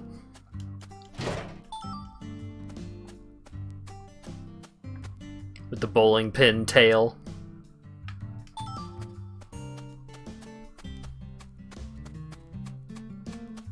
Aha! A balloon.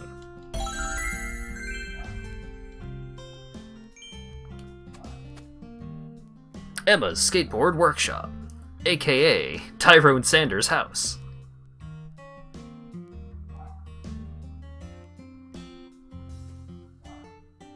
Hey, Agent York. I feel like someone's in there. Let's go and see. Yeah.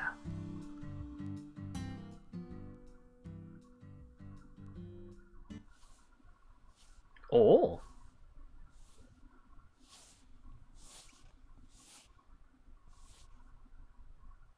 Huh? What do y'all want? I'm kind of busy here. Oh. Hi there. Are you Emma? Yeah. Who are you? Bam! Francis York Morgan. I'm an FBI special agent. Please call me York. That's what everyone calls me. Agent York? So, what does the FBI want with little old me? I already told the police everything I know about Lise. Emma, I haven't come here to talk to you about Lise. Although I suppose it's sort of connected in a way. My darling is broken, and I need you to fix her. You call your board your darling? I never heard that one before. All right, let me see it. I'll try and assess the damage.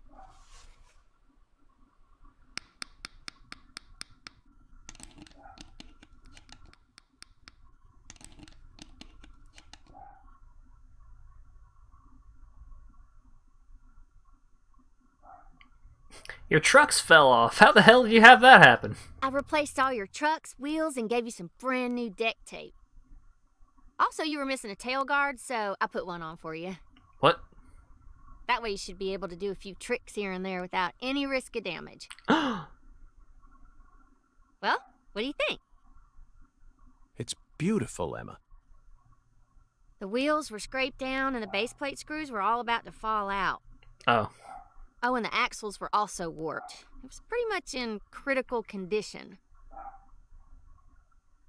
Now, what I want to know is, how did it get that way? Well, my car was stolen on my way here from Houston. So, I switched over to my darling and rode her here instead. You know, you're crazier than you look. That little smile. Emma, would you mind answering another crazy question? Is that for Queen me? Lo? I want to use this board to soar, literally. Would you mind teaching me a trick that would allow me to do so? Whoa, look at those boards. You mean you want to do a Wally? Ooh. What? Well, I'd be happy to teach you how, but it's too cramped in here. Oh, I know where we should go. A Wally? You want to learn too? You sure?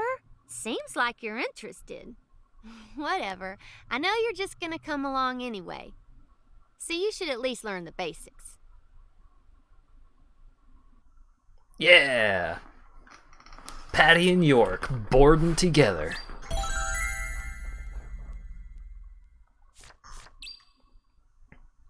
Complete the skateboard course and learn how to do a Wally. Like a wall? Is it a wall plant? Or are they just calling an ollie the wrong thing? Okay, Agent York. Now we should have enough room to practice. I'll show you how it's done first, then you just practice till you learn how to do it, okay?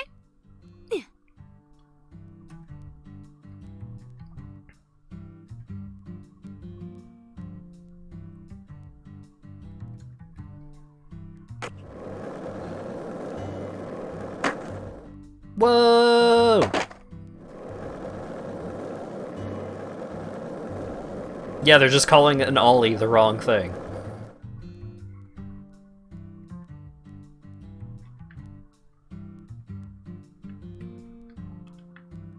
Uh-oh. No. No! It's been so long since I saved! No! No! Oh wait, this game auto-saves a lot. It's probably fine.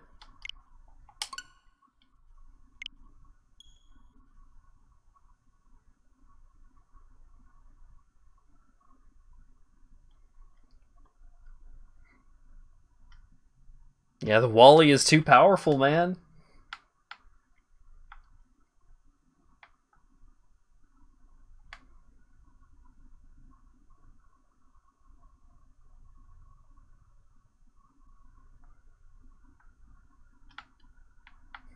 No hesitation exiting the game. I mean, what am I gonna do? The game was locked up.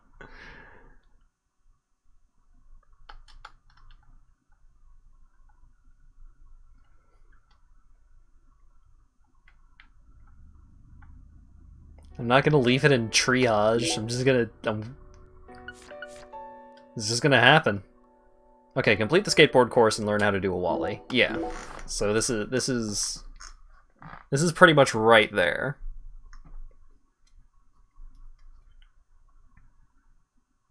If this were Deadly Premonition 1, however, oh boy, the stream would be over.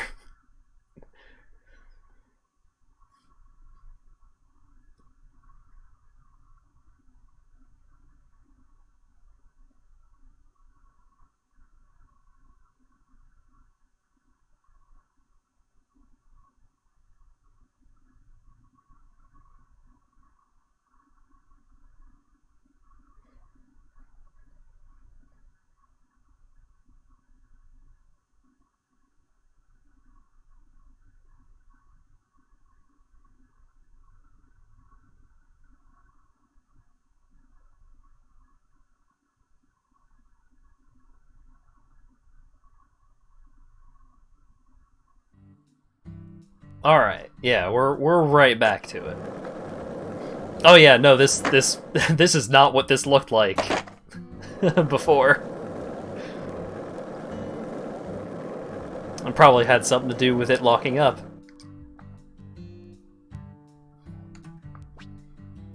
You learned how to do a Wally. A Wally is an important trick that lets you use kicker ramps to jump over tall obstacles. I mean, the term kicker ramp is correct.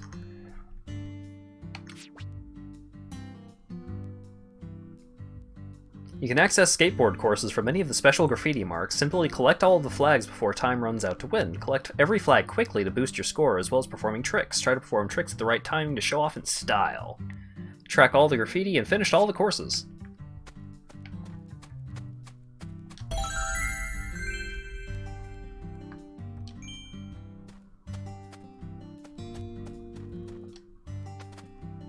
Alright, time for skate! Jump Incense, level 3! I'm ready to play, baby. Who needs Tony Hawk?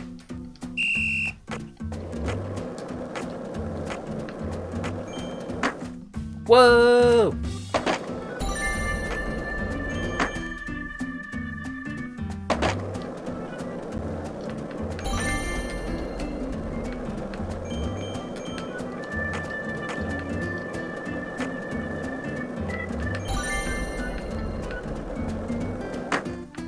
Whoa!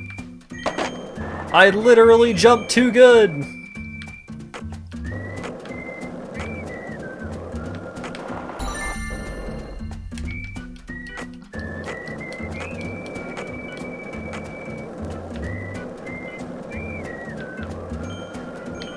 Oh, god damn it.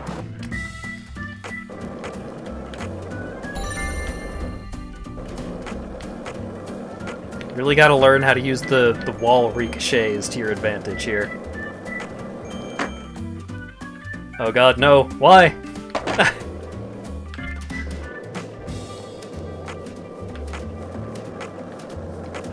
Mom, can we get the new Tony Hawk game? We have the new Tony Hawk game at home.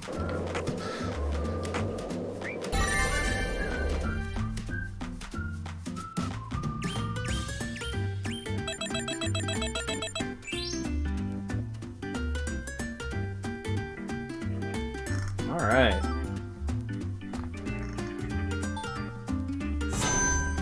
I acquired cola. I acquired crawfish shell. Yeah.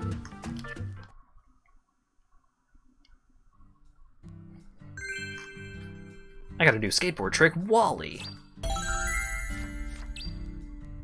Do a Wally to get beyond the abandoned train, then talk to Chuck. That was perfect! Yeah. Thank you, Emma. Yeah! I only learned that new trick thanks to your guidance. Now I'm sure that Zack and I will be able to reach our destination without any trouble at all. Thank you for assisting in the investigation. Glad to be of service. If your board breaks again, or you feel like customizing it a bit more, just stop on by my workshop. Yeah? I'm pretty much always there during the day. I'm also taking some time off school because of what happened with Lise. Skating and playing music are the only things that help me escape the pain of losing her. Oh.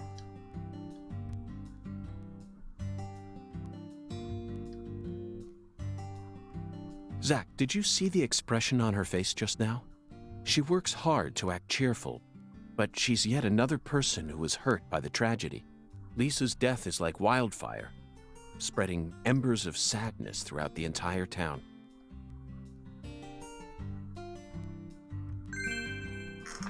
Emma's skateboard workshop has been unlocked. Incense has been unlocked. Skating has been unlocked. Wait, skating has been unlocked.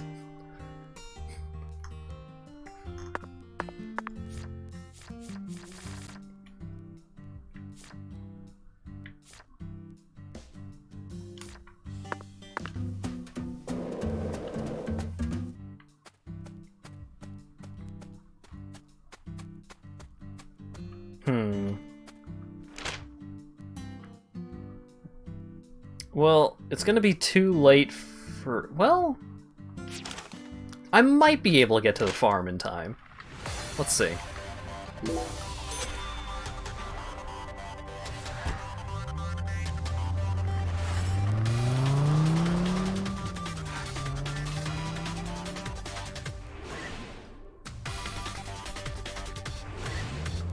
Shoot, there was a fleur-de-lis at that skateboard park. Whoops. Okay, anyways. Let's do it.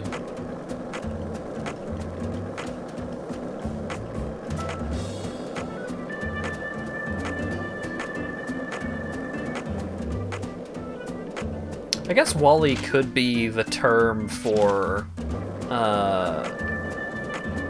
like a kick ollie off of a... like an ollie off of a kicker. Kind of like a nollie. I think a nollie is... you do an ollie off the front side of your board instead? Is that what that is again? Oh, it's been a while. Woo! Holy shit, York!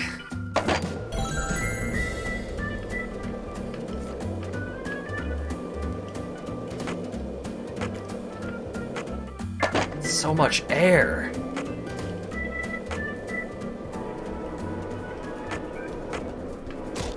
But don't mind me.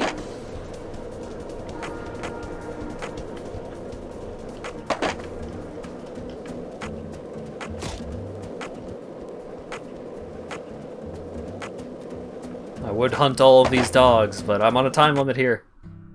Alright, Thompson's Farm.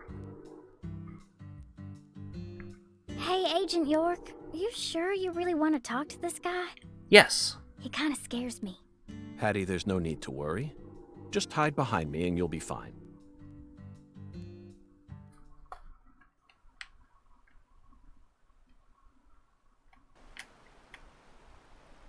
Oh. Chuck Thompson. You were the first person to find Lisa's body, Balloon. correct? I'm FBI Special Agent Francis York Morgan. Please, call me York. That's what everyone calls me. Agent York. Seems like he ain't in the mood for talking.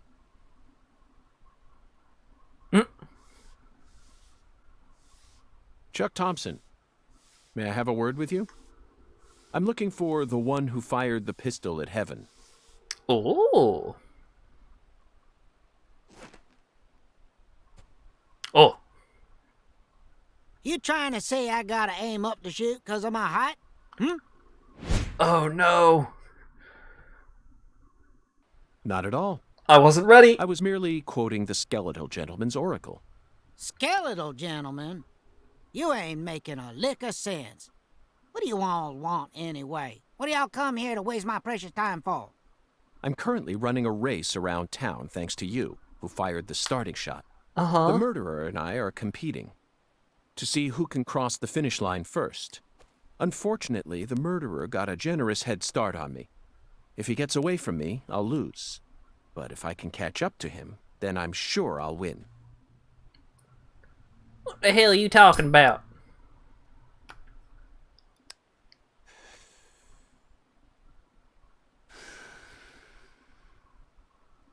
So please, Chuck, tell me, how did you find Lisa's body? Her body was hidden under a bridge on the bayou, very close to the Mississippi River. It's got to be at least a few miles away from your farm in this swamp, right? Oh, the Clarksons are the folks who gave me the damn permission to farm crawdaddies here in the first place. Now why the hell would I ever want to kill that little girl? Then what were you doing out there? You know, lately I've been seeing a queer boat around these parts. Ain't too big. Probably only holds 5 or 6, and it's got a deep draft. Assholes think they can just drive right through my turf, right through my dang crawdad farm. Uh-huh. So you gave chase, which led you to Lisa's body? Yeah, that's right. Fucking poachers. Where did the poachers go? Oh, hell if I know. Fog was thick that day, thicker than usual. So I lose sight of them. The next thing I know, I'm under that goddamn bridge. Then I felt a chill run up my spine. And I knew. So I drove up to the bank and got out. And there she was, strung up on that there altar.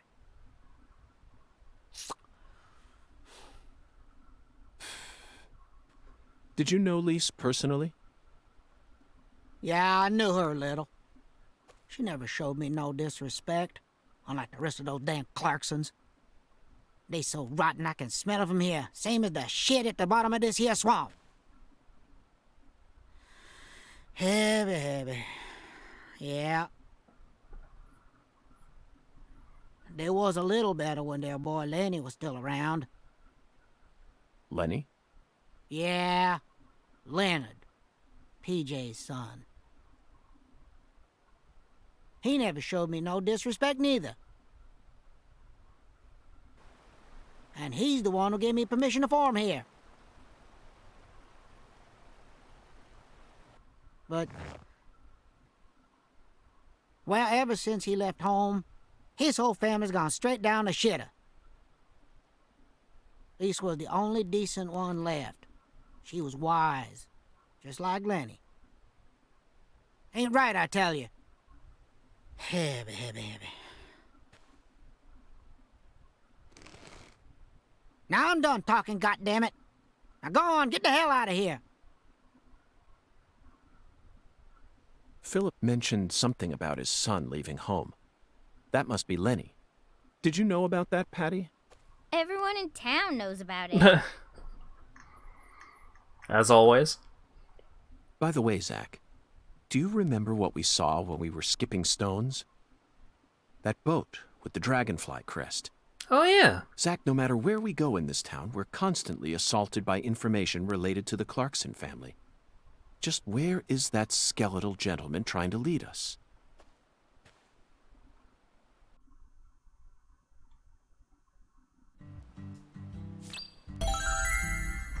Alright. Talisman has been unlocked. Airboat ride has been unlocked.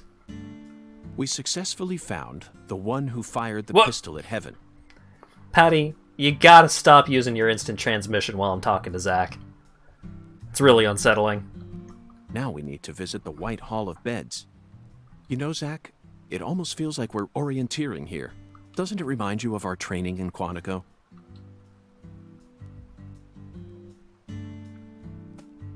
Blue!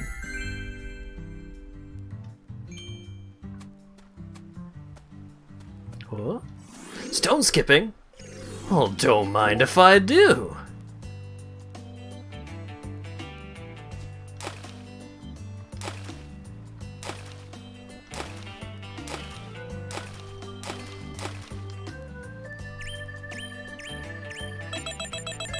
Every time York asks Zach anything, he does the instant transmission gesture. Yeah, it's that's why when Patty actually instant transmissions, it's thrown off his groove.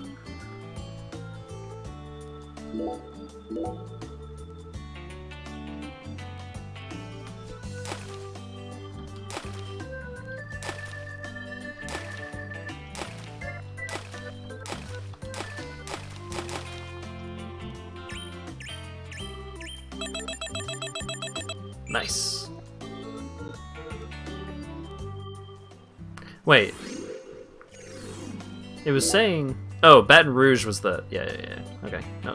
Well, I mean, I'm already here, I guess. I was confusing myself off of the UI for no reason. Don't worry about it.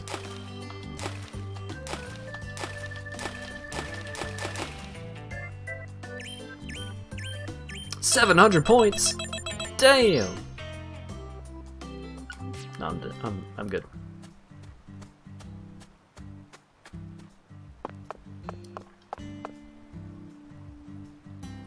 Oh, it's 1 to 8 for the swamp tours.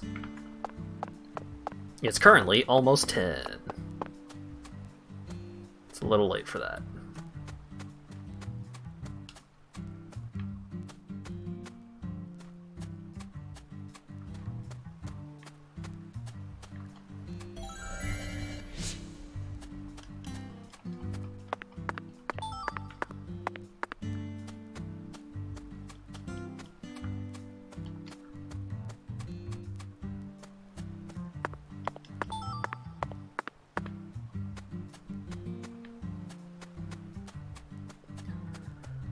Alright,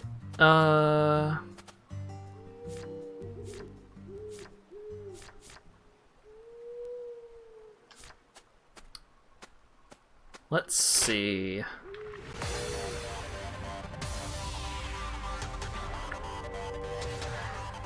Pretty sure Melvin's not gonna be at the sheriff's department.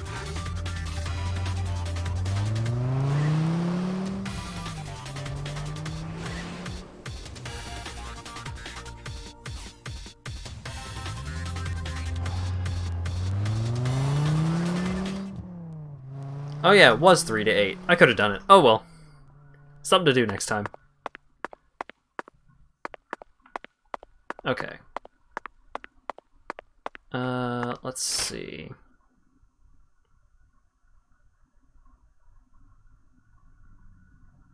Don't even have better Twitch TV and still conditioned to sour pleas at the music. Yeah. It's a good reaction.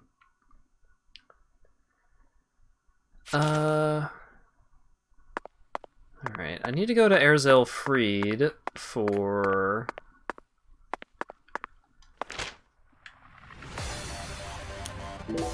Let's go back to the skateboard shop first. And then see if I unlock any extra stuff, and then I'll go to Erzel Fried to get the spinach. And then...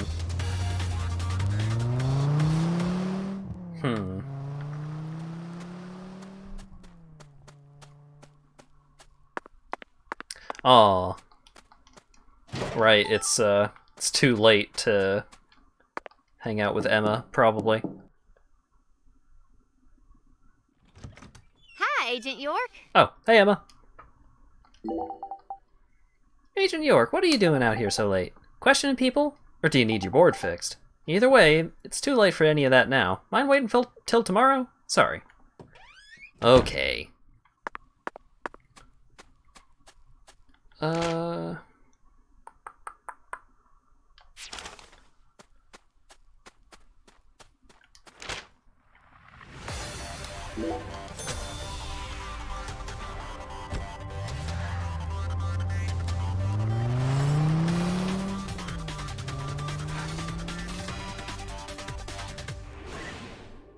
Yeah, I'm not super familiar with Better Twitch TV and all that, Franco Faces and all that, so I cannot offer any advice.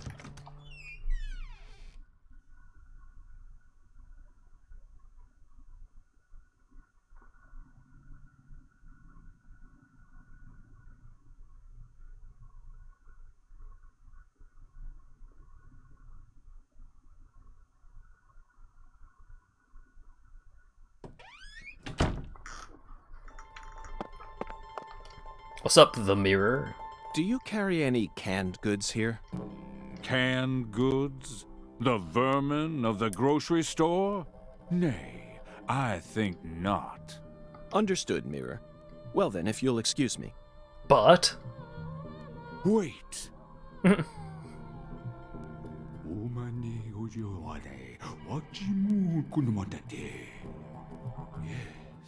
I can see it. I can see the canned good thou seeketh. Mm-hmm. How intriguing. Well then, where is the canned good I seek? In a place where no man could ever peddle it. I see. In a place where it can't be bought from a person. Got it, Mirror. 'Twas but a trifle. For the Lord hungers, doth he not? Oh, yeah.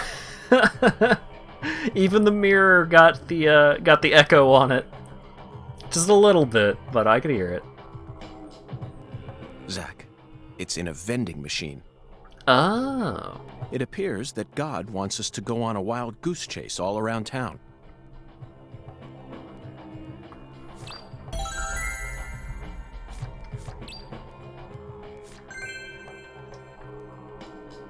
Alright. And while I'm here... Skateboard boost. I don't have any. Minigame boost. Ooh. Stone timing. Don't mind if I do. Thou. Can I create some incense? Max speed. Ooh, girl. Max speed, braking and durability, acceleration, handling and durability.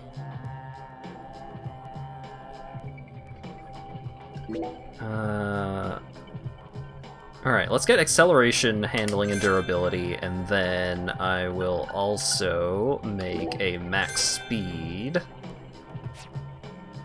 And then, do I have the stuff to expand? Yeah, I do. Yeah, let's just expand everything that I can.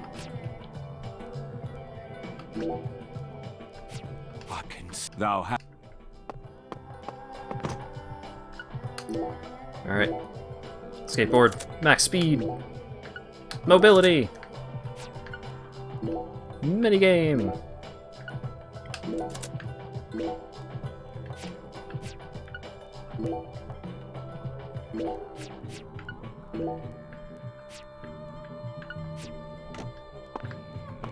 Thou.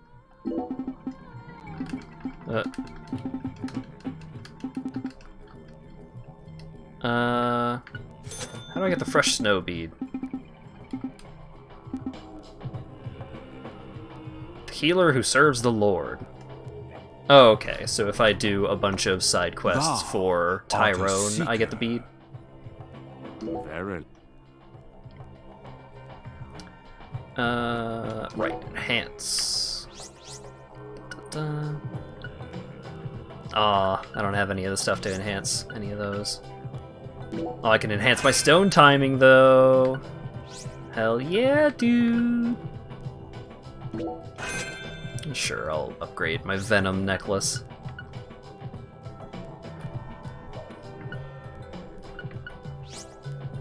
Okay. Thou hast.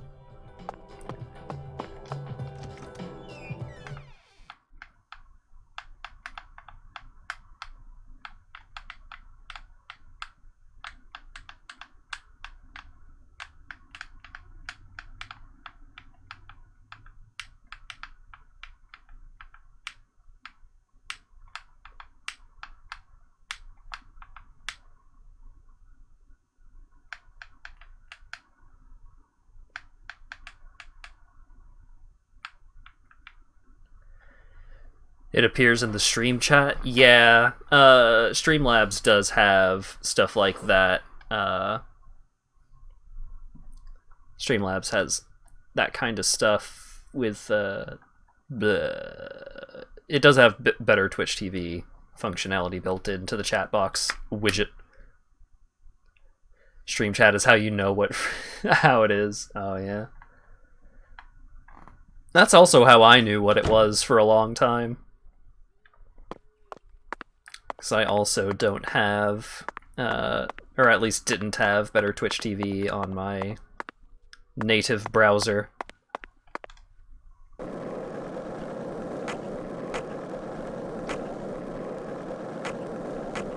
Whoa! Holy shit, I'm fucking cooking! When it said max speed increase, it was not joking.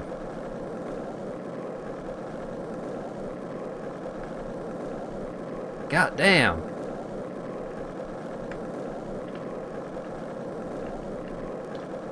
Ah! Melvin's store is open. Melvin! Okay, hold on.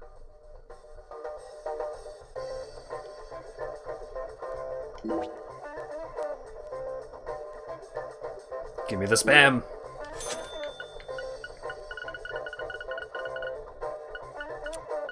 Oh, yeah, give me a sleeping bag. And give me some smokes. Just give me a shitload of smokes. Mr. York. Spam, huh? You a pot of meat kind of guy? No, Melvin. I've simply gotten myself tangled up in a little mess. Oh, I get it. Mr. York. The Lord hungers, right?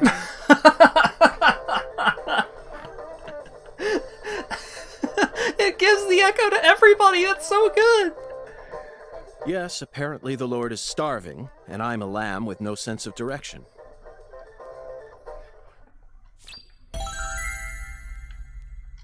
Oh, that's so good. This must be something that Tyrone does regularly. It must be.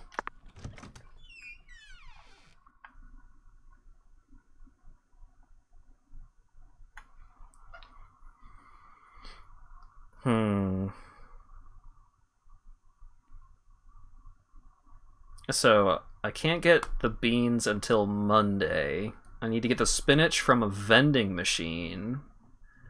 I know where there are a couple of vending machines, but not all of them. Okay, Melvin isn't here. I wonder...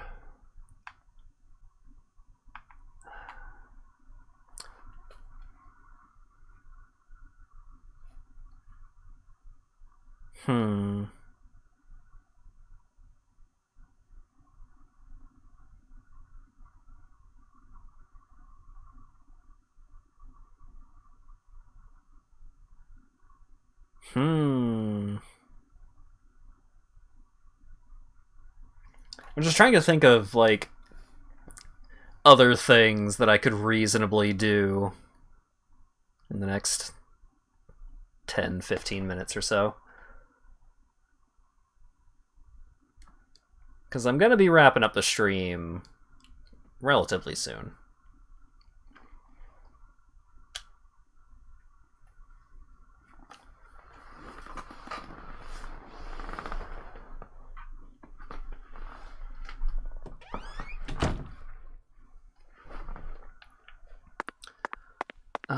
Let's see.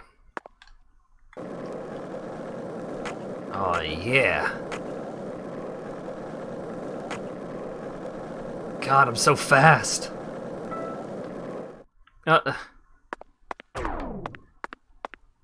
Why? Everyone that I run into does that. It wasn't just that one guy doing it. That's a consistent thing. If you run into a pedestrian walking down the sidewalk, they slide for a while. Alright, good to know. It's just a Lucario thing. Yeah, clearly. Oh my god, I'm so fast! I can't get over it! I'm just cooking, dude! Oh man. I wonder if it, like, I wonder what the cap is. like how many of these max speed incense you can stack. And then I bet it's just like you hit a ramp and you just like the moon theme starts playing and you just yes. The moon theme starts playing and you're just gone.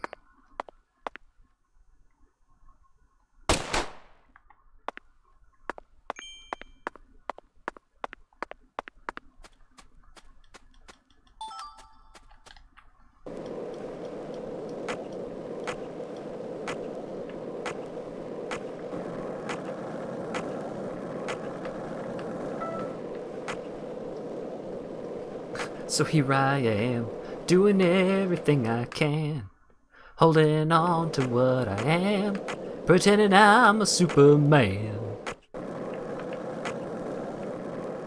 Trying to keep the ground on my feet, trying to find an answer more than maybe.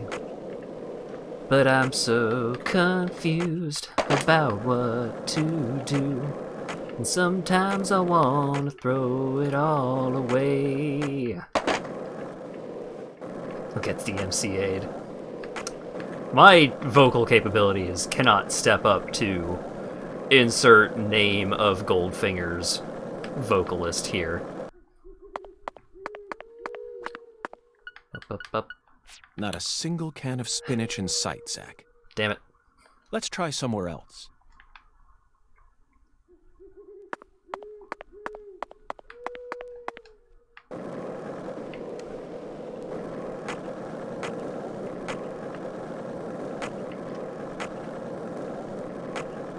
Superman is like Superman is in the new version, right?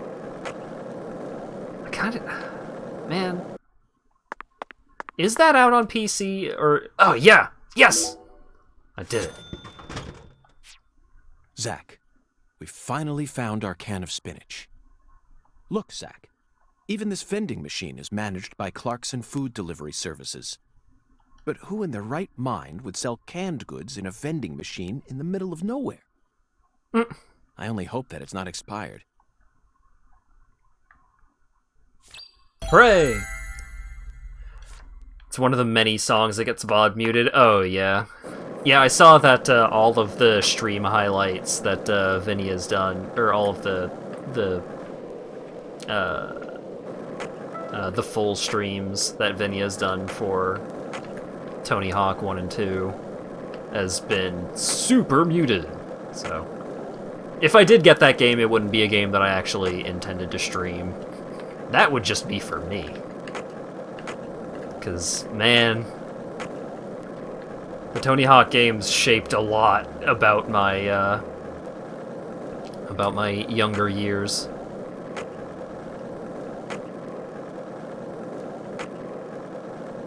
These games are so good. The Tony Hawk Underground games, along with Mark Echo... Yeah!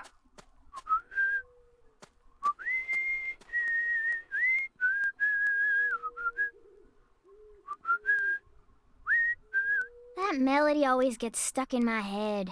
Yes, it's a devilish song, isn't it? Just be quiet. Rude. But yeah, the Tony Hawk Underground games, along with Mark Echo's Getting Up, are some of the things that got me and my hooligan friends into graffiti. Now, of course, I would never admit to committing a crime. That would be ridiculous. But it sure would be embarrassing if I was playing lookout for some of my friends that may have been involving themselves in graffiti. And I got so nervous that I almost threw up. So that was fun.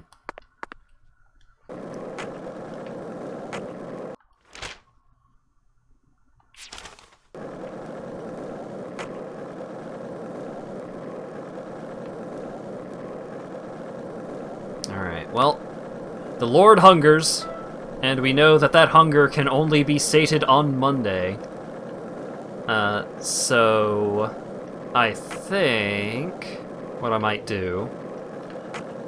something that I might do is I might try and do some extra mini... So I had mentioned before, during the last stream, that it's like, oh hey, maybe I'll go through and do a bunch of side quest stuff off stream. I don't think I'm going to go that far, but there are a couple of things that seem pretty grindy to do and to get, like maxing out the points, or getting the top tier reward for some of the skateboarding stuff, some of the stone skipping stuff, some of the bowling stuff. So I might try and like do some of that stuff off stream, because I know that I'm gonna have to kill time until Monday anyways. And if I do end up spending a lot of in-game time on that stuff, I will be sure to make a separate save so that everyone can enjoy the cocktails that are missed. If any. We'll see.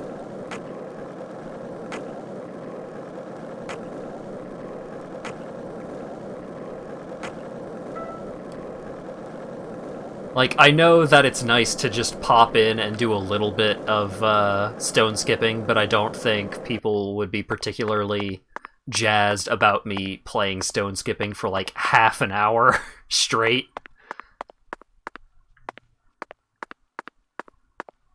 That was the graffiti. I did get the graffiti one earlier.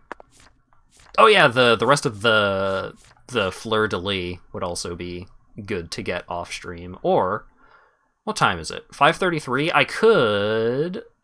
You know what? Here, I'm just gonna look up a guide. Let's slam through these and see if we can get really good voice guy really quick. Play stone skipping for half an hour straight right now. I'd rather not. Believe it or not.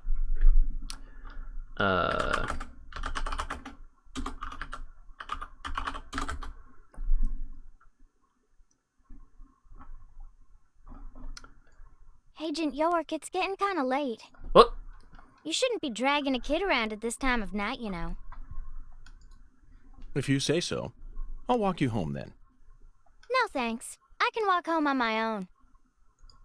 Stop treating me like a kid. They say red shadows wander around here at night, so be careful. Red shadows? Yeah. Red shadows come out and attack folks who walk around in the dark. Why do they attack them? So they can drag them over to the other side. I guess it's kind of like a town legend that's been passed down over the years. And you believe it? I don't know. Maybe it's just a story someone made up so that kids would go to sleep at night. But I reckon there must be some other reason why those stories always get passed down. So I think it's important to keep them alive. Okay. I'll be careful. Thanks, Patty. Zach, did you hear that? Red shadows. Sounds like a must-see to me. Okay, cool. Alright, so... I got a guide open.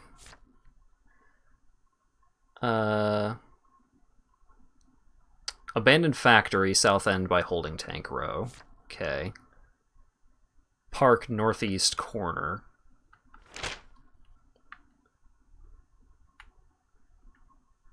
Okay. And then abandoned factory. Okay, there's a wyvern balloon right there, so that'll be handy. 17. Abandoned factory entrance. Okay, so there's 2 over by the abandoned factory that we don't have.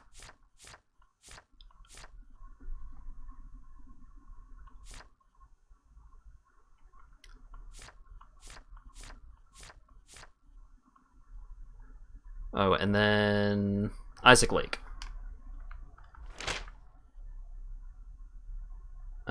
Okay, so I don't have the balloon for Isaac Lake.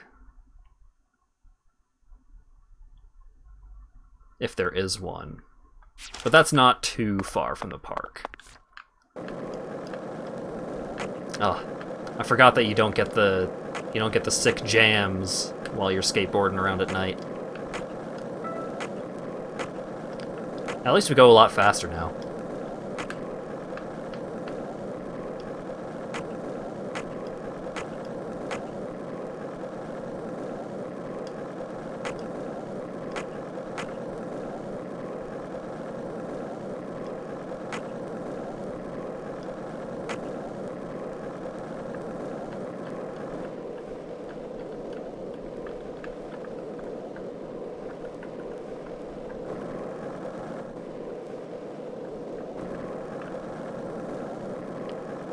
Okay.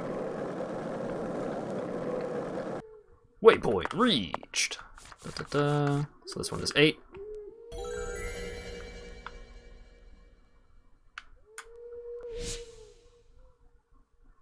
Sweet. Alright, so then over here ride down to the westmost road and then ride it up to Isaac Lake. And then we head over to the abandoned factory. Oh, and while we're at the abandoned factory, I can do the skateboard minigame. Yeah.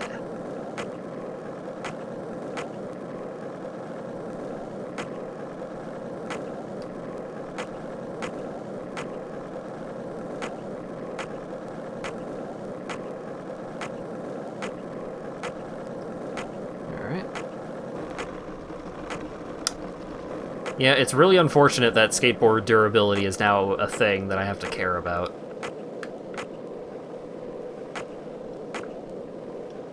But it's probably not an issue. Actually, how many... do I have all the wolves? I do have all the dog slayings.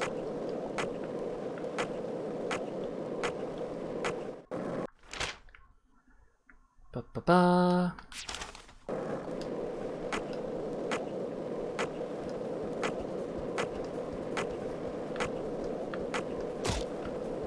What?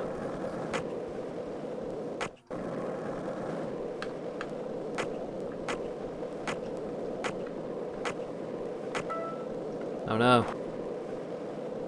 Okay, it's fine. I was worried I was gonna have to go like really far around, but it's fine. It's fine, we're good.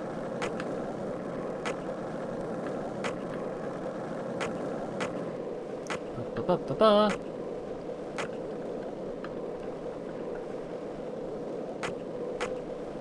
Oh hey, a red tree. Neat.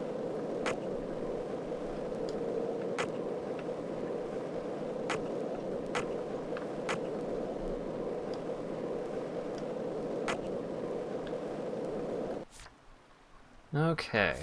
This one is number 13. Shoot.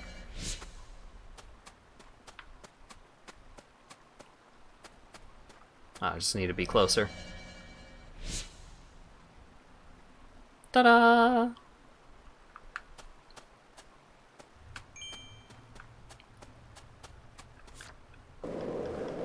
Okay, and now I need the nearest balloon.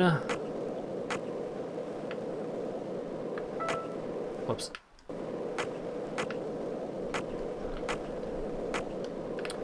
Oh wait, there's a side quest marker over there.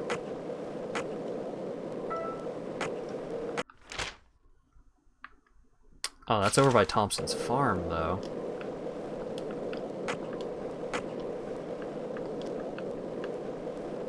I mean, who am I to turn down a side quest marker?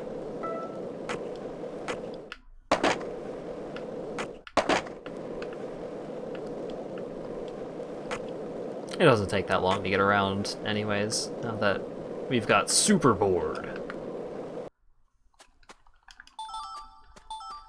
Oh, Alligator Garscale. Sweet. I needed that for one of my upgrades. Super bored.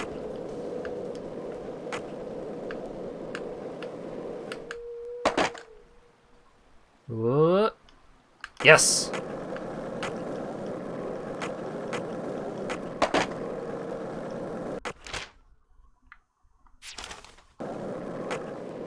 I was worried it wasn't gonna let me.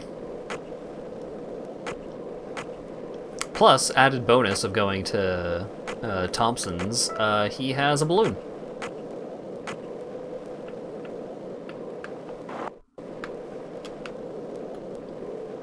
Whoops. Alright. We gotta build up some speed.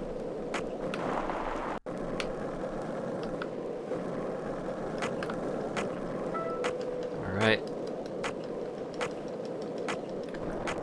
Ah! I hit the button too late.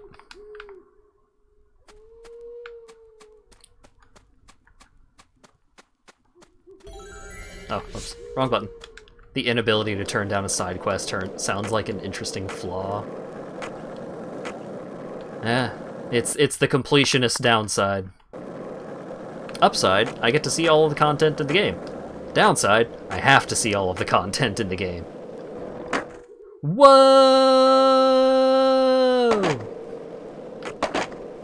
God damn, York.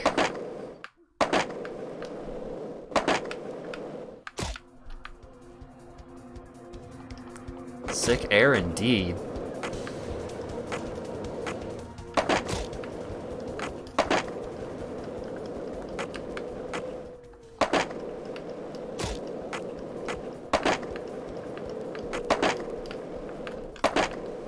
Whoop.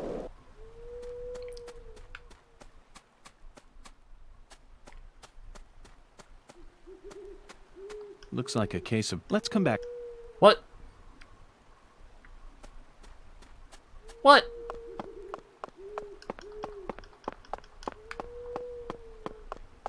But that's where the side quest marker is pointing towards.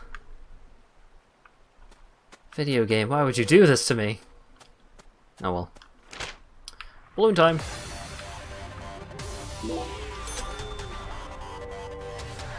I will pay $2.50 to get a ride across town, are you kidding me?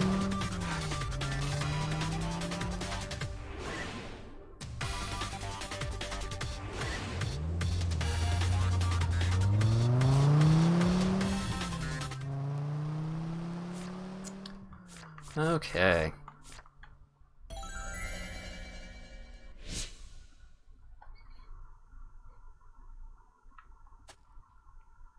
Oh wait, this is the one where... This is the location where I already did the skateboard challenge. Okay, so 7... South End by Holding Tank Row.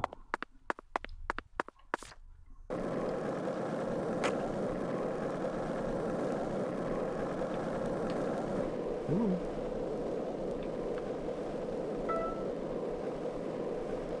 Aha. Pretty sure this is it. Yeah. It was right on top of me, too. Alright. That's all of them. Now let's go see if Really Cool Voice Man is there.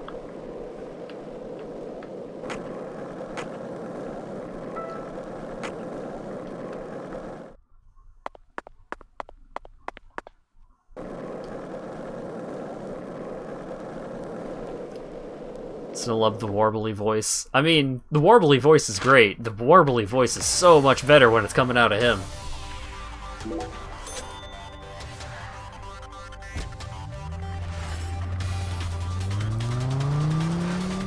Which is unfortunate because this is dialogue for turning this in. If we actually get it, it's probably not going to be warbled.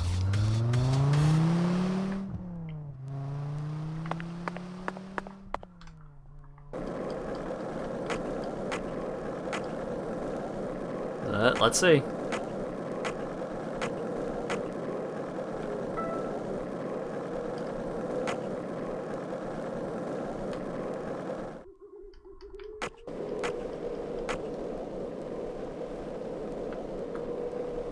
See blue dot? Yes! Yes! Receiving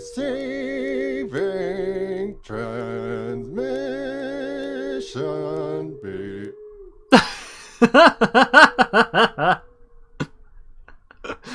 Beep. Oh, please be fully voiced. No!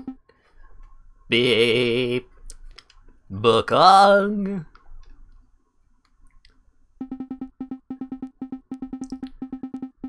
Wait, what? It seems like he's just doing a normal voice now, but I'll...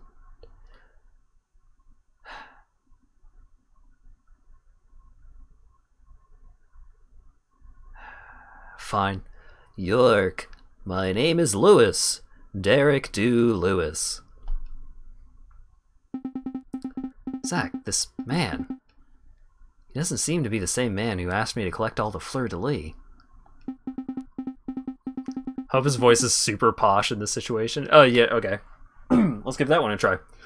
I tend to the graves here. I've been here for quite a while. In any case, York, it appears you've gathered all of the fleur-de-lis featured in the Genesis album. Did you enjoy Phil Collins? I thought he was excellent on this. Now, I'd like to thank you for your hard work. It isn't much, but I hope you'll accept it as a token of my gratitude. Boost your gun capabilities! Nice. And then... Whoop. I'll talk to him again. Receiving transmission beep.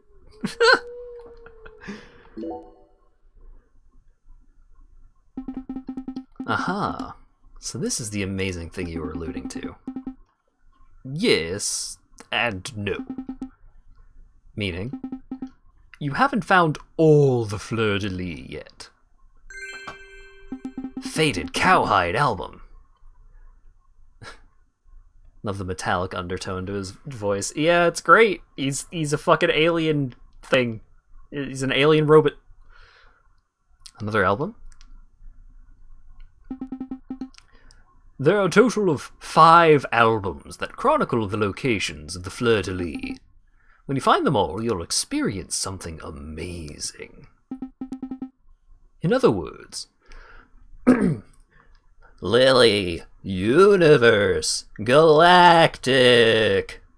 Beep. Beep, beep, beep, beep, beep, beep, beep, beep, beep, beep, beep. Zacky's off in another world again. But I feel like the world he inhabits is something different from Hoongan's other world. How do I know this? Because when I look at him, I don't sense any of the evil that's present at the crime scenes. If we want to learn more about him, we're just gonna have to collect all the fleur-de-lis. Alrighty. Beyond the Milky Way.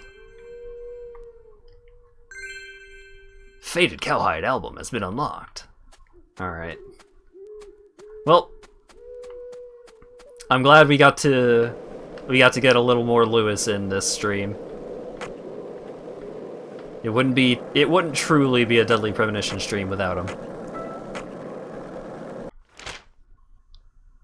Alright. Let's get back to the hotel. And I'm gonna save outside the hotel because it's shorter.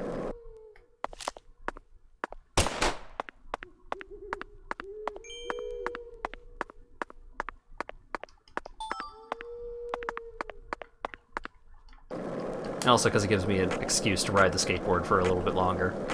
It's so fast, dude! I love it!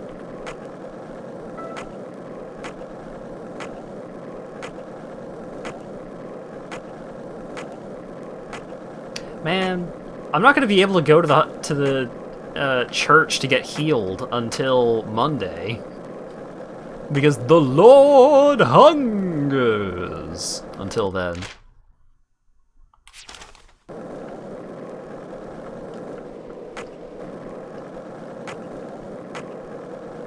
What?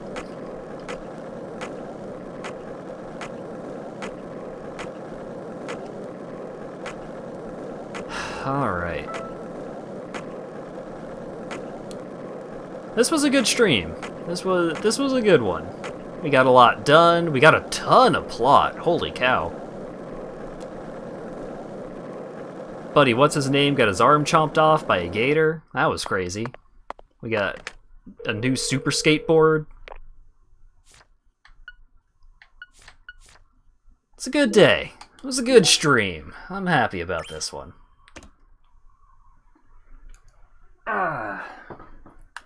I would end the stream to the sick skateboard music, but unfortunately it's nighttime, so... Actually, you know what? I just made a save. I'll burn some smokes for this. Assuming I actually have any. I don't have any smokes! Damn it. Oh well. I don't want to wait for the loading screens, so... We're just gonna have to make do with the normal-ass hold-on screen music. Let me turn down the volume before I turn it on so I don't blow everyone's ears out. There we go.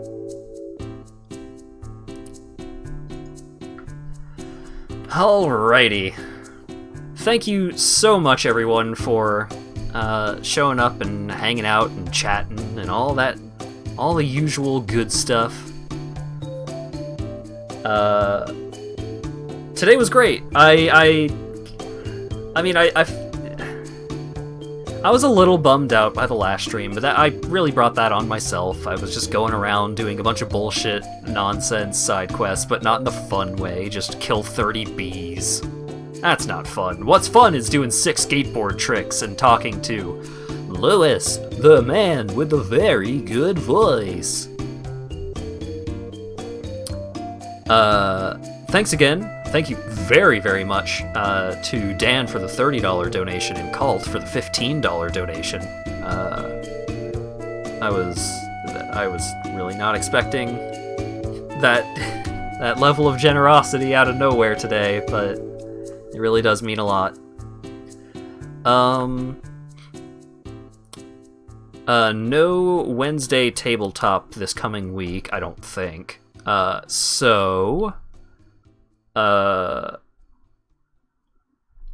Probably... what's on the schedule for next week? Oh, the new Magic the Gathering set comes out on Thursday, I believe, so I'm probably going to stream a little of that on that day. More Control, of course. And then everything else in between. I've got a little more RimWorld that I'd like to show off. Some shit was going down while I was playing the stream game offline.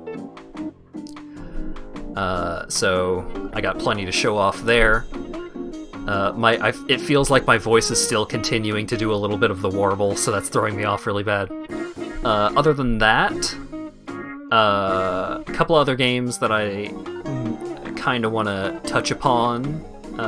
Tangle Deep and One Step from Eden. Both games that I'd like to check out sometime over the next week.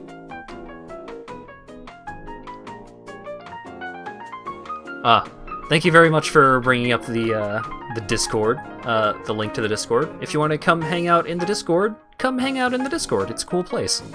And they say it gets colder. Yeah, any time where I'm running a poll as to what to stream on a day, I usually run it in the Discord. So even if you don't want to interact with folks, it's a good way to get stream notifications and to be able to participate in democracy, which everyone should do. Make sure you're registered to vote and all that shit. It's important.